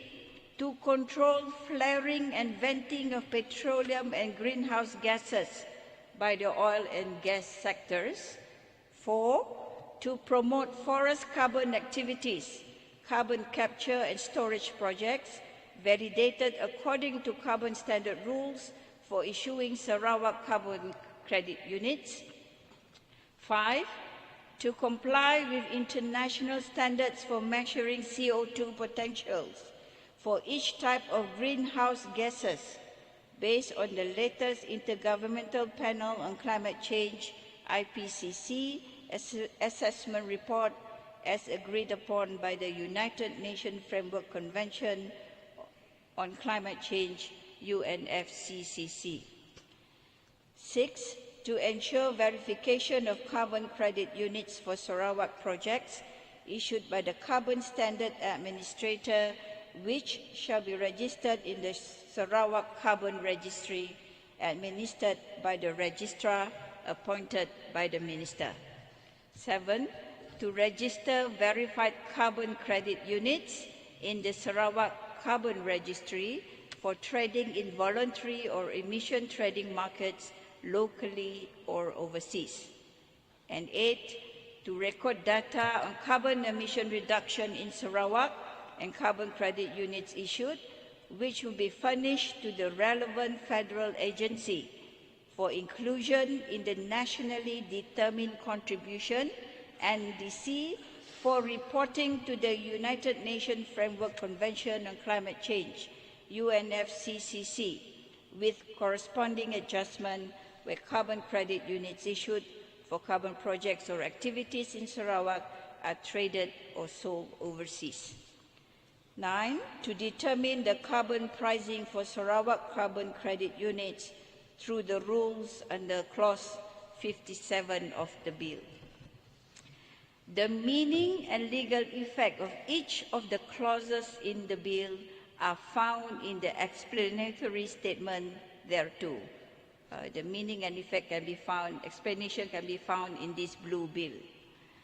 This bill institutes a robust system for project verification and validation by appointed carbon standard administrators. This system ensures integrity and credibility for all issued carbon credits from Sarawak, augmenting their value and acceptance in compliance and voluntary markets. It also opens avenues for the government to earn revenue through trading and selling these carbon credits. Upon passing this bill, the government plans to establish an advisory panel focused on climate change, carbon capture, utilization and storage, CCS, carbon credits and pricing, emission thresholds, energy transition strategies aiming for net zero by 2050, and other pertinent matters. Dato' Speaker, I wish to reiterate that the carbon emission reduction and carbon credit issued for projects in Sarawak will be reported to the federal government to be included in the nationally determined contribution of Malaysia for submission to the UNFCCC. This bill might result in financial implication for the state, which we currently cannot accurately determine. Once the bill is passed, the Ministry will collaborate with the State Financial Secretary's Office to outline the financial requirement for effectively implementing and administering this ordinance. Subsidiary legislation would have to be passed by Majlis Mesyuarat Kedua Negeri for the effective implementation of this new law, and in this regard, the Ministry would be guided by the State Attorney General Chambers on the nature and terms of such subsidiary legislation, which will cover matters such as carbon pricing, rate of carbon levy, carbon emission thresholds, and scope of emission report, among others. Dato' Ahmad Speaker, the introduction of this bill is a clear manifestation of the Sarawak government's firm commitment to achieve net zero carbon emission by 2050. Strategies, action, plans and incentives towards reductions or abatement of greenhouse gases emission in the state are clearly embodied in this bill, which is within the legislative competence of this August House to enact. Dato' Speaker, as previously mentioned, our August House is leading the way by introducing legislation concerning climate change before any other parliament or state legislature in Malaysia. We are the first. This demonstrates the GPS government's commitment under the esteemed leadership of Yang Amat Berhormat Premier, setting an example for the nation in adopting strategies for transitioning to clean, renewable energy and sustainable development. This bill also mirrors Yang Amat Berhormat Premier's leadership by implementing measures to reduce greenhouse gas emission, aiding Malaysia's goal of achieving net zero emission by 2050. The bill will also pave the way for Sarawak to have its own complete regulatory framework, and this is very important, on clean and renewable energy, and underlining our status as one of the global clean energy leaders. With this, perhaps Sarawak will be on par with other developed nations, such as Australia, with their own new Hydrogen and Renewable Energy Act 2023. Finally, and most importantly, this bill provides opportunities for Sarawakians to take part in projects and activities which will mitigate the effect of global warming and to earn carbon credits for their efforts. In the end, it will benefit Sarawakian. These activities will also enable the state to have a new source of revenue, which would enhance the state's capacity towards developing the state in an economically sustainable manner. So, Dato' Speaker, I hereby urge all members of this August House to support this bill. I beg to move. Thank you.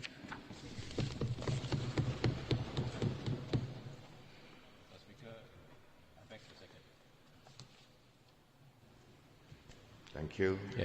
Dato' Speaker, I beg to second. Thank you. Now I call upon honorable members of this August House to debate on the second reading of the Environment Reduction of Greenhouse Gases Emission Bill 2023. Before the debate, I would like to say, if you could limit your speeches 50 minutes, as per order, Standing Order 51.8, I rule that 50 minutes is the maximum for each. Otherwise, if you don't want to have us camping tonight, try to do it below 10. That's just an advice. Thank you. Any honorable member wishes to speak, please? Okay, I've got the list here. Can I call upon Yang Berhormat Terbedu, please? Thank you.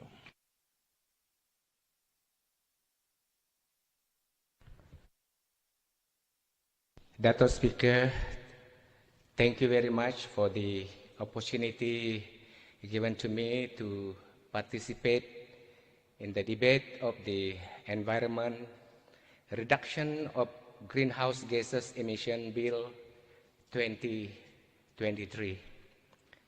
Dato' Speaker, first of all, I would like to congratulate the Deputy Minister in the Premier Department, Law, MA 63, and State-Federal Relations, and a member for Dun N7 Samariang for introducing this historical bill, the Environment Reduction of Greenhouse Gases Emission Bill 2023. Dato' Speaker, climate change has become a global concern over the last decades. On the 12th December 2015, Paris Agreement, which is a legally binding treaty on climate change, was signed by 196 parties during the United Nations Climate Change Conference in Paris, France. The goal is to hold the increase in global average temperature to well below 2 degrees Celsius, above the pre-industrial level, and pursue efforts to limit the temperature to 1.5 degrees Celsius above the pre-industrial levels. The United Nations in Climate Change has indicated that by crossing the 1.5 degrees Celsius threshold, we are risking of unleashing a far more severe and frequent droughts, heat waves, and rainfall. Drought brings negative impacts to our economy because of agricultural losses, forest fires, and health issues. Heat waves and prolonged hot weathers causes heat strokes and hypothermia that lead to death to humans and livestock. Heavy rainfall will damage our crops, soil erosion, and flooding. All of us know the damaging and devastating effects of flooding to our lives, our environment, and our economies. greenhouse gases issues through industrial activities such as agriculture, oil and gas industries, factories and transportation leads to thinning of ozone layers, has resulted in global warming and climate change. As a result, the sea level rises up due to continuous melting of ice both at the Arctic and the Antarctic Circle.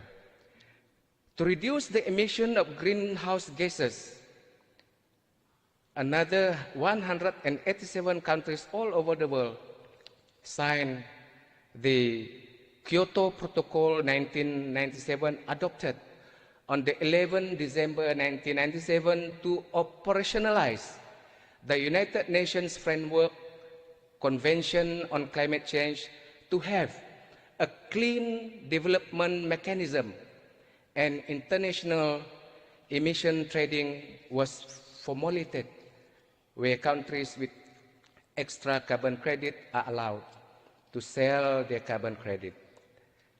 Dato' Speaker, Sir, Malaysia, as you all know, is a signatory to both the Paris Agreement on Climate Change and the Kyoto Protocol 1997. When we are part of the signatory, we have no other choice but to enforce it, to implement it, and to operationalize it.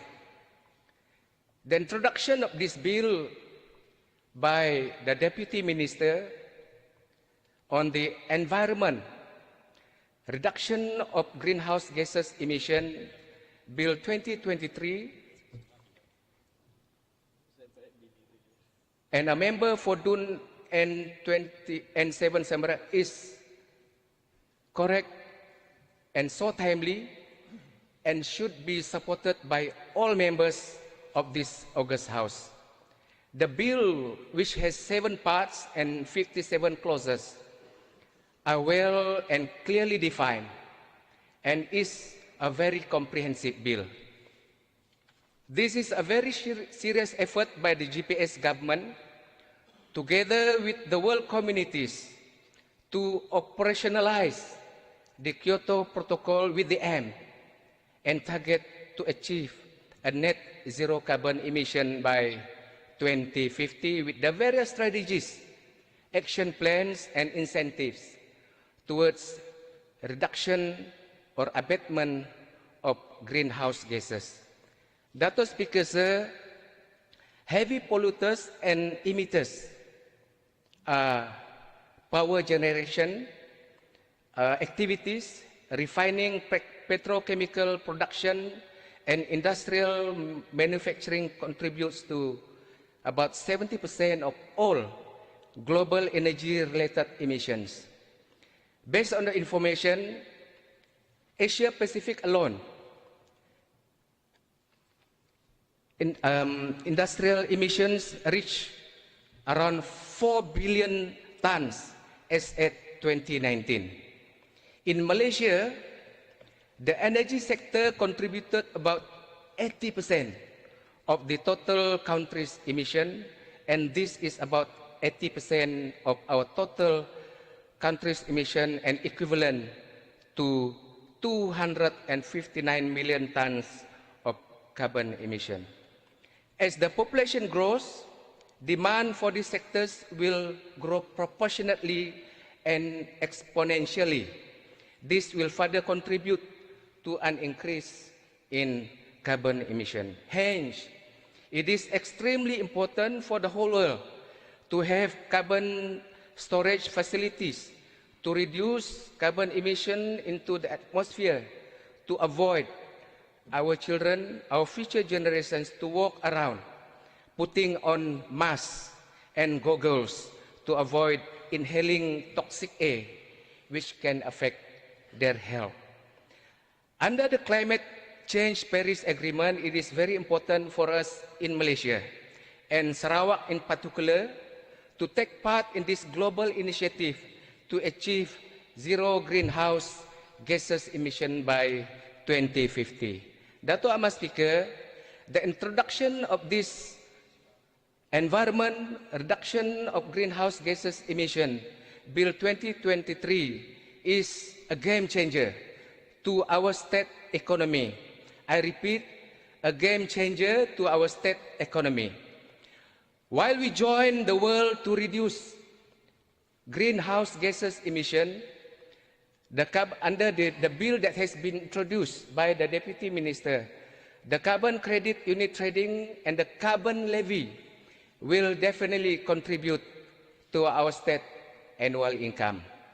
With this additional income to the state consolidated fund, we can have surplus budget, as per mentioned by YAB Premier this morning, to further accelerate the development of infrastructure, to do research and development, to implement socio-economic programs, and to invest in human capital and entrepreneurship development in our beloved state, Sarawak.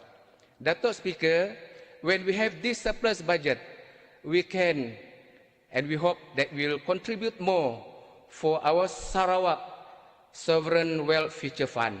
This will fulfill YAB Premier's dream, our dream of providing free tertiary education under the long-term goal announced by our Right Honorable Premier.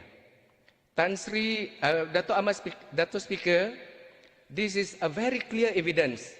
Under the able GPS government led by the Right Honorable Premier, Minister for New Economy has propelled the state towards a high-income economy status. This is a government that is very far-sighted and visionary. This is a government, the GPS government, that care for the future of the state and her people. And this is the government who puts Sarawak first and the interests of the people first. Dato' Speaker, with all these reasons, rationale, justifications, I beg to support this Environment Reduction of Greenhouse Gases Emission Bill 2023. Thank you. Thank you, Yang Berhormat Terbedu.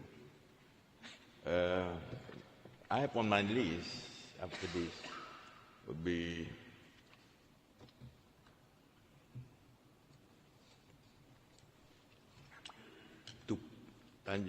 Tupong, Murum, Yang Berhormat Pending, and then I think Tanjung Datu, Tanjung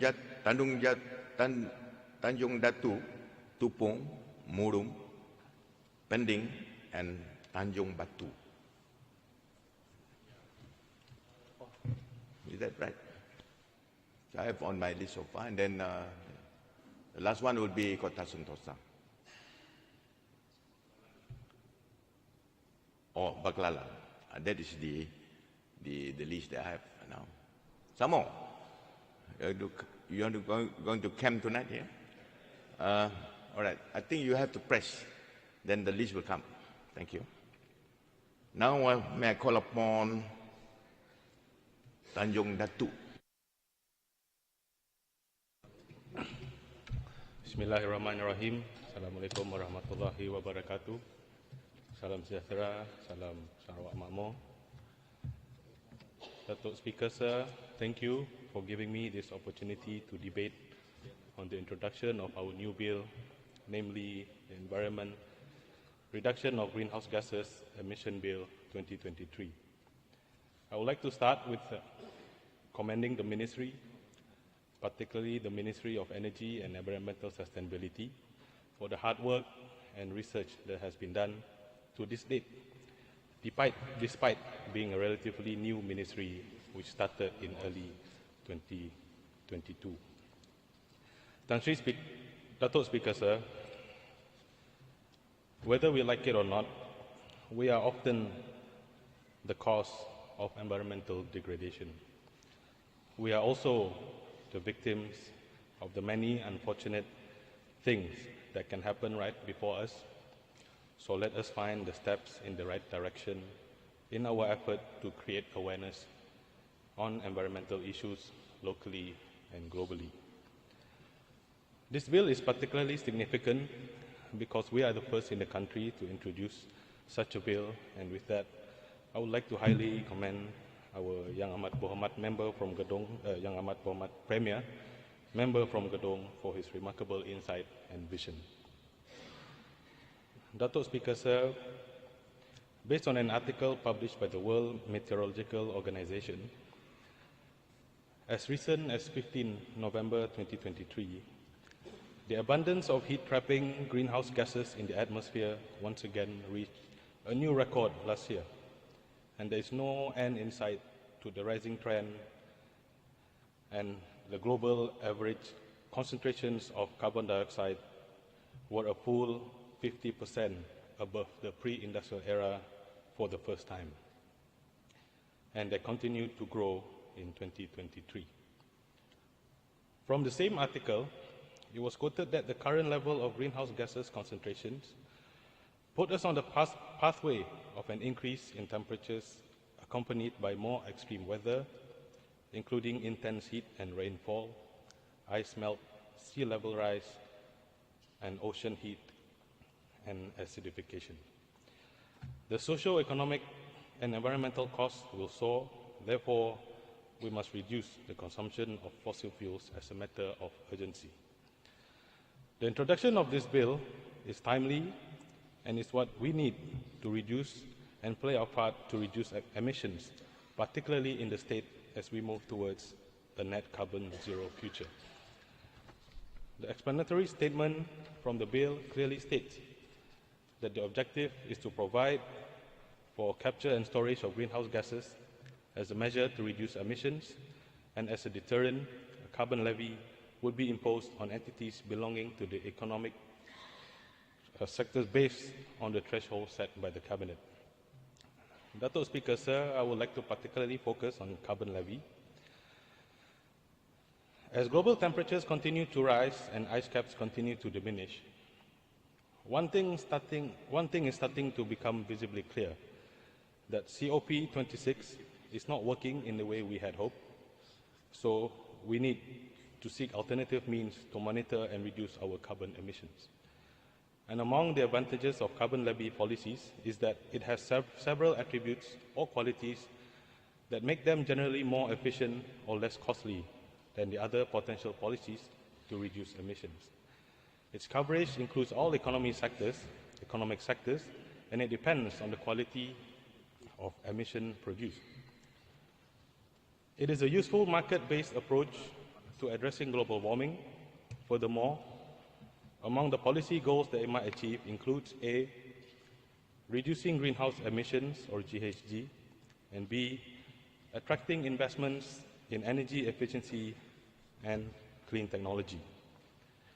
Datuk Speaker, sir, carbon pricing encourages more conservation than conventional regulations. It creates a new revenue stream that can be used in a number of ways and can significantly affect the economic cost and political feasibility of the state policy. In addition, the revenue generated can be invested in clean energy initiatives, as well as dividends to public or other public priorities. It protects the interests of future generations like myself and will accelerate to a greener, healthier planet. However, it is also good to note that there are many arguments surrounding implementation of such a policy and whether the administration work and costs will be outweighed by the benefits needed to be taken into consideration. Certain quarters may argue that the carbon pricing policy or levy will have a distortionary effect on the free market and could encourage the reduction of gross domestic growth within the country. Some would also believe that the implementation of such policy can cause a leakage effect, i.e., businesses will relocate their production and businesses overseas in countries where a carbon tax or carbon levy is not enforced. Secondly, on determining the price. However, I believe Those in favor of carbon tax policy or carbon levy may not see this issue as particularly difficult, and I'm sure the current state administration should be able to find common ground and agree to a price when taking into consideration the social cost of carbon and its implementation. Thirdly, on distributing the revenue. Many have argued against a carbon levy policy or carbon pricing policy on the basis that it is regressive, i.e. it hits lower income families the hardest, and additionally, the burden may not be evenly regionally distributed, as some areas of the state may be more energy intensive than other parts of the state.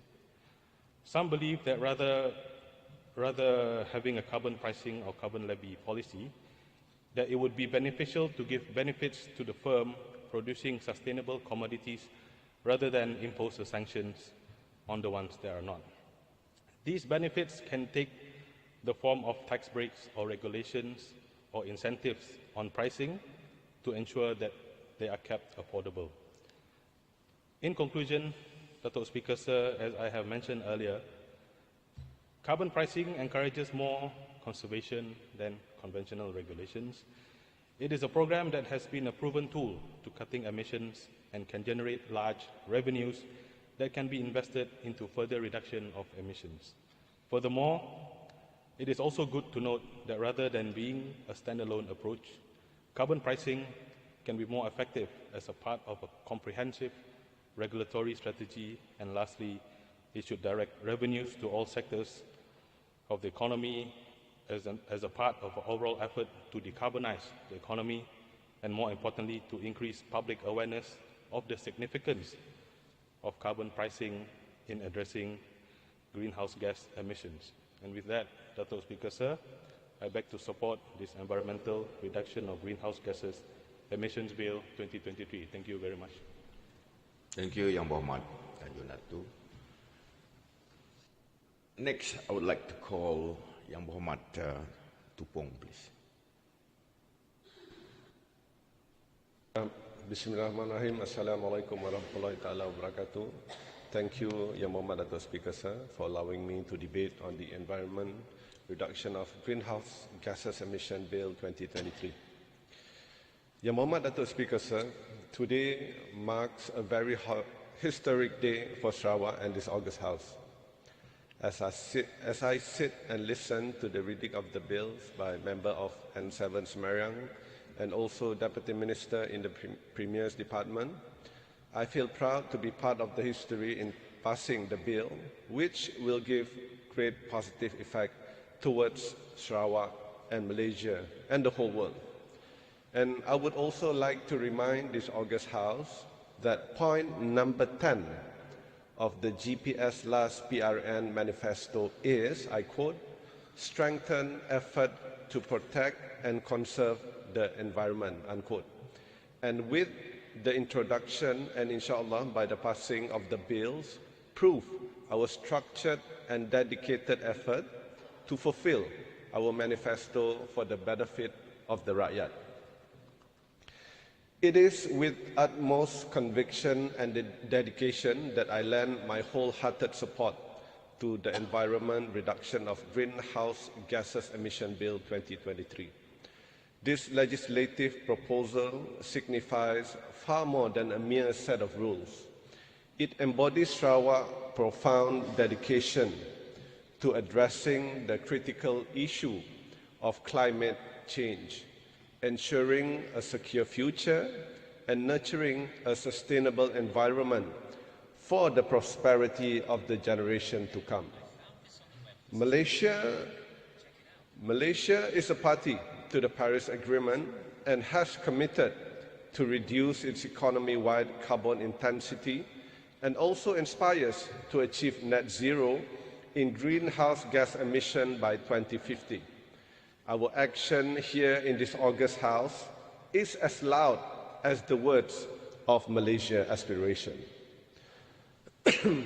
As we convene in this August House, we can no longer turn a blind eye to the pressing issue of climate change. The world, including our land here in Sarawak, reels under the devastating impact of extreme weather events, from catastrophic flood to record-breaking droughts and heat wave. The toll on life and livelihood is evident, and the urgency to act cannot be overstated. Never before we have seen an inconsistent climate. Gone are the days of rainy season only at the end of the year, or droughts only in June.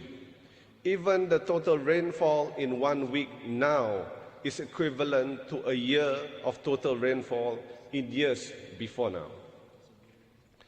Yang Berhormat Dato' Speaker, Sir, events like the recent wars and the persistent grips of COVID-19 pandemic have caused global economic hardship and energy shortages. Yet, in the face of these challenges, we cannot afford to delay climate action. Our commitment to addressing climate change remains resolute. Our compass is the Post-COVID Development Strategy 2030, a comprehensive blueprint that charts our course toward achieving developed society status by 2030. The vision by Yang Amat Berhormat Premier of Sarawak, including the commitment to achieve net zero emission by 2050, signify our dedication to steering Sarawak towards environmentally sustainable future. This initiative has garnered strong support from various sectors of society, underscoring the collective desire to prioritize climate change mitigation and adaptation. Sarawak is already making commendable strides in the green transition journey. We are augmenting renewable energy sources, fostering innovative partnership in the green energy sector, incentivizing energy-efficient technologies, actively promoting green transportation options, and exploring noble green growth. However, to bolster this effort and expedite our path to net zero emission, an effective carbon levy strategy is crucial. Yang Berhormat Dato' Amar Speaker, Sir, the proposal of this bill sets out a prudent framework for our carbon compliance regime. It outlines a progressive approach, balancing environmental imperative with economic consideration. Carbon levy, accompanied by transitory allowances for industry facing global competition, demonstrate our commitment to ensuring a fair and sustainable transition for all sectors. On this note, I would like to urge the federal government to take into consideration the amount of our levy when they formulate the carbon tax. We do not want to burden industries, which in turn will transfer the cost to the rakyat.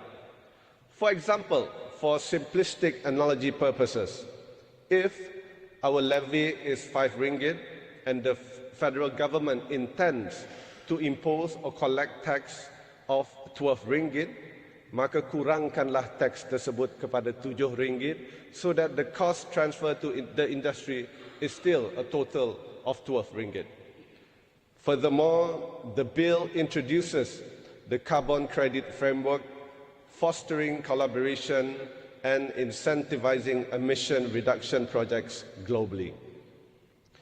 It aligns with international standards and provides an alternative pathway for companies to contribute to our climate goals while upholding stringent environmental integrity.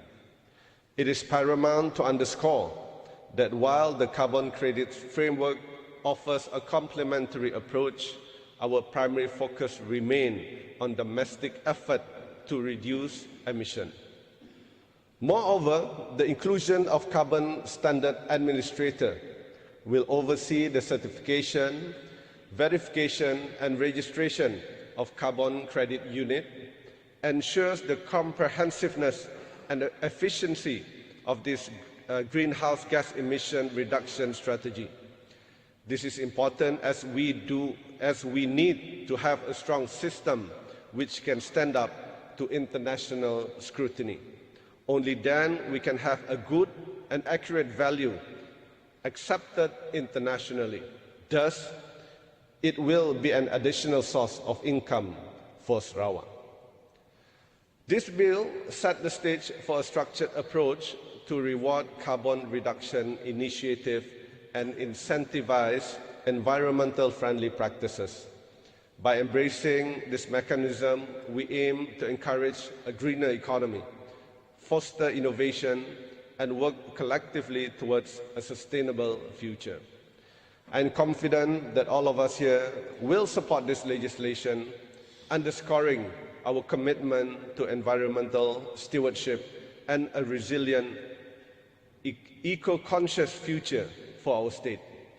As a conclusion, through my brief explanation, I fully support the motion. Terima kasih. Terima kasih, Yang Berhormat Tupong. Next will be Yang Berhormat Murum, please. Yang Berhormat Murum.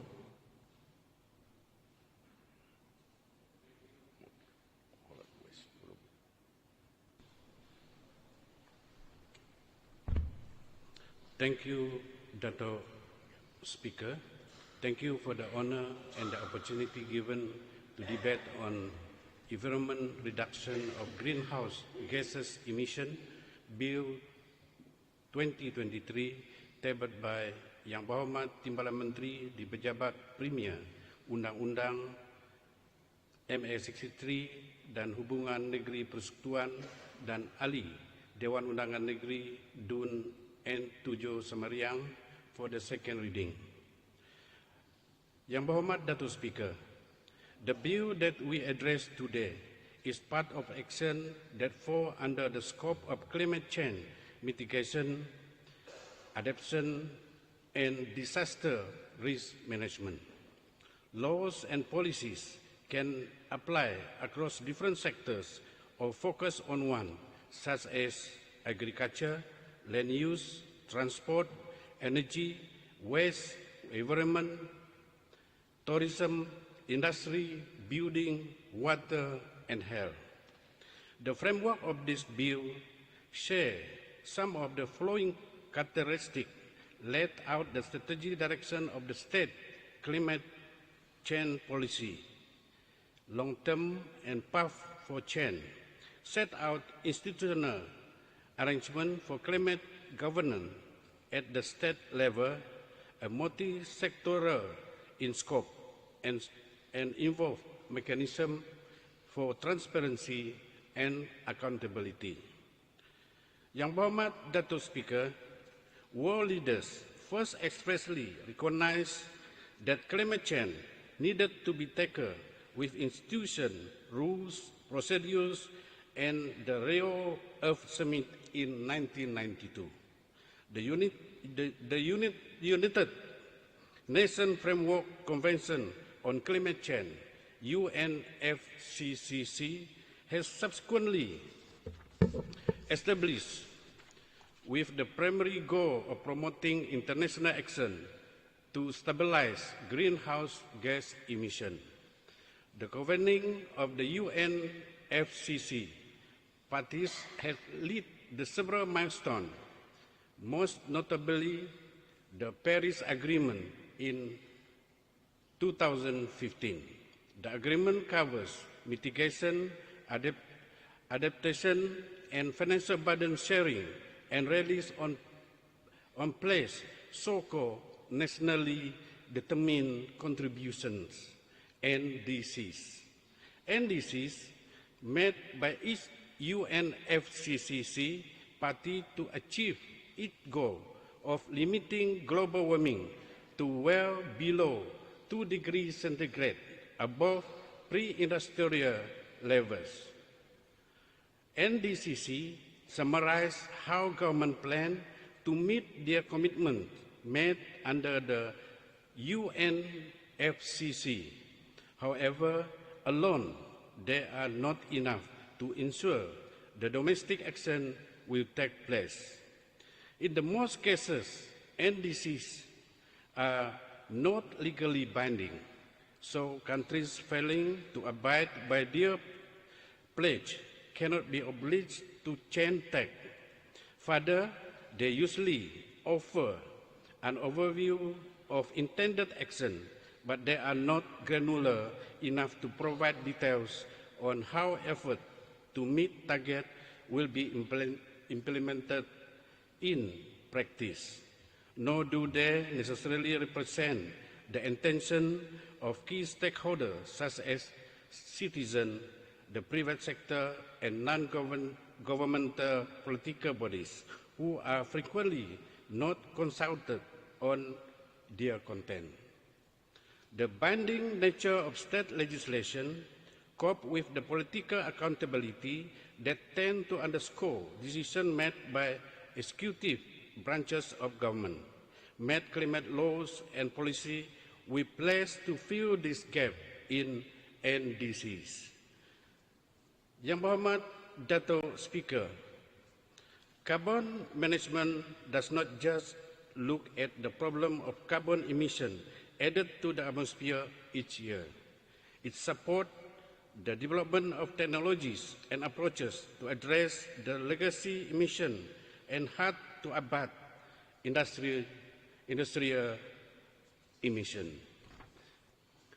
Even if we completely reduce new generation of CO2 emission to zero, carbon management will support the removal of the build-up of historic CO2 emission and usage of fossil fuel.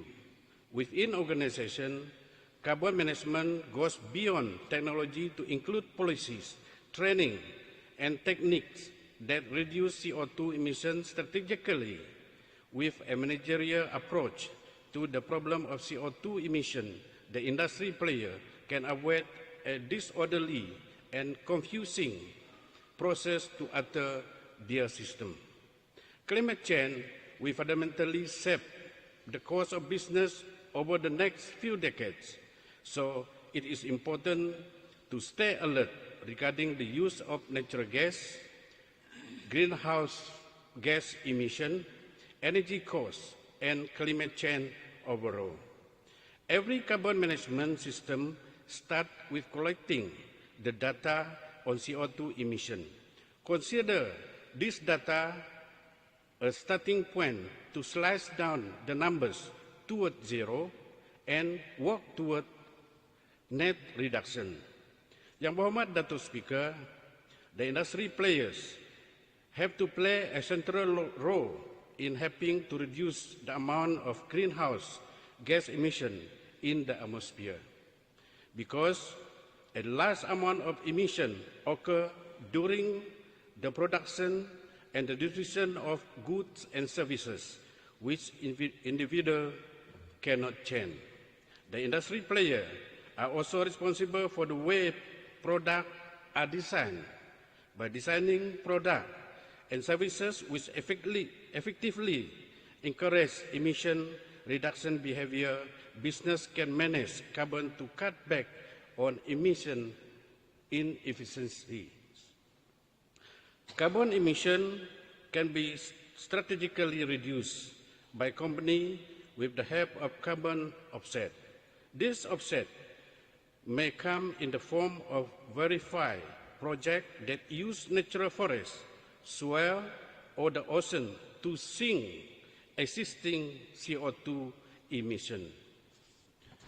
If you can help people avoid carbon emission they would normally produce, you can effectively cut down on the total CO2 emission for a period of time. This could be achieved by investing in renewable energy projects such as power plant and further carbon management research. Greenly help the industry players to conduct carbon footprint assessment and develop carbon management strategy to draw down emission.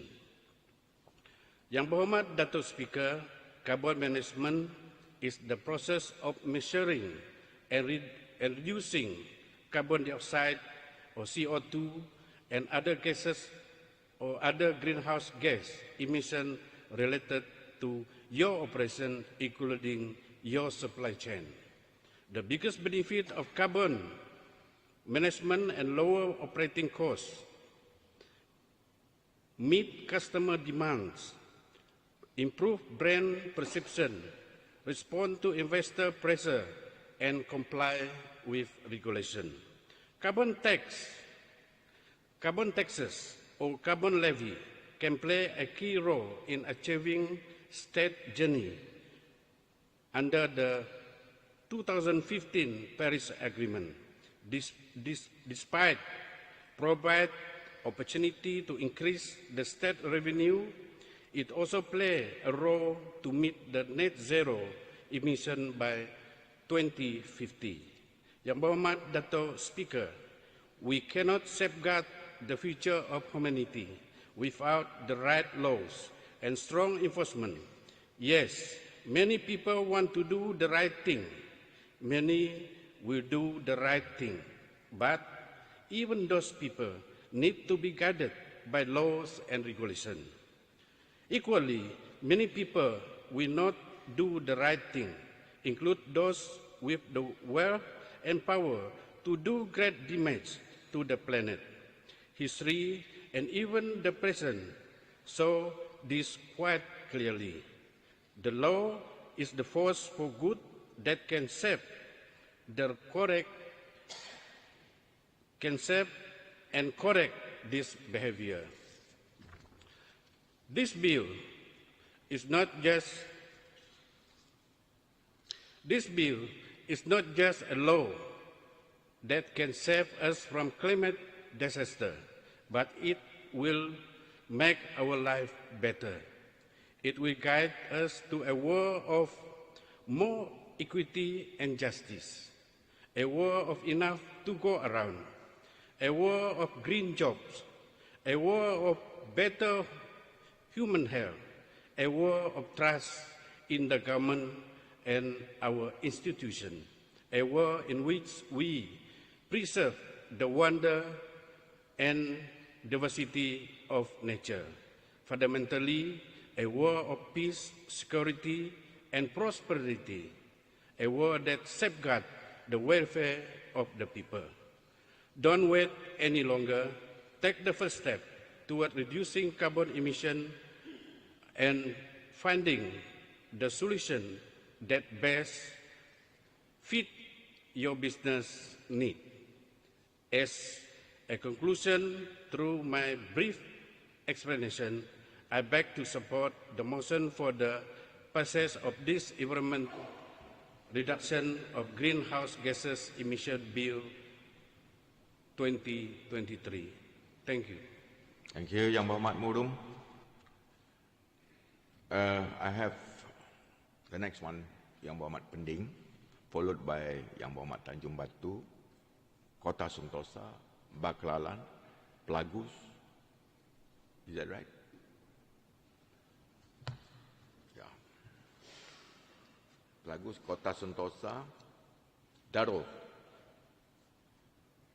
Bukit Asek, Talian. Do you need to press? Then I can see it, all right?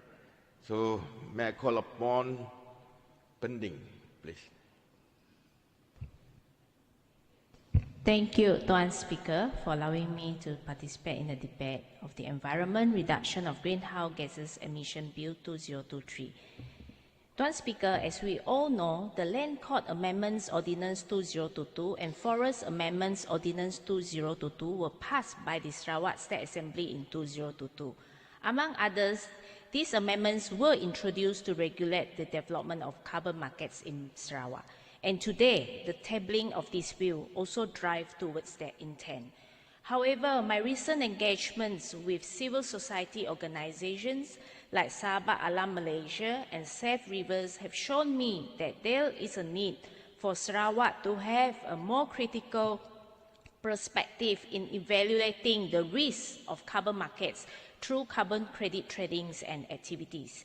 In this bill, under Part 3 Carbon Credit Unit, Section 11, the Carbon Standard Administrator shall be an international organization for certification and verification of verified carbon standards. The forest carbon activities in Sarawak will be verified under the Verified Carbon Standard VCS by Verra, the world's leading carbon standard for the rapidly growing $2 billion, approximately ringgit Malaysia 9.4 billion voluntary offset market, or other recognized tradable verified carbon units, VCUs. However, a 9-month joint investigation by The Guardian and 2 other independent journalism organizations into Verra have found out that more than 90% of the rainforest carbon offset by Verra are worthless and do not represent genuine carbon reductions. 2 months ago, another analysis by Corporate Accountability and The Guardian found that the majority of offset projects that have sold the most carbon credits are likely junk. In light of these findings that question the VCS of Verras, there is a need to be careful evaluation of the rush to develop carbon markets in Sarawak. Tuan Speaker, what guarantee is there that forest carbon activities in Sarawak do not end up worthless and their carbon credits junks? Tuan Speaker, I understand that Sara Carbon Senjam Berhad, a subsidiary of Samling, is the first to receive a permit to conduct forest carbon study on a concession area of 55,822 hectares in Marudi. My question is, how many forest carbon licenses and forest carbon study permits have been issued to date and will be issued in 2024? To whom have these licenses and study permits have been issued? What are their location? Where are their location? What is their status, scopes, and timelines? Were local communities consulted before the issuance of these licenses and permits? It is unclear how the standards like Verra can ensure governance, transparency, and the protection of native customary rights, since poor governance, transparency, and the failure to fully recognize the NCR as how the native communities exercise them are systemic issues that have not been properly resolved in the state. How does the state intend to address the implications of carbon markets on NCR? Under Section 70A of the Forest Ordinance 2015, a forest carbon license holder is bestowed with full legal and beneficial title to the carbon stock or the greenhouse gas stock associated with the forest carbon activity, as well as any carbon credit units issued by Carbon Standard in respect of the emission reduction achieved by the forest carbon activity. Tuan Speaker, more specifically, if forest carbon activities take place on NCR land, how will the dispute of native communities be addressed if they do not consent to the inclusion of their territories into the forest carbon license area? Will native communities be prohibited from exercising their rights and conducting traditional livelihood activities such as hunting and gathering within such areas if a forest carbon license is issued over their customary territories? It is crucial to note that communities must first be consulted and free to give their consent as per their free, prior and informed consent FPIC rights under the UN DRIP, United Nations Declaration of Rights of the Indigenous People, which is also in the UN FCCC Cancun safeguards to ensure forest-related carbon activities do not harm the environment and people. Even Verra standards recognize and seemingly align itself to the Cancun safeguards. I am very concerned that without strong statutory protections on the NCR, the development of carbon markets could only lead to a new form of NCR violations and land grabbing, but now in the name of climate action. Tuan Speaker, criticism of carbon markets are increasing in the both academic research and investigative journalism, and all have shown that the carbon markets are largely a fertile effort to reduce carbon emissions. Instead of focusing on carbon markets, the Sarawak state government should focus on developing policies and laws that will further strengthen the NCR. The strengthening of indigenous customary land rights have long been recognized as an effective strategy to address climate change impacts. Indigenous people have been recognized as the world's best guardian of the rainforest by a UN report in 2021, and the forest is naturally an effective carbon sink that absorbs carbon dioxide. There is wisdom in making sure the world's best guardian of the rainforest can continue to guard the forest without fear of losing their homes. The 2022 IPCC climate report states that a strong tenure right is an effective climate change solution. There are also great economic benefits of protecting indigenous and community lands. For example, researchers estimate that total economic benefits from indigenous land over a 20-year period are 254 to 560 billion ringgit Malaysia for Bolivia, and it will be 2,462.28 to 5,484.82 billion ringgit Malaysia for Brazil. The total cost to government in securing this indigenous land for 20 years are at most only 1% of the total benefits derived. And did you know that the cost of carbon capture and storage, that is CCS, for natural gas plant is 7 to 42 times more expensive than securing indigenous lands? Carbon market may sound like a grand solution and economically attractive, but this cannot be done at the expense of the marginalized group that is proven to be the key players in our fight against climate change. Tuan Speaker, my last question is then, does the state have plans to put in place policies and statutory provisions that can fully recognize indigenous practices such as community forestry management and agroecology? In conclusion, I sincerely hope that the state government will seriously take note to the issue which I have just raised by taking an in-depth study, as we do not wish that the rights of our indigenous community be sacrificed for the mere sake of so-called financial gain. Thank you. Thank you, Yang Muhammad Pending. I'd like to ask Yang Muhammad Batu Kitang, are you still willing to speak?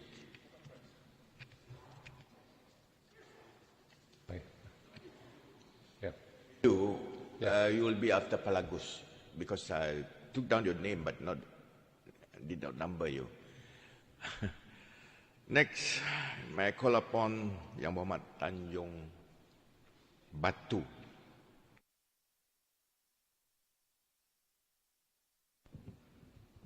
Thank you, Dato' Speaker. I'm once again honored to stand before this august House today to deliberate on a matter of profound significance, the Environment Reduction of Greenhouse Gas Emission, Bill 2023.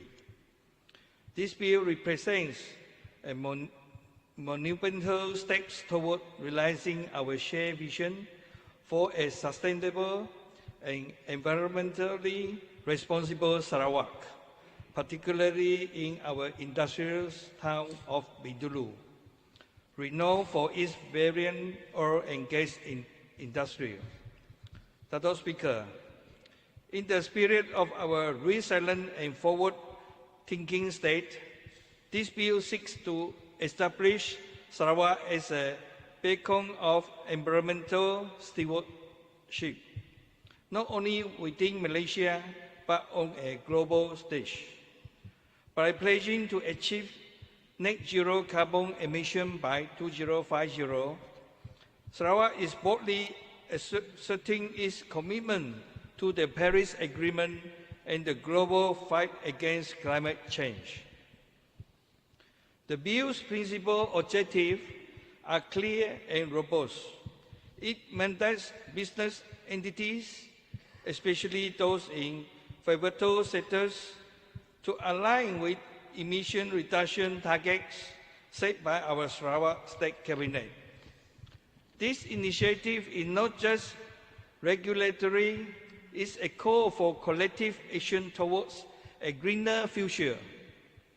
For business unable or unwilling to meet these targets, a carbon levy as determined by MNKN will be imposed, ensuring accountability and progress.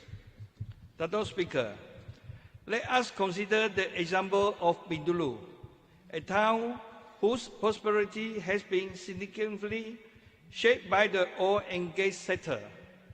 This bill will encourage industry in Bintulu to innovate and embrace cleaner technologies, reducing their carbon footprint while continuing to be a cornerstone of our economy.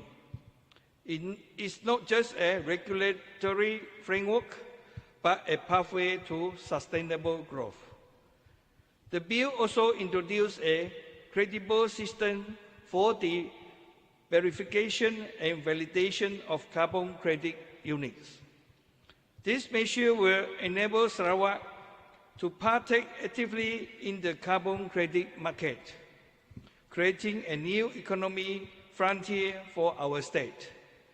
It aligns with our broader strategy to diversify our economy, moving towards sustainable practices that can coexist with our rich natural heritage. Dato' Speaker, Sarawak's jurisdiction over environmental matters, as per the Federal Constitution, empower us to take decisive action in regulating greenhouse gas emissions. This authority enables us to implement this bill effectively, ensuring that our commitment to environmental stewardship is not just a statement of intent, but a framework for tangible action. The strategies outlined in the bill, including the imposition of a carbon levy and the promotion of forest carbon projects, are not merely regulatory measures. They are opportunities for innovation, for business entities to rethink their operations and contribute positively to our environmental goals. Dato' Speaker, the establishment of our advisory panel and the delegations of power to MNKN to make rules on various environmental matters underlines our commitment to a dynamic and responsive government approach. This flexibility is crucial as the landscape of environmental regulation and carbon markets is ever evolving. The relevance of this bill to Bintulu cannot be overstated. As a hub of industrial and commerce, Bintulu stands at the forefront of our journey toward sustainability. This emphasis on carbon capture and storage projects and the fostering of forest carbon projects will have a direct and positive impact on Bintulu's landscape, both environmental and economically. In close, Dato' Speaker, this bill is a blueprint for the future of Sarawak, a future where economic growth and environmental responsibility go hand in hand. It's a commitment to our children and the generations to come that Sarawak will not only prosper, but will do so in harmony with the natural world that has so richly blessed us. With that, I would like to record my full support to the environment reduction of greenhouse gas Emission Bill 2023. Thank you. Thank you, Yang Berhormat Tanjung Batu. Next will be Yang Berhormat Kota Sentosa, please.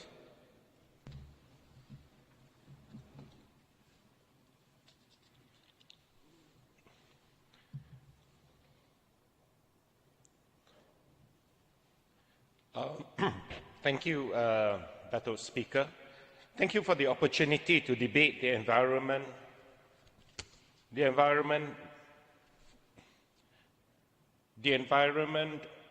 Reduction of Greenhouse Gases Emission Bill 2023.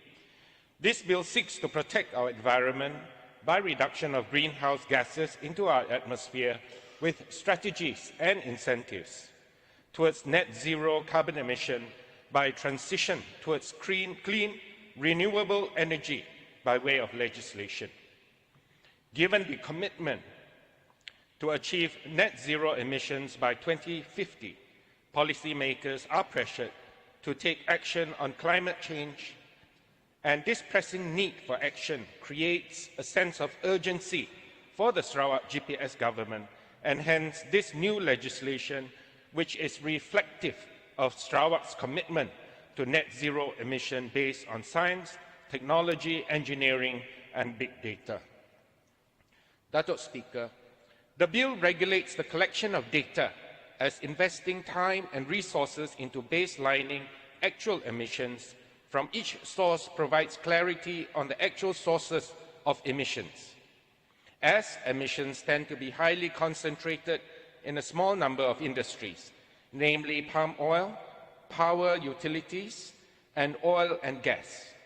With the data, Sarawak can be better able to formulate a plan of action on how to decarbonize and regulate on the formula for collection of levies as an additional revenue source for our future development.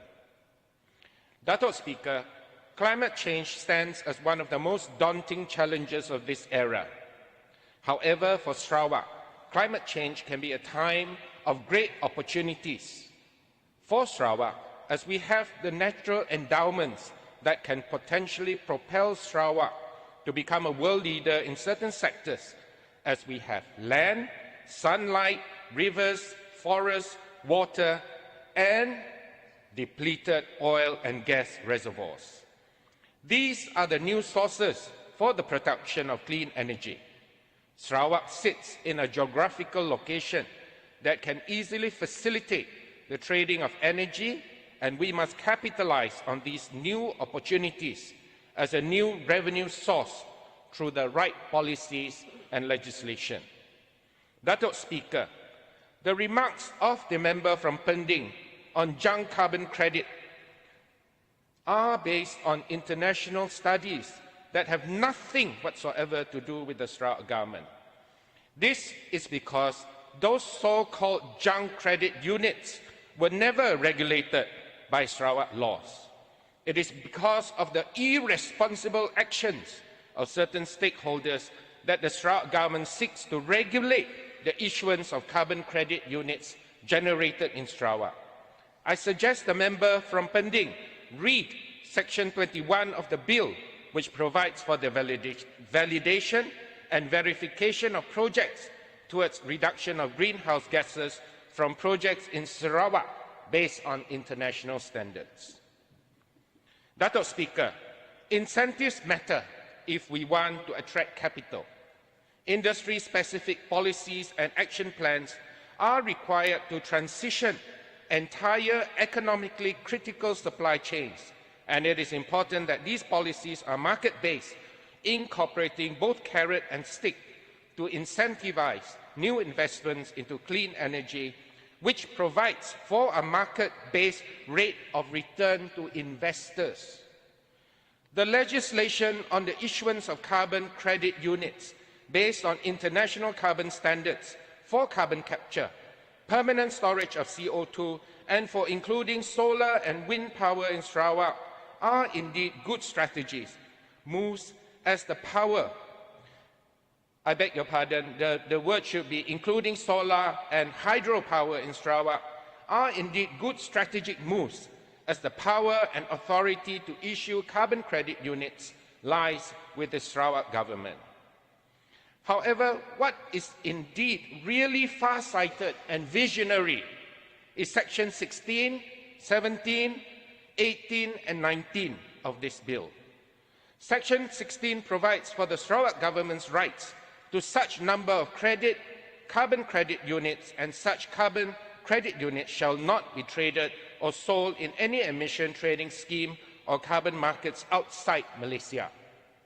Section 17 empowers the Sarawak government to impose levies on any dealings of carbon credit units issued for activities or projects for reduction or abatement or capture and storage of CO2 undertaken in Sarawak. Section 18 imposes a requirement of approval from the Sarawak government. So you don't have to worry about junk carbon credit units. My dear friend from the member from Pending, before it can be traded. And Section 19 provides that any sale of carbon credit units originating in Sarawak shall be subject to payment of carbon levy. These provisions are indeed preemptive to preserve our rights to regulate on the issuance of carbon credit units and entitlement to revenue generated from carbon trading. So Sarawak government is committed that none of the carbon credit units issued by us are going to be junk. Datuk Speaker, kudos to our Yang Amat Mohamad Premier member from Gedong for your foresight through this new law, which will ensure that Sarawak will not be shortchanged for its efforts for reduction of greenhouse gas emission in Sarawak, resulting from the issuance of carbon credit units, and ensuring that the trading of these carbon credit units become a new and additional revenue source to our state. So that is why our Premier keeps on talking about revenue re-engineering. That means we are going to look for income from other sources rather than the traditional sources. Kudos to Yang Amat Mohamad Premier. Datuk Speaker, in conclusion, I fully support the passing of this Environment Reduction of Greenhouse Gases Emission Bill 2023, as it demonstrates that GPS continues to fight for Sarawak interests and protects the rights of Sarawak by ensuring that Sarawak is not shortchanged from revenue from carbon credit units generated through reduction of greenhouse gases emission activities in Sarawak. I beg to support the bill. Thank you. Thank you, Yang Mohamad Kota Sentosa. Next, I would like to call Yang Mohamad Baklalan, please.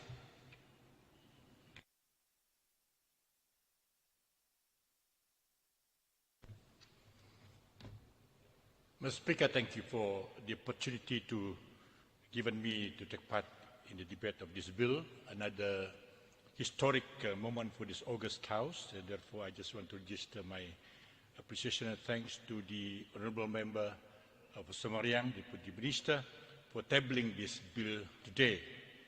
Mr. Speaker, all of us feel blessed to live in Sarawak, which enjoys a fairly constant and uniform climate all year round, with a wet and dry season. However, Sarawak is not isolated from the rest of the world, and we are also experiencing with greater intensity and or frequency the effect of global warming and climate change. Statistics shows that the mean yearly temperature of Sarawak has risen from 25.9 Celsius in 1979 to 26.5 Celsius in 2022. And the mean yearly rainfall has risen from 3,050.8 millimeter in 1979 to 4,313.1 millimeter in 2022. Mr. Speaker, the Paris Agreement in 2015 set the global framework to limit global warming to below 2 degrees Celsius, preferably to 1.5 degrees Celsius, above pre-industry levels, and mandates that countries commit to global carbon emission reduction by setting their national targets. As a party to the Paris Agreement and having ratified the Paris Agreement, Malaysia has committed to reducing its economy-wide carbon intensity against GDP of 45% in 2030 compared to 2005 levels. It is therefore apt that the objectives of the bill are the adoption of strategies towards net zero carbon emission, low carbon solution, and the transition towards clean, renewable energy. Mr. Speaker, in most countries, the electricity sector and the oil and gas industry is identified as the major contributors to carbon emission. It is therefore commendable that the government is seeking to legislate the reduction of the emission of greenhouse gases by industry, placing the onus on industry players to report their levels of greenhouse gas emission and to submit their plans for the reduction of such emission will force these players to face the reality of their role in the destruction of the environment and to take steps to reduce their emission. On the role of carbon credit units in the scheme, we should be aware of both sides of the debate on the effectiveness of carbon offsetting schemes. The role of carbon markets in addressing climate change has been widely criticized as being futile by scientists and civil society today. There is no science to the assumption that a unit of carbon dioxide released by the burning of fossil fuels can be readily offset by a unit of carbon stored in trees. These two carbons come from different carbon cycles. The first cycle, involving processes such as respiration, decomposition, and photosynthesis, is the daily, more well-known active carbon cycle. This process is in equilibrium. It does not cause the climate crisis. However, Mr. Speaker, the burning of fossil fuels releases carbon from a different carbon cycle altogether. Hydrocarbons from fossil fuels are part of a much slower carbon cycle that operates on a scale of millions of years. It is the industrial burning of these hydrocarbons since 200 years ago that is causing climate change, because once burned, these carbons can remain in the atmosphere for 1,000 years. No amount of forest can offset the continued release of fossil fuel carbons into the atmosphere. Therefore, the opponents of carbon offsetting insist that the only way to deal with the climate crisis is for us to stop burning fossil fuels. Mr. Speaker, some experts are of the view that such schemes are dangerous because they will allow large-scale polluters to continue releasing more carbons into the atmosphere, and even expansion of high-carbon activities. All they would need to do now is to purchase carbon credits from parties who put them on scale to supposedly offset their emissions. Mr. Speaker, further, I am also concerned by the impact of carbon markets on native customer rights land, as already raised by the honourable member for Pending.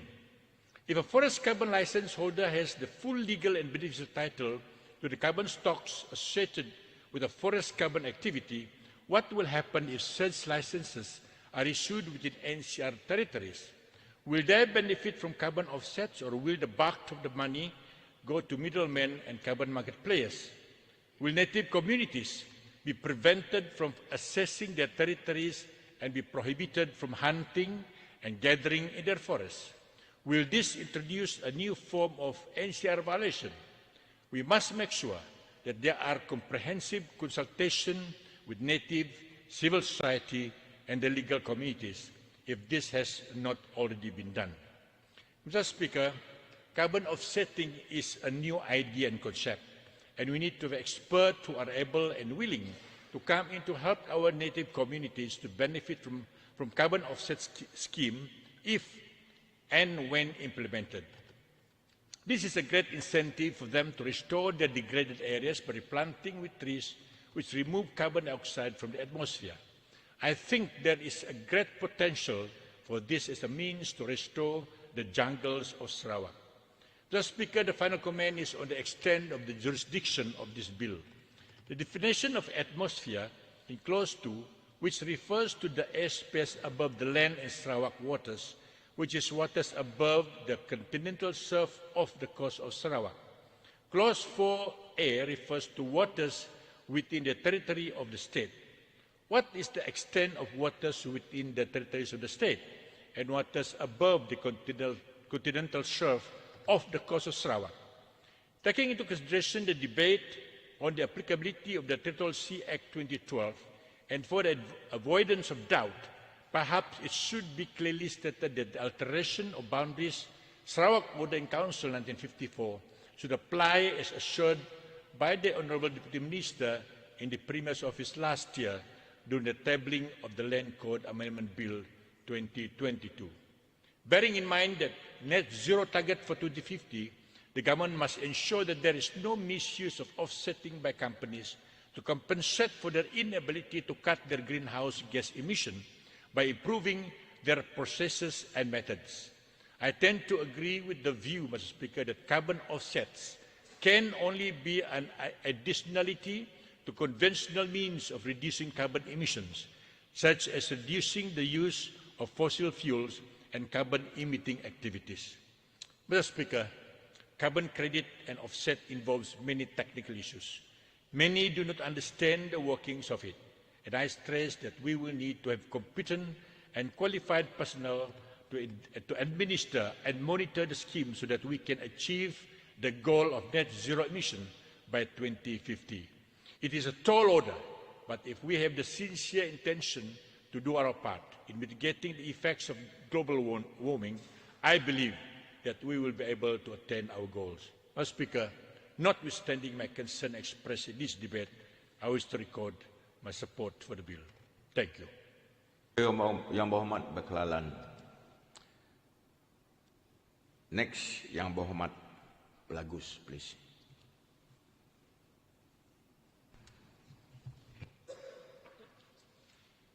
Thank you, Dato' Speaker, for giving me the opportunity to participate in the debate of Environment Reduction Greenhouse Gases Emission Bill 2023, presented by our Deputy Minister in the Premier Office Law, MA 63, and Federal State Relation in this Honourable House today. I congratulate Tan Sri Dato' Ahmad Speaker for being reappointed as Sarawak State Legislative Assembly Speaker.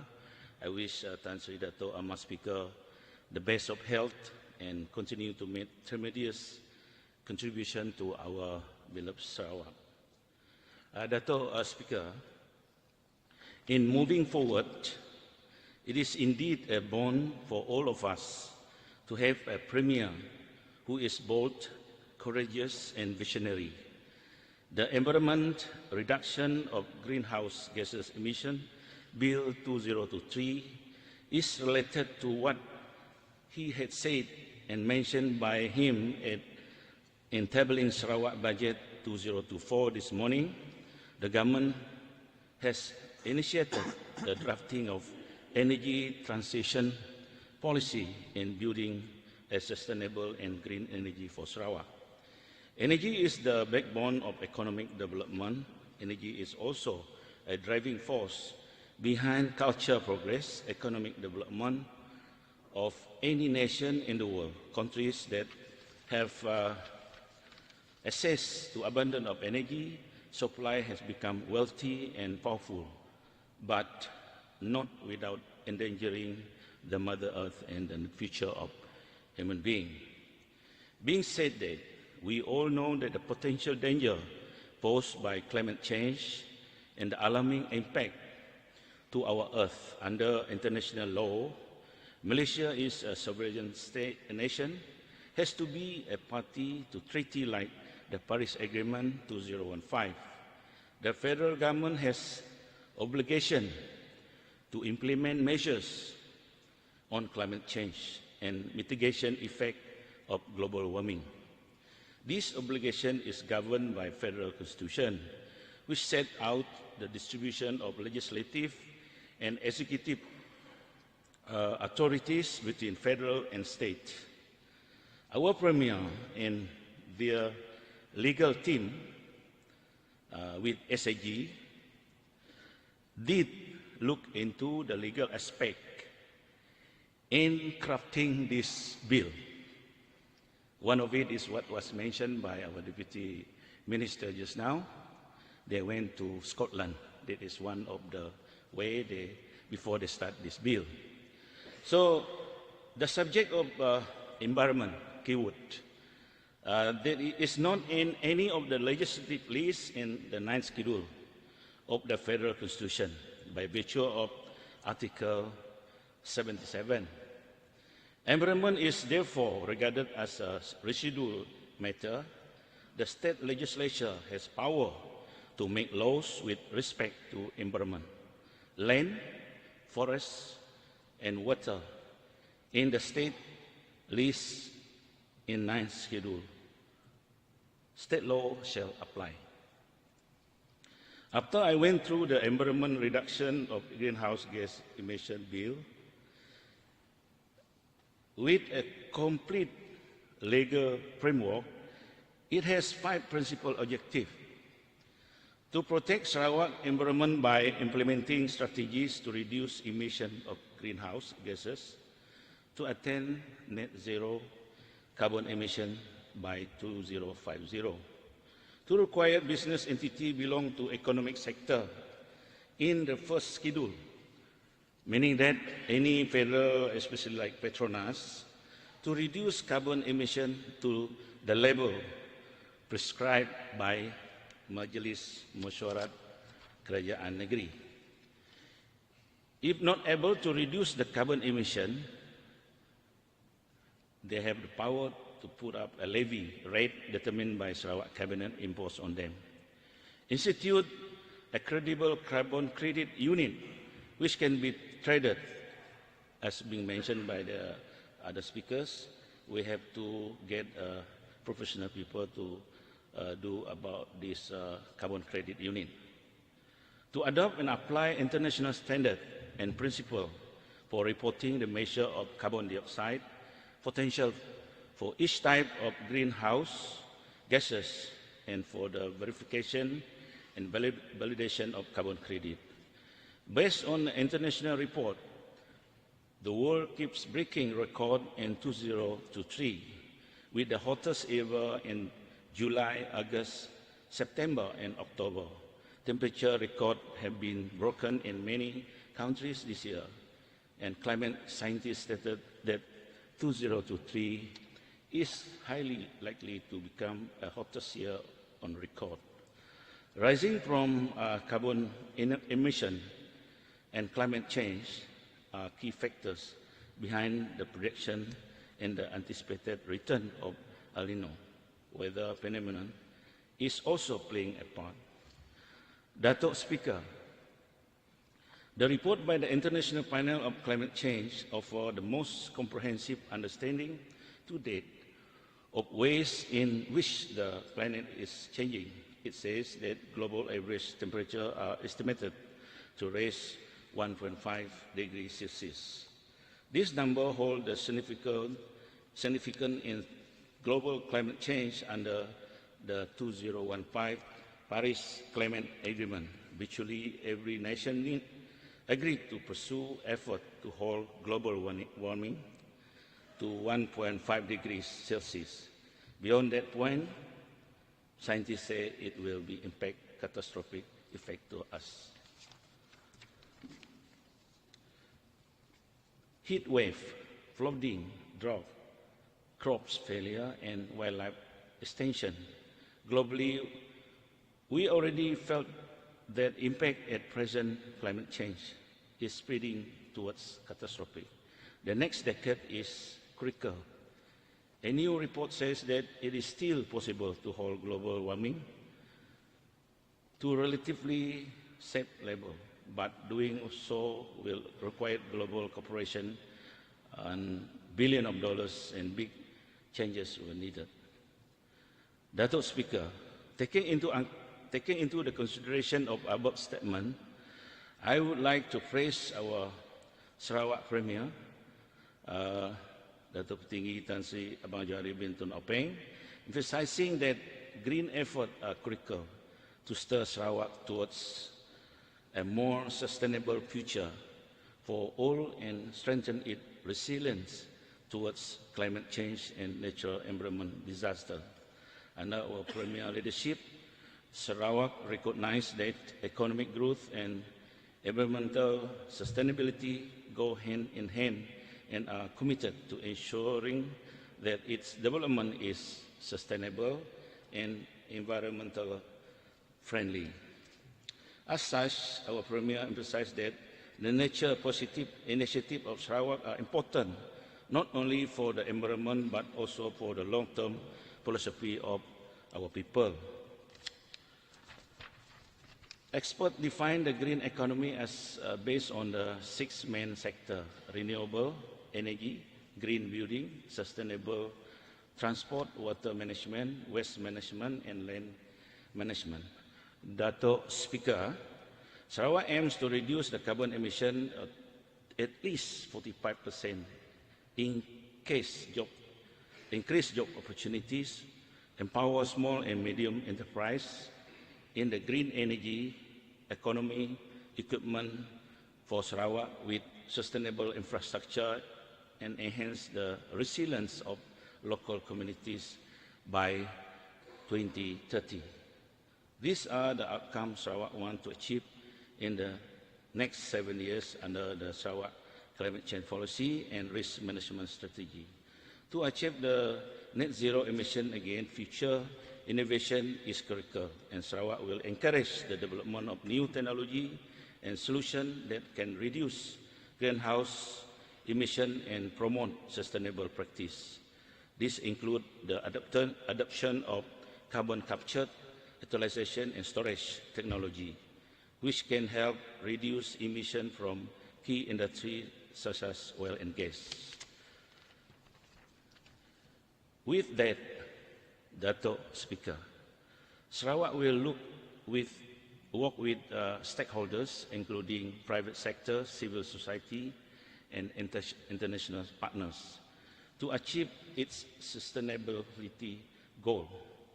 By leveraging experts and resources which can accelerate the transition to a low-carbon future, Sarawak will create new economic opportunities and promote social development while at the same time protecting the environment. Dato' Speaker, strategic action plan for emission reduction to achieve net zero carbon emission by 2050, the bill proposes the following measure: economic sector in first schedule, meaning that just what I said just now, like Petronas, to register with the controller so that it can monitor their emission level. They have to do the submission of annual emission report complying with acceptable international standard of reporting, controlling the flaring and venting of petroleum and greenhouse gases by oil and gas sector, promoting forest carbon project and activities like tree planting, carbon capture and storage project which would be validated according to carbon standard rules for issuing carbon credit unit. Register and verify carbon credit unit in Sarawak for trading. Imposing carbon levy to the level prescribed by Majlis Mesyuarat Kedua Negeri to ensure the integrity and the credibility of all issues carbon credit from Sarawak, thus enable Sarawak government to earn additional revenue from trading and selling of carbon credit. Carbon credit system will be managed by the registrar to be appointed by the minister. The registrar will keep all the information of carbon credit. Because of this, it is timely for Sarawak government to reduce this environment reduction and greenhouse gases emission bill 2023. When this bill is passed, the government is mandated to establish the advisory panel to advise it on CCS emission threshold, determining carbon pricing, criteria for issuing carbon credit units and energy transaction strategies to attain net zero by 2050 and other accidental issues. Majlis Mesyuarat Kerajaan Negeri will have a power to make rules on the wide range of subject matter, including carbon pricing, assessment of carbon levy, criteria of registration and trading of carbon credit, regulating of flaring and ventilating of petroleum or greenhouse gases. This matter are involving and may be changed or updated at the coming 28th conference of the parties COP28 in Dubai in this coming December. Included in this bill is a carbon levy. Carbon levy is imposed on a penalty on those whose emission level exceed the threshold determined by Majlis Mesyuarat Kerajaan Negeri. Formula for assessing the levy is provided in clause 24, bracket 2 of the bill. Rate decided by MMKN. Failing to pay the carbon levy will charge with penalty of 8%. If the business entity fail to pay, government call for the cancellation of the carbon credit unit. You may conclude, Yang Muhammad. Okay. With the being said, I strongly support the Environment Reduction and Greenhouse Gases Emission Bill 2023. Let us rise to the challenge and create a lasting impact for generations to come. Thank you, sir. Yeah, thank you, Yang Muhammad. Bagus. I would like to call upon next Majlis Batu Kitang, please, Yang Muhammad.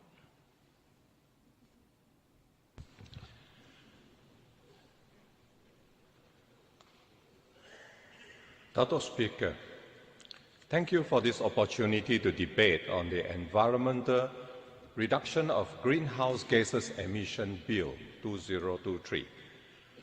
I rise today with an unwavering sense of conviction to express my ardent support for this Environmental Reduction of Greenhouse Gas Emission Bill 2023. This groundbreaking legislation marks a pivotal moment in Sarawak's journey towards environmental stewardship and a sustainable future. I take pride in congratulating YAB Premier for sending a team to Scotland to benchmark Scotland's climate action leadership. Scotland has emerged as a global front-runner in climate action, demonstrating that ambitious emissions reduction targets are not only achievable but essential. By carefully studying and adapting Scotland's successful strategies, Sarawak can accelerate our own progress towards a low-carbon economy. Scotland's implementation of a carbon levy has proven to be a powerful tool in incentivizing polluters to reduce their emissions.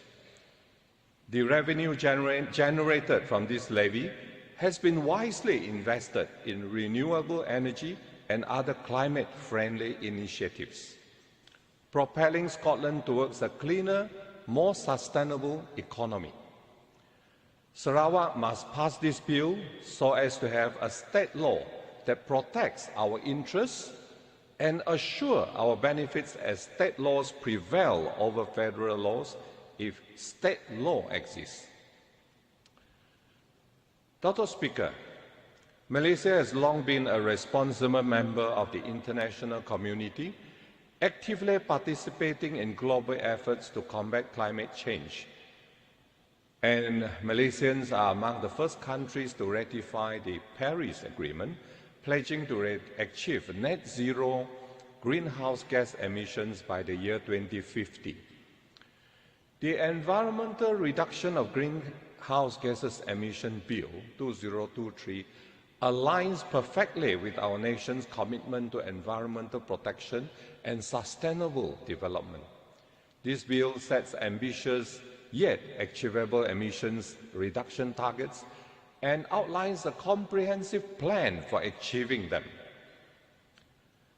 Malaysia remains committed to upholding the principles and standards of international carbon trading protocols. This commitment is reflected in the Environmental Reduction of Greenhouse Gas Emission Bill 2023, which aligns with established global net frameworks for emission reduction. And by adhering to these protocols, we assure that our efforts to combat climate change are harmonized with international standards, fostering collaboration and effectiveness in addressing global climate change. Dato' Speaker, this bill is not merely a legislative act. It is a resounding affirmation of Sarawak's rights. We have the right to a clean and healthy environment, and we have the right to develop our own economic future without compromising our environmental integrity. This bill empowers us to take control of our environmental destiny and secure a sustainable future for Sarawak and our people. Dato' Speaker, Sarawak has a long history of autonomy and self-governance. We have the right to enact our own laws and regulations, and we will not allow the federal government to impose its will on us without our consent. Hence, this bill is of utmost importance. The Environmental Reduction of Greenhouse Gas Emission Bill 2023 is an example of our commitment to a sustainable environment. We are taking proactive steps to address climate change and protect our environment, and we will not wait for the federal government to dictate our actions. Sarawak's decision to introduce carbon storage levy demonstrates its unwavering commitment to environmental stewardship. By taking the initiative to address greenhouse gas emissions from carbon storage activities, Sarawak sets an example for other regions grappling with the same challenges. Carbon storage levy serves as a powerful tool for polluters to adopt cleaner technologies and reduce their carbon footprint. The revenue generated can be wisely invested in renewable energy projects, further propelling Sarawak towards a low-carbon future. Dato' Speaker, on the 25th of October 2022, our Yang Amat Berhormat Premier met up with the Second Minister of Trade and Industry of Singapore, the latter of whom shows great interest to cooperate with Sarawak on carbon capture and carbon credits.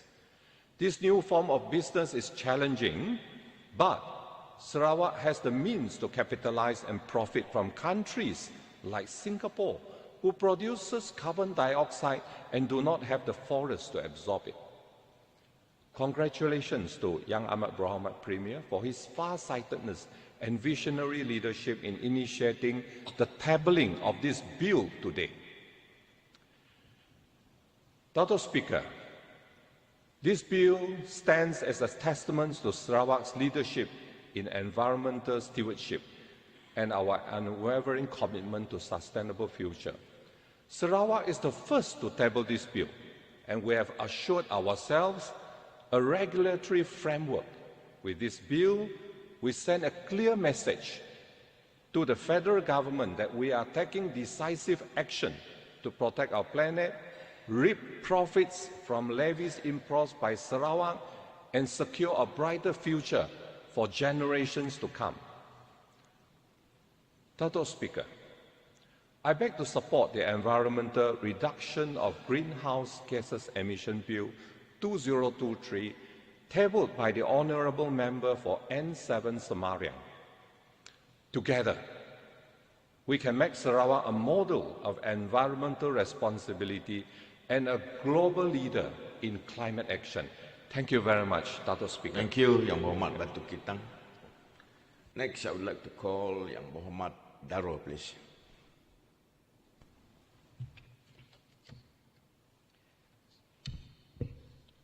Assalamualaikum warahmatullahi wabarakatuh. Salam sejahtera dan salam Sarawak maju makmur. Terima kasih Datuk Speaker Sir kerana telah memberi peluang kepada saya untuk terlibat sama membahas rang Undang-Undang Environment Reduction of Greenhouse Gases Emission Bill 2023 yang telah dibentangkan oleh Timbalan Menteri di Jabatan Premier Undang-Undang MYTV dan Hubungan Negeri Persekutuan merangkap ahli Dewan Undangan Negeri untuk bagi semariang. Terlebih dulu saya merakamkan ucapan setinggi tahniah dan sabas kepada Kerajaan Sarawak di bawah kepimpinan Yang Berhormat Premier Sarawak yang menjadikan Sarawak sebagai sebuah negeri pertama di Malaysia yang membentangkan rang undang-undang alam sekitar pengurusan pelepasan rumah hijau 2023.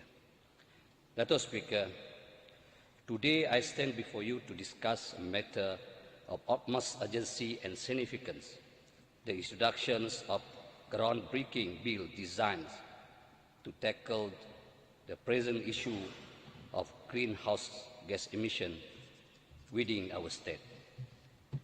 Climate change is no longer a future possibility. It is an existential threat demanding immediate and concerted action from all sectors of society.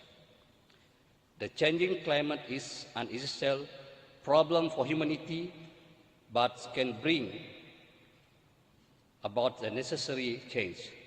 With social and political change, new technologies and management methods, and proper care, we can create an economy based on renewable resources and immaterialist patterns of behavior that will support us, all without destroying the planet.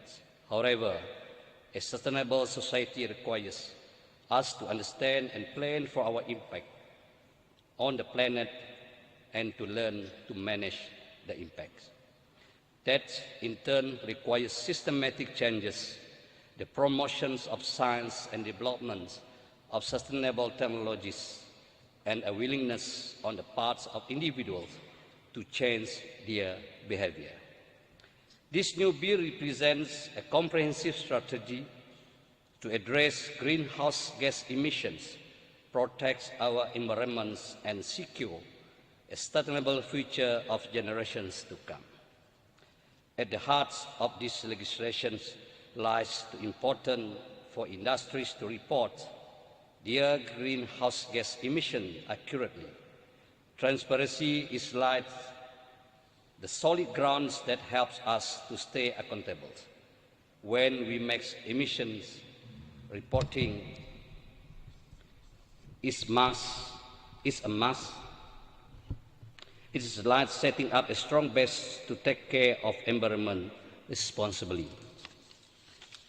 Datuk Speaker, through comprehensive reporting, industries will gain a clear understanding of their carbon footprints, enabling informed decisions and driving the adoption of sustainable practices.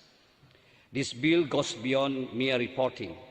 It sets ambitious yet achievable targets for reductions and decarbonizations of emissions across various industries.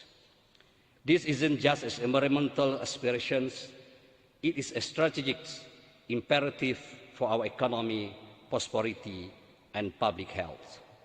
By embracing innovation, investing in clean energy technologies, we can foster economic growth while reducing our carbon footprint, creating a win-win scenario for industry and the environment. Additionally, the bill tackles the pressing problem of flaring and venting, which currently has no effective specific management and reductions plan. The bill aims to address the oversights by implementing effective regulations to control and minimize these practices, prioritizing the health and safety for our communities and working toward reducing air pollution. Dato' Speaker, in line with our commitment to accountability, the bill introduced a carbon levy as a mechanism to ensure compliance with prescribed emissions thresholds. The industries don't meet these rules, they will have to pay the levy. This is not means to punish, but to encourage them to follow the rules like everyone else and make things fair for all businesses. The levy will fund environmental initiatives, ensuring that those who contribute more to emission also contribute more to solutions. We recognize that the transition to a low-carbon economy is a complex undertaking. However, it is a challenge we must embrace with determinations and innovations. By providing incentives for green investment, promoting research and developments in renewable energy, and fostering collaboration between public and private sector, we can accelerate our journey toward a sustainable future. The time for decisive action is now. Our moral obligations to protect our environment transcends political differences and individual interests. There is no one simple way to deal with climate change. It requires many adjustments. From civics pressure to enforce new policies, to lifestyle changes, to encourage less wasteful lifestyles and new technologies to replace obsolete pollution production system, and even support for renewals of resources instead of their depletions. We need to plan our green energy by improved energy efficient cars and building and development of wind and solar energy, the conversions of organic waste into biofuels, forest protections, measures, and others. This bill is not merely about legislation, it is about securing the livable planet for our children and grandchildren, a legacy of responsible stewardship and foresight. I urge each of us to support these pivotal legislation. Let us stand united in our commitment to combat climate change, preserve our environments, and build a future where economic prosperity harmonizes with environmental sustainability.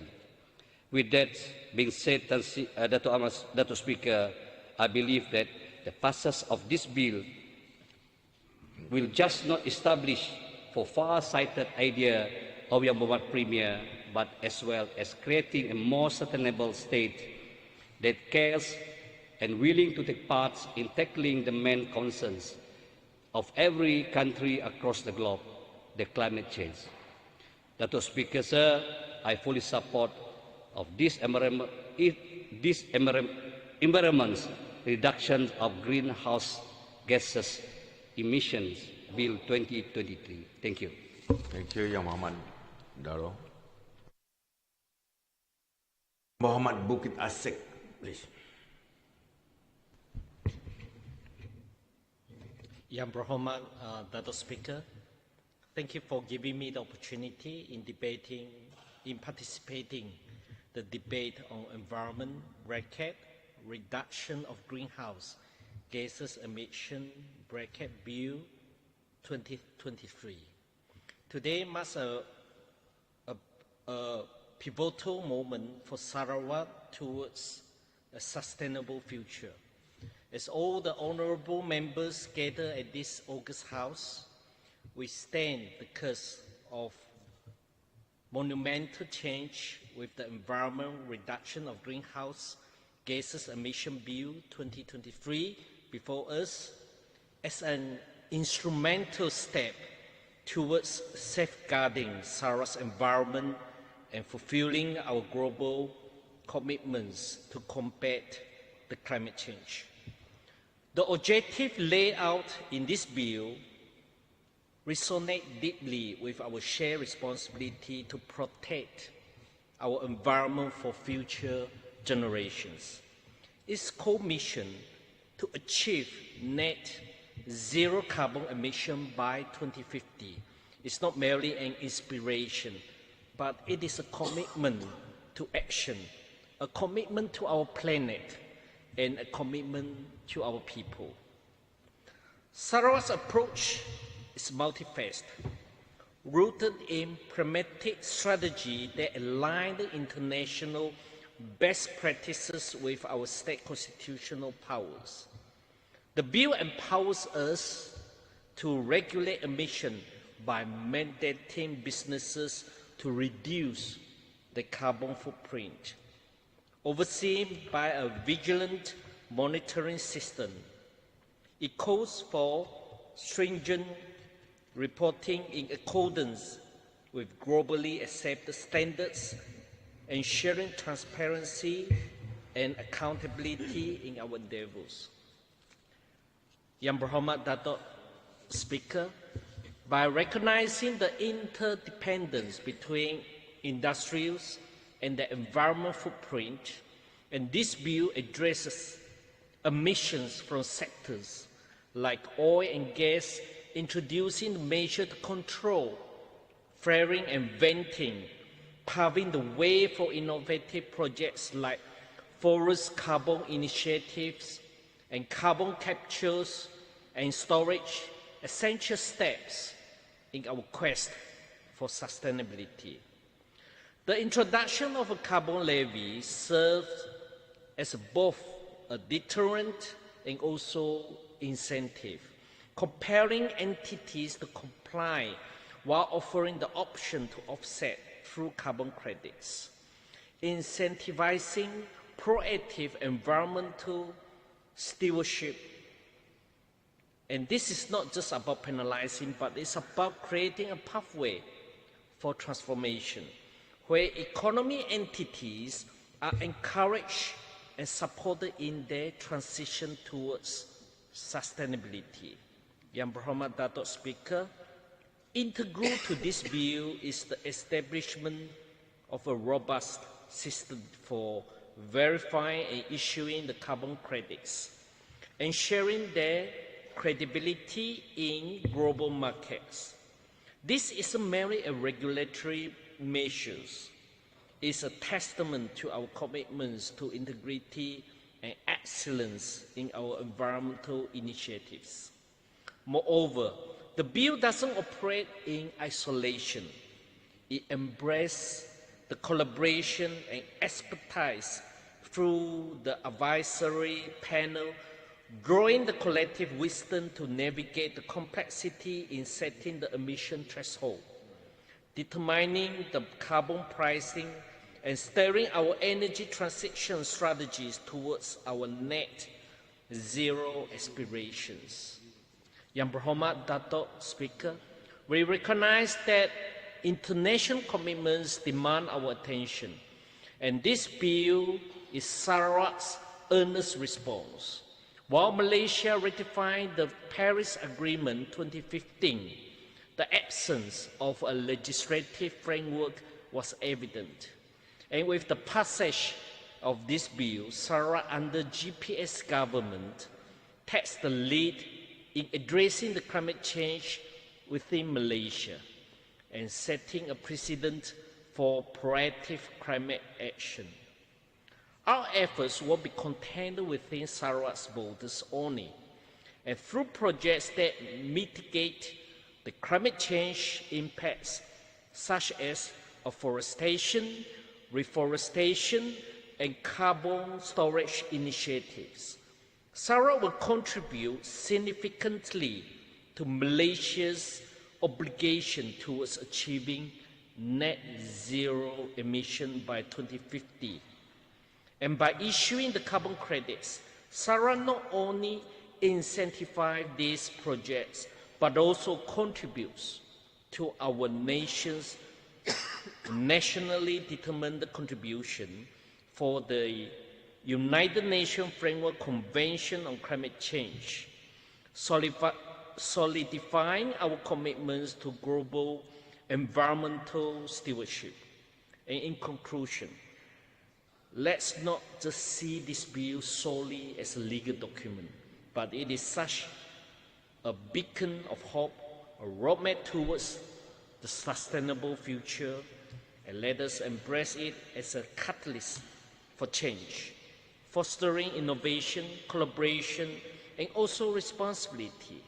And with this legislation, we stand together not just as lawmakers, but as the custodians of our environment, paving the way for a greener, healthier, and more sustainable Sarawak.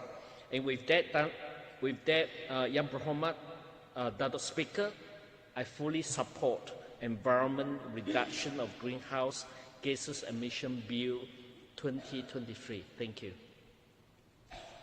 Thank you, Yang Berhormat Bukit Asik. I would like to call upon Yang Berhormat Telian, please. Terima kasih, Datuk Speaker. Salam sejahtera dan salam Sarawakku sayang, Datuk Speaker. Tahniah terlebih dahulu kepada Semariang, Menteri di Jabatan Premier Undang-Undang MA 63 dan Hubungan Negeri Persekutuan, Menteri Bertanggungjawab yang membawa usul an ordinance for the protection of the environment in Sarawak by reduction of abatement of emission of greenhouse gases into the atmosphere, adoption of strategies towards net zero carbon emission, low carbon solution, and the transition towards clean renewable energy. Datuk Speaker, alam sekitar tidak termasuk dalam mana-mana senarai perundangan dalam jadual ke-9 Perlembagaan Persekutuan. Manakala tanah, hutan dan air adalah perkara di bawah senarai 2, senarai negeri dalam jadual ke-9 Perlembagaan Persekutuan. Pelepasan gas rumah hijau daripada aktiviti di darat, hutan dan air atau apa-apa aktiviti manusia yang memberi kesan kepada alam sekitar hendaklah dikawal oleh undang-undang yang diluluskan oleh Badan Perundangan Sarawak. Maka pada malam ini kita membahaskan rang undang-undang ini demi menjaga kelestarian alam Sarawak secara keseluruhan di samping memperoleh apa jua keuntungan daripadanya untuk menambah pendapatan Sarawak. Datuk Speaker, Sarawak telah menetapkan sasaran untuk mencapai pelepasan karbon sifar bersih menjelang 2050. Selaras dengan itu, strategi tindakan merancang insentif ke arah pengurangan atau pengurangan pelepasan gas rumah hijau untuk mencapai pelepasan karbon sifar bersih di Sarawak perlu disediakan juga melalui perundangan oleh Dewan Undangan Negeri Sarawak. Bagi menangani isu pengurangan pelepasan gas rumah hijau, terdapat banyak penyelesaian dan projek yang memerlukan pertimbangan oleh pelbagai pihak. Apa yang boleh dan sedang dilakukan oleh kita di pihak kerajaan ketika ini adalah yang pertama, peralihan kepada sumber tenaga boleh diperbaharui. Menggalakkan penggunaan sumber tenaga bersih dan boleh diperbaharui seperti solar, angin dan hidro. Melabur dalam teknologi tenaga boleh diperbaharui, membantu mengurangkan pengantongan kepada bahan api fosil yang menyumbang dengan ketara kepada pelepasan gas rumah hijau. Peralihan ini memerlukan pelaburan yang besar, kemajuan teknologi inovatif dan penggunaan yang meluas. Walaupun kerajaan memainkan peranan yang penting dalam memacu perubahan ini, beban kewangan boleh menjadi sangat besar. Yang kedua, pemeliharaan dan penghutanan semula hutan. Pelaksanaan langkah-langkah pemeliharaan hutan dan pemulaan usaha penghutanan semula menyumbang kepada penjujukan karbon dioksida dari atmosfera bumi. Pokok berfungsi sebagai sinki karbon, berkesan merampas karbon dioksida dan dengan itu mengurangkan kepekatan gas rumah hijau. Selain itu, menyokong teknik perhutanan lestari juga menyumbang kepada menangani masalah ini. Yang ketiga, amalan pertanian lestari. Menggalakkan penggunaan amalan pertanian lestari termasuk pertanian organik, agroforestry dan penggiliran tanaman.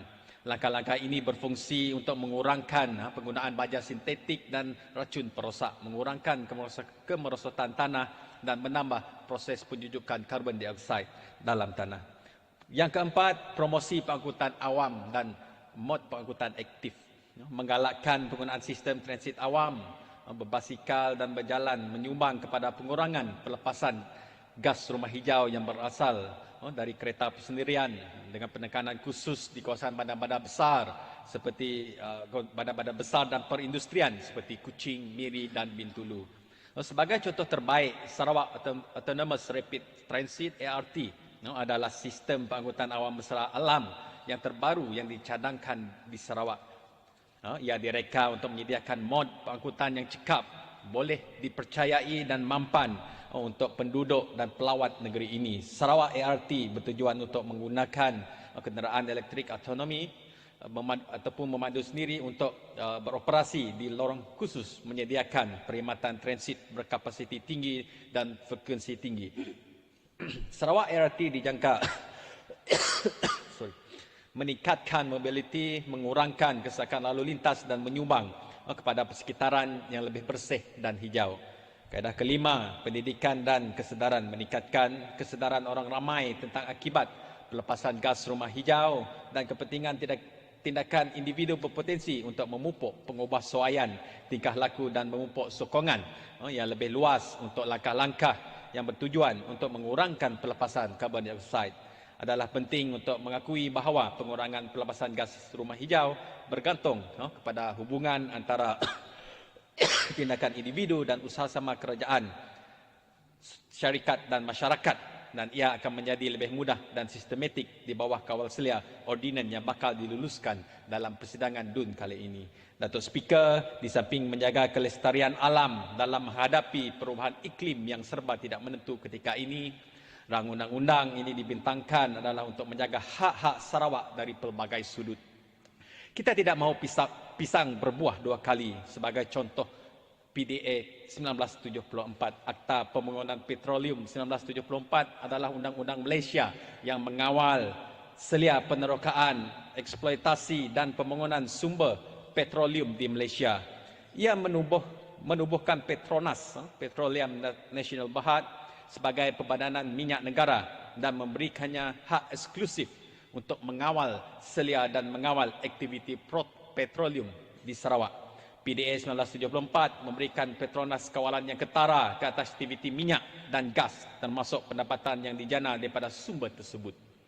Ini boleh menyebabkan kurangnya autonomi untuk negeri Sarawak dalam menguruskan industri petroleumnya sendiri. Dari aspek perkongsian hasil, PDA 1974 menetapkan mekanisme perkongsian hasil antara kerajaan persekutuan dan negeri pengeluar minyak termasuk Sarawak. Terdapat kebimbangan mengenai keadilan dan ketulusan mekanisme ini. Sarawak harus menerima bahagian yang setimpal daripada pendapatan yang dijana daripada sumbernya sendiri. Melihat kepada ketidakadilan ini, Yang Amat Berhormat Premier telah mengambil tindakan drastik berkaitan perkara ini melalui tindakan undang-undang yang akhirnya menyebelahi Sarawak, sekaligus ia telah menjadi salah satu sumber pendapatan Sarawak ketika ini.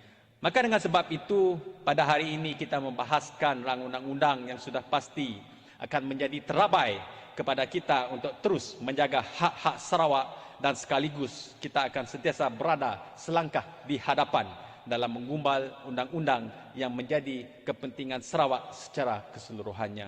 Datuk Speaker memanfaatkan kuasa unit kredit karbon dan levy sudah pasti akan membuka jalan untuk masa depan Sarawak yang mampan selari dengan sasaran Sarawak menjadi wilayah termaju menjelang tahun 2030. Dalam era ini di mana perubahan iklim menimbulkan cabaran yang belum pernah terjadi sebelum ini, mekanisme ini memberi kita peluang yang unik untuk mengurangkan kesan pelepasan gas rumah hijau, memupuk pembangunan mampan dan mewujudkan dunia yang lebih baik untuk generasi akan datang.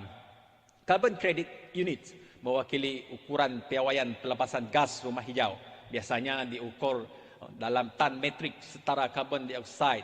Carbon credit unit mempunyai kuasa untuk melepaskan pelbagai faedah baik untuk alam sekitar maupun ekonomi. Dengan mewujudkan pasaran untuk carbon credit yang memberi insentif kepada perniagaan dan industri untuk mengamalkan amalan yang lebih bersih dan hijau. Ini memacu inovasi dan memacu pembangunan teknologi rendah karbon, akhirnya membawa kepada ekonomi yang lebih mampan. Selain itu, pendapatan yang dijana melalui penjualan karbon kredit boleh dilaborkan dalam projek tenaga, boleh diperbaharui. Inisiatif penebangan hutan dan program penyesuaian iklim ini bukan sahaja membantu memerangi perubahan iklim, tetapi juga mewujudkan pekerjaan baru, memupuk pertumbuhan ekonomi dan meningkatkan keselamatan tenaga. Datuk Speaker, levies on carbon credits unit, levy ke atas unit kredit karbon merujuk kepada charge atau yuran yang dikenakan ke atas perdagangan dan penjualan kredit carbon kredit.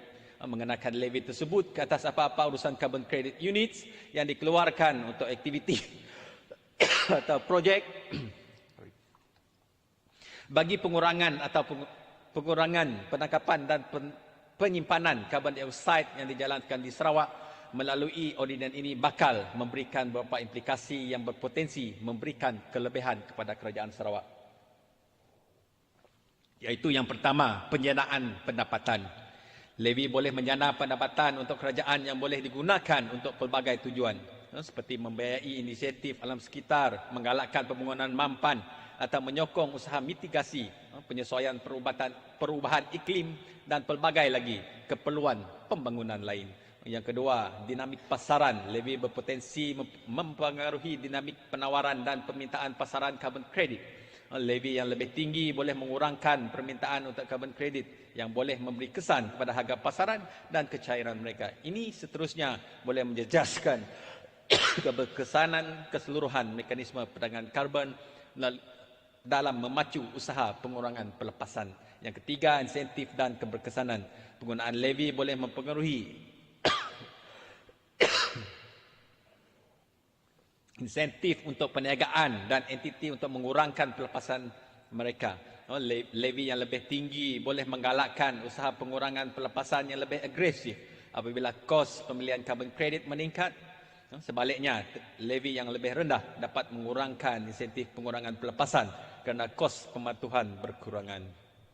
Penting untuk diperhatikan bahawa reka bentuk khusus dan pelaksanaan levy ke atas unit carbon credit boleh berbeza-beza bergantung pada bidang kuasa dan rangka kerja pengawal seliaan yang ada. Negara dan wilayah yang berbeza boleh menggunakan pendekatan yang berbeza untuk perdagangan carbon credit dan levy yang berkaitan. Datuk Speaker, walaupun faedah carbon credit units dan levy tidak dapat dinafikan, kita juga harus mengakui cabaran yang akan datang. Salah satu cabaran utama ialah penubuhan sistem pengukuran dan pengesahan yang mantap untuk memastikan integriti carbon credit. Kita memerlukan metodologi yang telus dan standard untuk mengukur pengurangan pelepasan dengan tepat dan mengelakkan sebarang kelemahan. Selain itu, ia penting bagi memastikan bebanan levy tidak menjejaskan komuniti rentan secara tidak seimbang.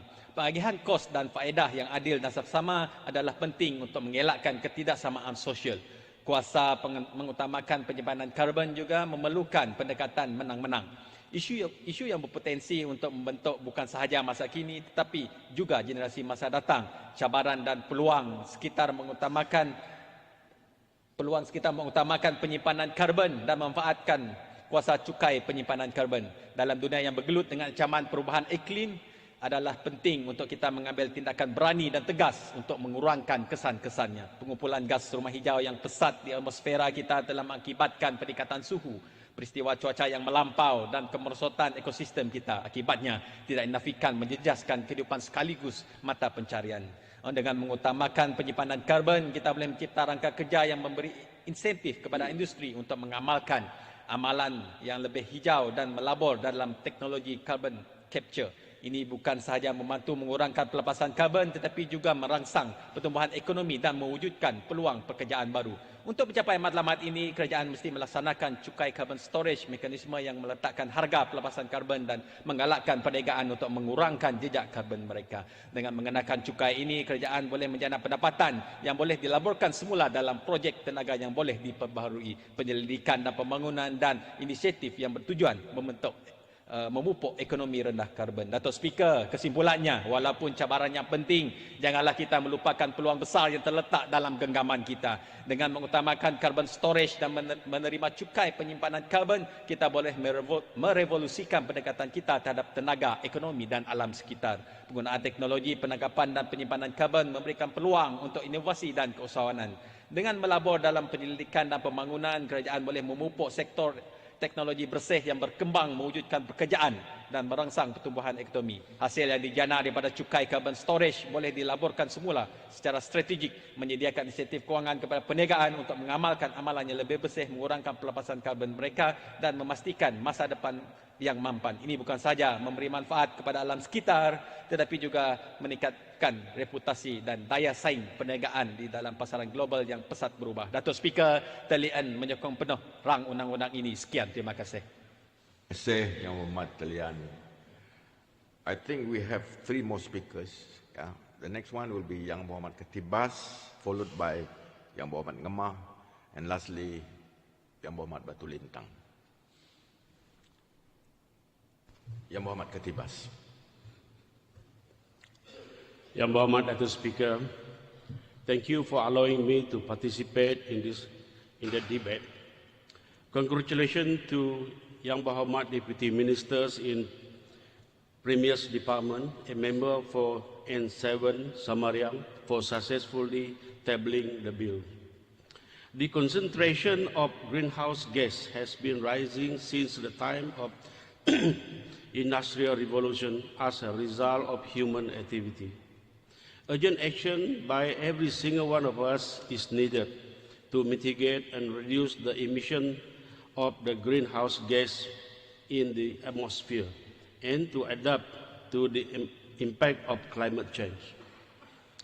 The Paris Agreement has set an ambitious target of limiting the rise in the temperature to 1.5 degrees Celsius, requiring a 45% reduction in global emission from 2010 to level by 2030, with the ultimate goal of achieving net zero emission by 2050. This aligns with the global target of achieving zero emission by 2050. Sarawak is fully committed to address climate change by reducing greenhouse gas emission and adopting strategies aligned with the global target of achieving net zero emission by 2050. Nature-based solution is close to our backyard. To support the initiatives such as planting trees and decreasing deforestation, offer cost-effective ways to address climate change, while also addressing biodiversity and land degradation. We can model this solution by saving our native land and earmark some of carbon sinks. By virtue of this, it is more so that we need to amnesty the land, especially the native land, so that we can amnesty the native rights accordingly. This bill can assist Forestry Department to strengthen their effort to curb indiscriminate chopping of our timber that emits greenhouse gas from rural areas. They can use the bill to impose levy. Strategies, action plan, and incentive are essential elements in reducing greenhouse gas emission and achieving Sarawak goal of net zero carbon emission by 2050. Green tech solutions, such as climate technology, aim to mitigate greenhouse gas emission through initiatives such as afforestation, carbon capture, and agri-tech. Yang Berhormat Datuk Speaker, the introduction of the Environmental Reduction of Greenhouse Gas Emission Bill is timely for Sarawak, demonstrating the firm commitment of Sarawak government to achieve its net zero target by 2050, aligning with both Malaysia and the global target. The bill with introduction of carbon levy and offset have been carefully planned to ensure the resources are retained and generated in Sarawak for conservation of green technologies rather than solely punishing entities.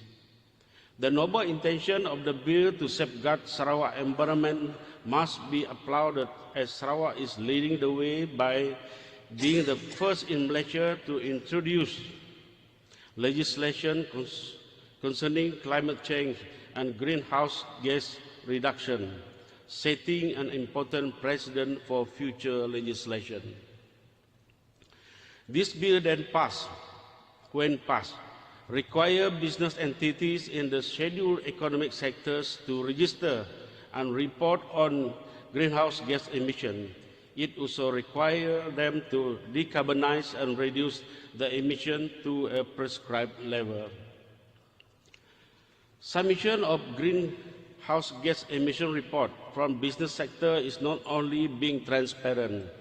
We will know our emission and have our own greenhouse gas inventory.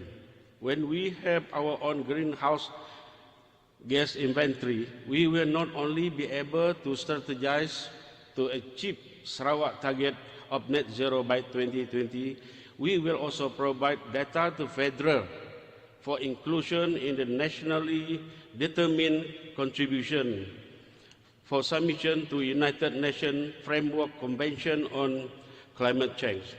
Yang Berhormat Datuk Speaker, the introduction of this bill not only the legislation to address climate change and protect Sarawak government, it is also a clear indication that environment which include climate change and greenhouse gas emission reduction is not only explicitly listed in any of the legislation scheduled in the 9th schedule of the Federal Constitution thus far under the legislative power of the state legislature. Thus, we must protect the right of Sarawak and Sarawakian.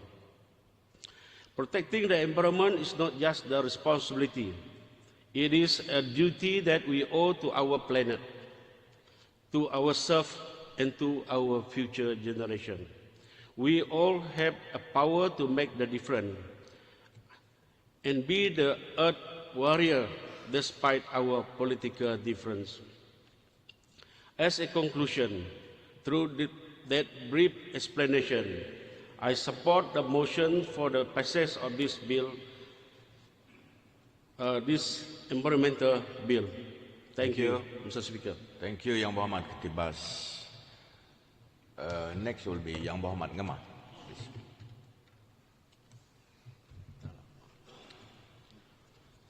YB Datuk Amang Speaker, pertama sekali saya ingin merakamkan ucapan No Amar, please for me.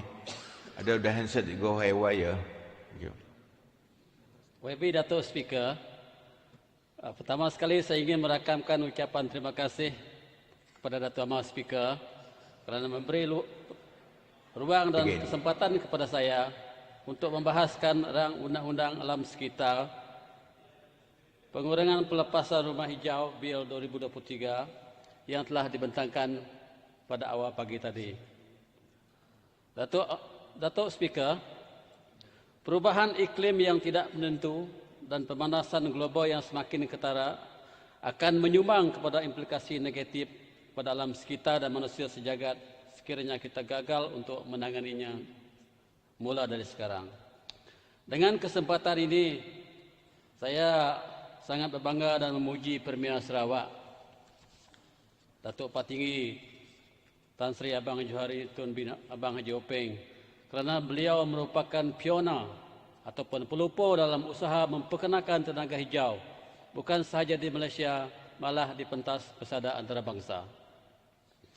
Penglibatan Premier kita di dalam usaha mengetengahkan tenaga hijau telah mendorong negara-negara maju luar seperti Korea Selatan, Singapura, Sweden, Norway, United Kingdom dan negara luar lain yang telah menjemput beliau sebagai penceramah utama dan kerap kali dipanggil sebagai advisor ataupun penasihat dalam pembentukan plan untuk tenaga hijau di pelosok seluruh dunia. This POBI is the most high achievement and recognition globally, not only for our Sarawak Premier, but the whole of Sarawak. Thank you so much, Premier Sarawak.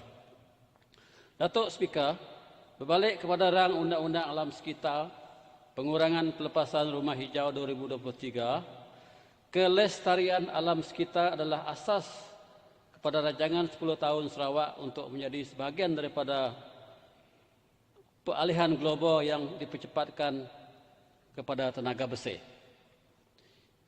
Ini bagi mencapai pelepasan sifar bersih dan dalam proses membalikkan perubahan iklim yang tidak dapat diabaikan oleh dunia.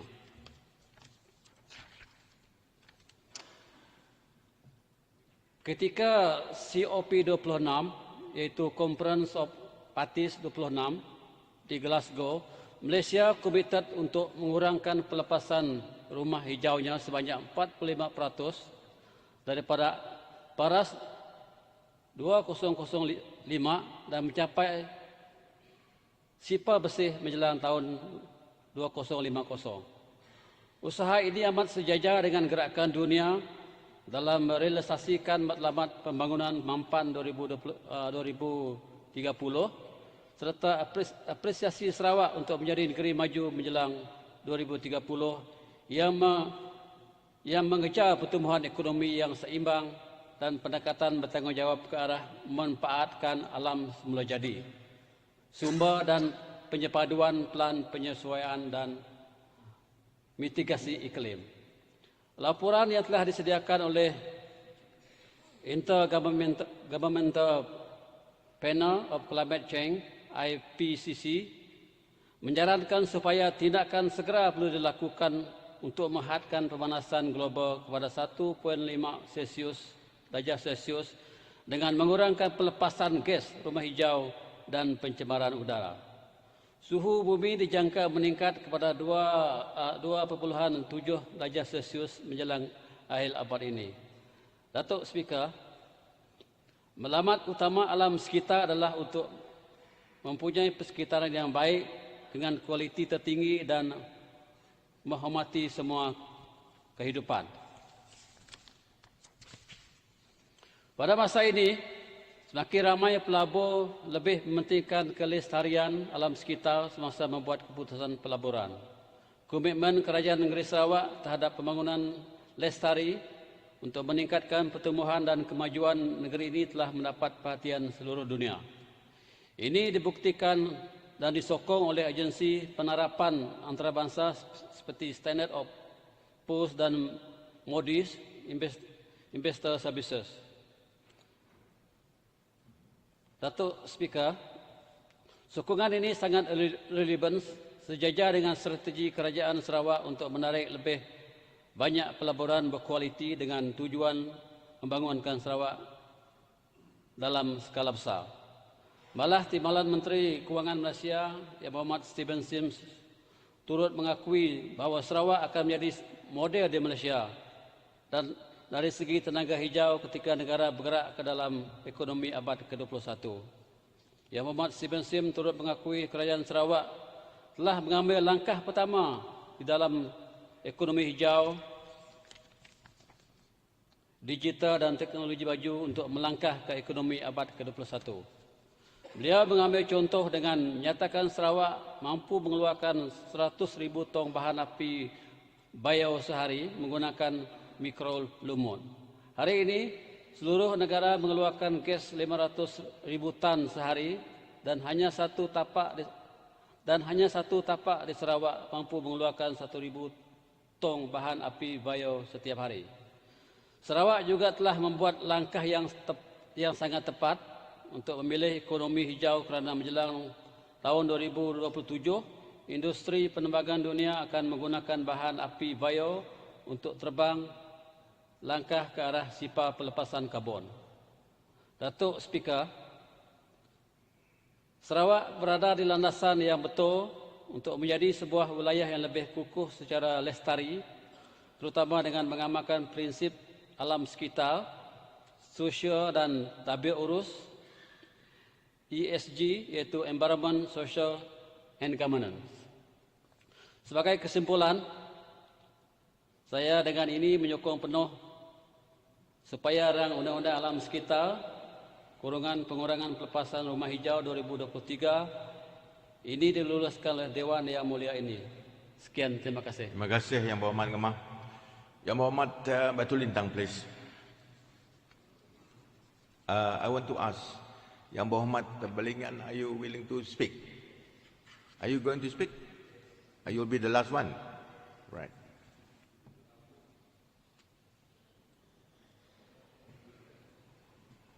Thank you, Dr. Speaker. Thank you for giving me this opportunity to participate in the debate of this bill, the Environment Reduction of Greenhouse Gas Emission Bill 2023.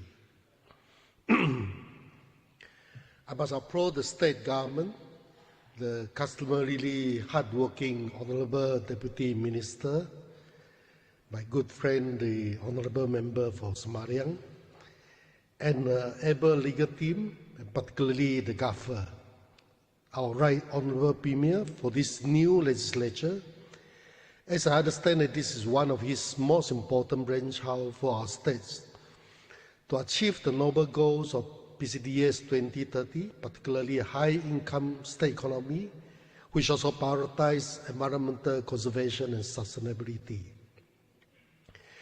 At this time when climate change and global warming is being regarded as the single most crucial issue, which will determine the very survival and existence of the Earth and humankind, and further, not only must the world achieve net zero carbon dioxide and greenhouse gas emission by 2050, the net zero emission goal will have to be sustained long beyond 2050.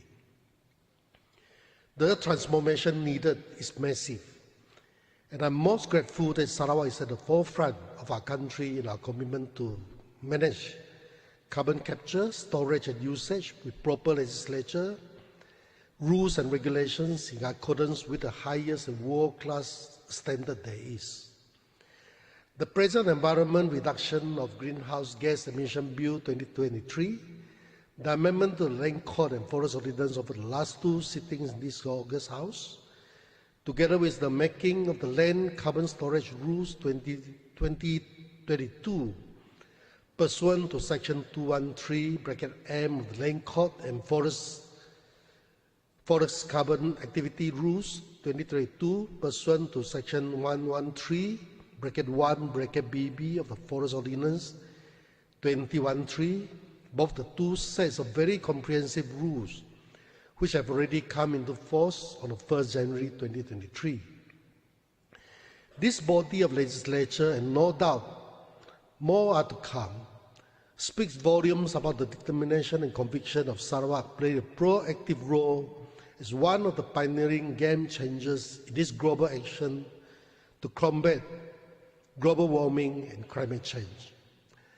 Coming to this bill, the Environment Reduction of Greenhouse Gas Emission Bill 2023, I like the entitlement of the bill appearing on page 4 of the bill, putting emphasis on Sarawak's exclusive rights to environment, relating to lands, forests, and waters being matters under the state lease and hence the legislature power of the state to enact laws.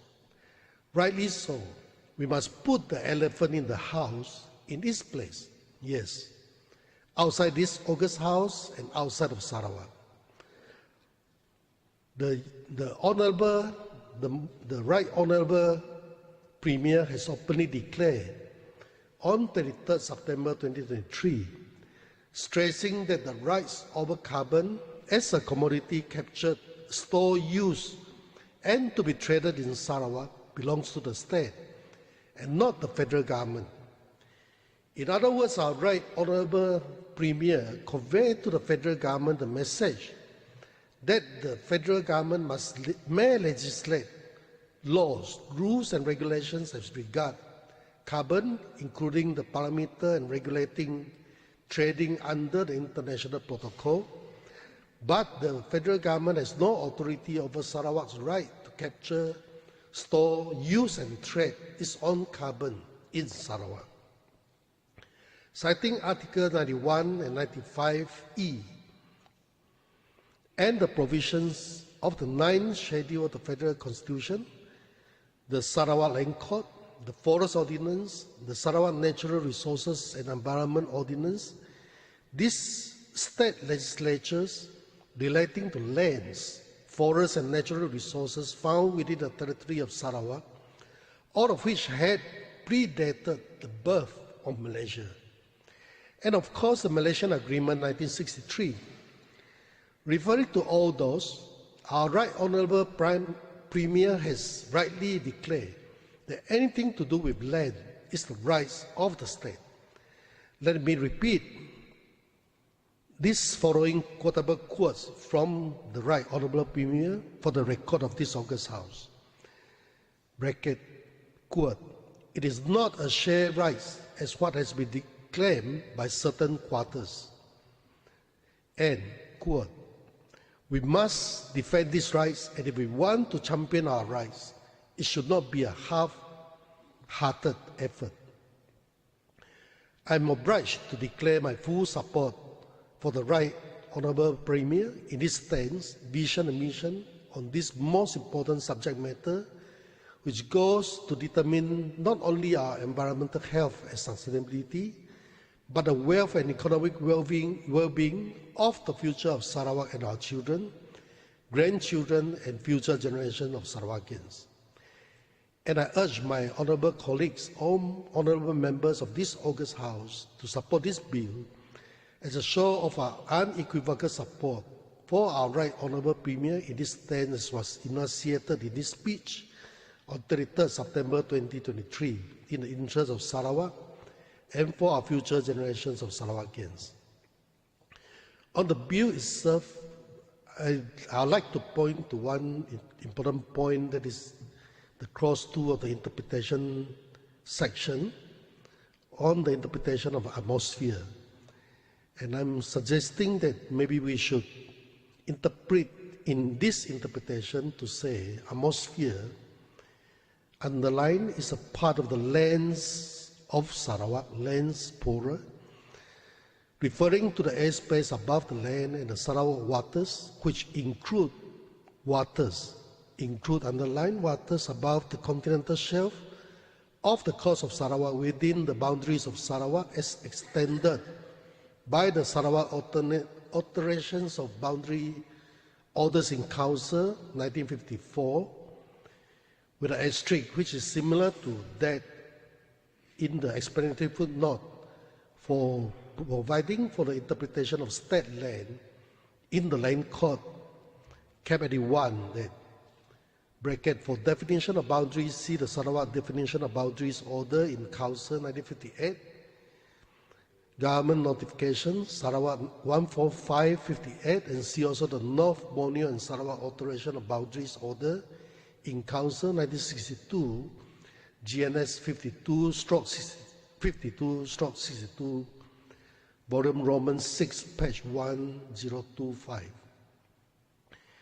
It is necessary to provide clarity to the definition of atmosphere as a part of the lands of Sarawak, because it rightly is and ought to be.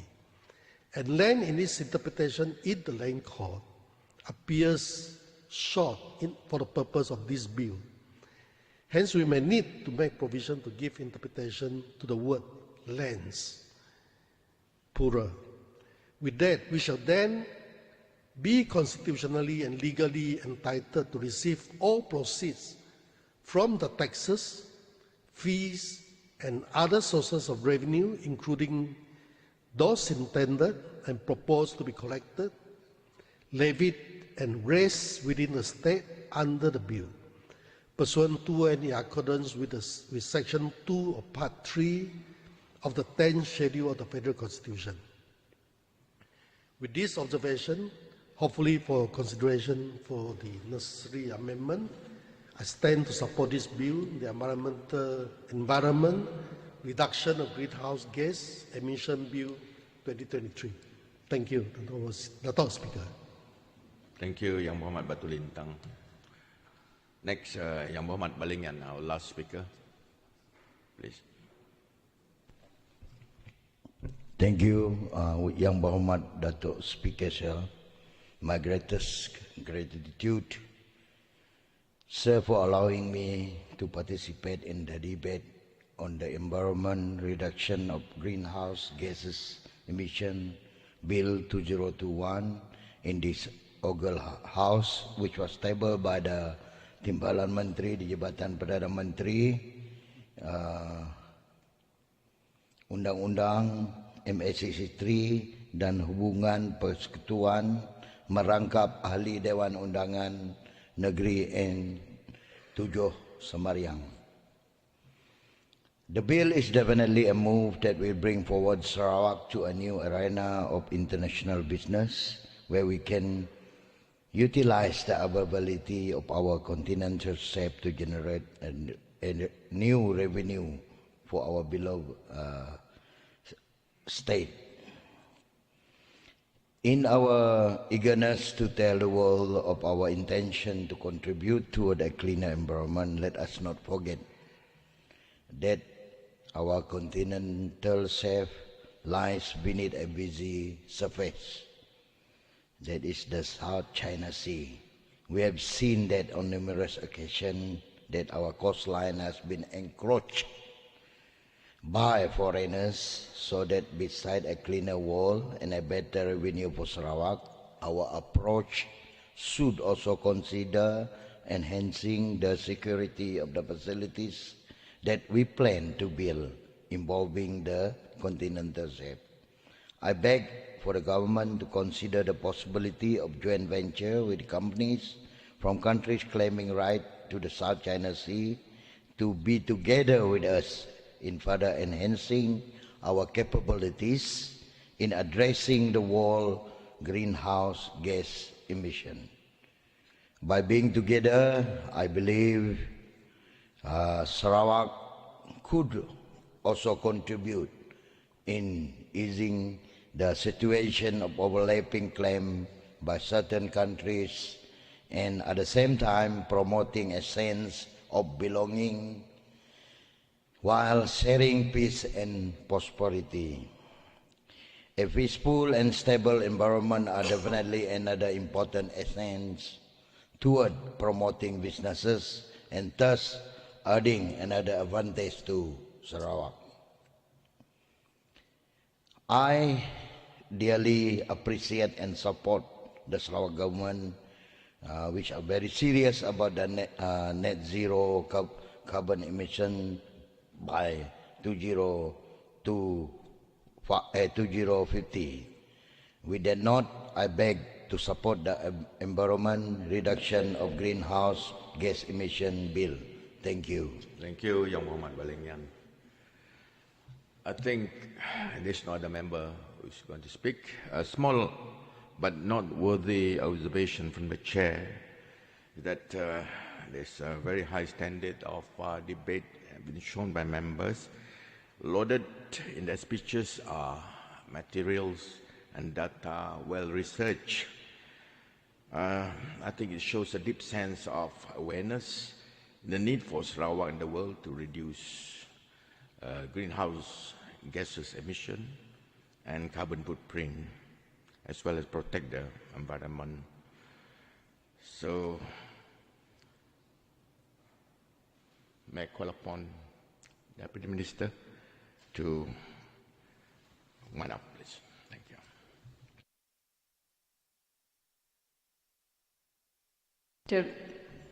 Terlebih dahulu saya ingin mengucapkan setinggi-tinggi penghargaan dan terima kasih kepada ahli-ahli yang berhormat yang telah mengambil bahagian dalam perbahasan dan telah sanggup menunggu sampai malam tu di dalam Dewan yang indah ini ya. Thank you very much. Dan sekaligus menyokong rang undang-undang, dan saya ingin merakam terima kasih kepada ahli yang berhormat bagi Tebeduk, Tupong, Pending, Tanjung Batu, Kota Sentosa, Bak Kelalan, Pelagus, Batu Kitang, Daro, Bukit Asik, Telian, Katibas, Ngemah, Batu Lintang dan Belingan. Terima kasih Daun Keladi. Saya juga ambil maklum dan menghargai segala cadangan dan idea-idea bernas yang telah dikemukakan semasa perbahasan ini, yang sudah tentunya akan dapat membantu kerajaan negeri dalam melaksanakan dan menguatkuasakan rang undang-undang ini. Datuk Speaker, I would like to answer the issue raised by Yang Berhormat for Pending in her debate speech, who concentrated on the issue of carbon credit for forest carbon project. Surprisingly, for a YB representing an urban constituency, she expresses concern on how carbon projects in the forest will affect the right and interests of native and indigenous communities. For information of Yang Berhormat for Pending and this August House, the Forest Carbon Activity Rules 2022 regulate all carbon projects undertaken in our forests. In line with the clean development mechanism prescribed under the Kyoto Protocol and the Paris Agreement, such activity relates to afforestation and reforestation, that is, the planting of trees and the rehabilitation of degraded forests. Under the rules, Datuk Speaker, before a forest carbon project can be undertaken, the project proponent must, I repeat, must submit a carbon study plan for approval of the Director of Forests, and that carbon study plan must, where the rights and interests of native communities may be affected by the carbon project, include the methodology or measures, including benefit sharings, to be adopted to secure their consent and support. I think we have all these provisions in place. Datuk Speaker, for the information of this August House, the project design document, PDD, submitted by Sarah Carbon Sendirian Berhad has yet to be approved. It's not approved yet. Therefore, the license for the project has yet to be issued. The PDD would be approved only when the rights and interests of the indigenous people has been taken into account. So we are very prudent and very cautious and careful. On the issue of carbon credit, I wish to reiterate that the bill provides a robust system for verification and validation of projects, whether in the nature of forest carbon project or carbon capture storage, to ensure the integrity and credibility of a carbon credit system. The appointment of carbon standard administrator shall be made by the NREB, taken into consideration the integrity and performance of the international organization to be appointed, and taking into account the United Nations intends to appoint a supervisory body to monitor, to verify issuance of carbon credit under Article 6(4) of the Paris Agreement. We will take guidance from the supervisory body in respect of the mechanism for the issuance of carbon credit. Any international carbon standards have its own criteria, requirements, and comprehensive plan. The Forest Amendment and Land Code were enacted to carefully scrutinize and review all projects, activities to be submitted for consideration of carbon credit prior to carbon market. In addition, within the international carbon standards, audits are rigorously evaluated to ensure the compliance and credibility. For example, forestry carbon activities for carbon credits from a location, if you like to use the Sarah Carbon Project, will require permits to conduct any project relevant to carbon credit projects. Subsequently, project design document will be submitted for review and approval by Sarawak government prior to be given license. At this stage, we have already scrutinized the activities and projects at the level to understand if such project would provide benefits in terms of indigenous community and credit potentials. Datuk Speaker, for the information of the August House, I wish to explain the term Sarawak waters include all waters within the territory of the state as defined in the Interpretation Ordinance 2005. For the information of why Yang Berhormat from Bak Kelalan, the territory of Sarawak as defined in the said ordinance, as defined in the Interpretation Ordinance 2005 is as follows. I'm sure you would know this. I read the definition of territory of Sarawak in the ordinance.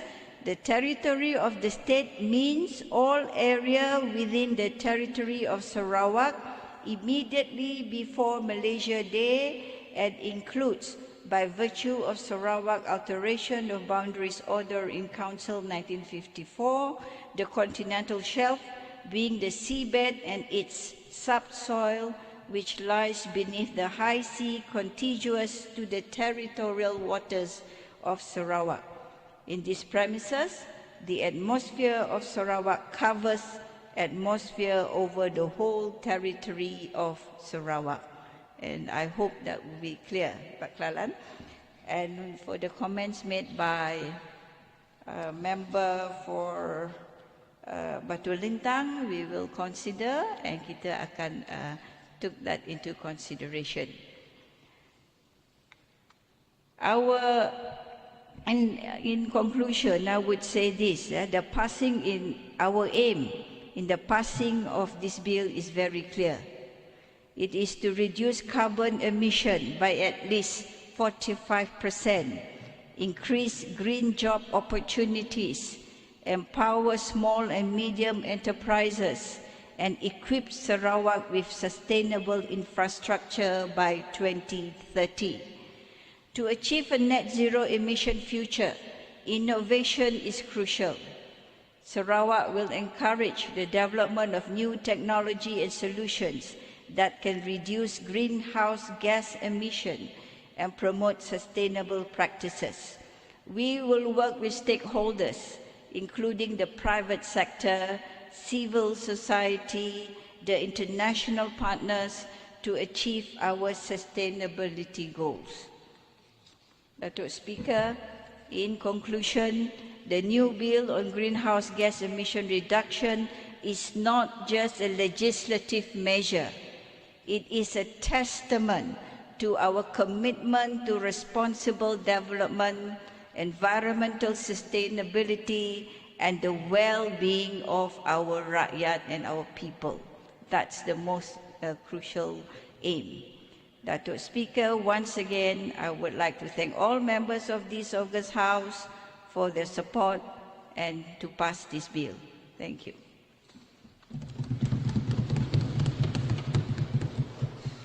The question before the Dewan is that the motion standing in the order paper in the name of the Honourable Deputy Minister in the Premier Department and member for N7 Samarayang be referred to the Committee of the Whole House. As many as are the opinion say yes. As many are the contrary opinion say no.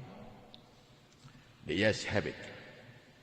The motion is passed and referred to the Committee of the Whole House.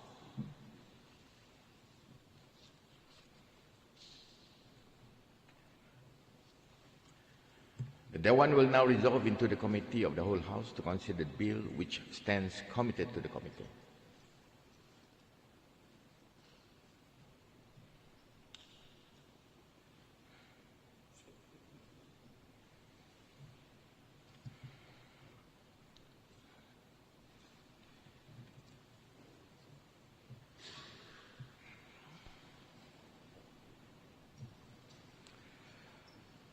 The Dewan will now consider the Environment or Reduction of Greenhouse Gases Emission Bill 2023. Clauses 1 to 57.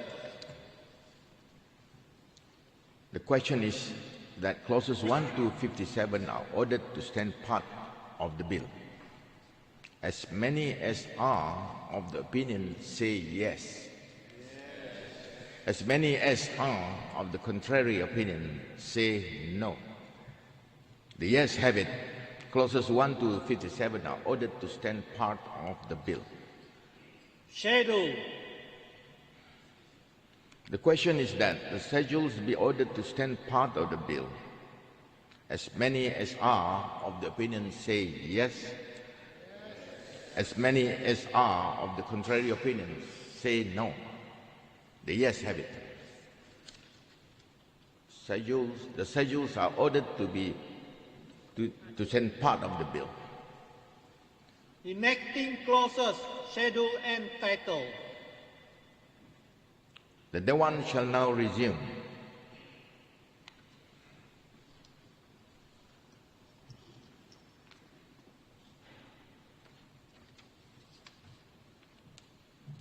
Deputy Minister.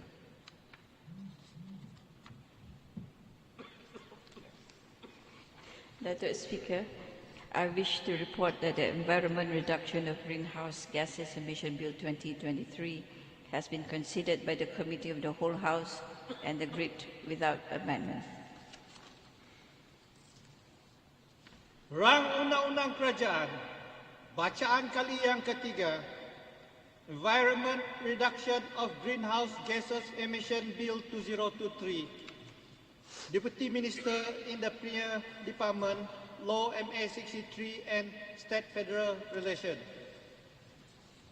Datuk Speaker, I beg to move that the Environment Reduction of Greenhouse Gases Emission Bill 2023 be now read a third time and do pass. The question before the Dewan is that the Environment Reduction of Greenhouse Gases Emission Bill 2023 be read a third time and do pass. As many as are of the opinion say yes. As many as are of the contrary opinion say no. The yes have it. The bill is read a third time and passed. Environment Reduction of Greenhouse Gases Emission Bill 2023. Ahli-ahli yang berhormat, the sitting is now adjourned and the House shall resume its sitting at 9 a.m. tomorrow, inshallah.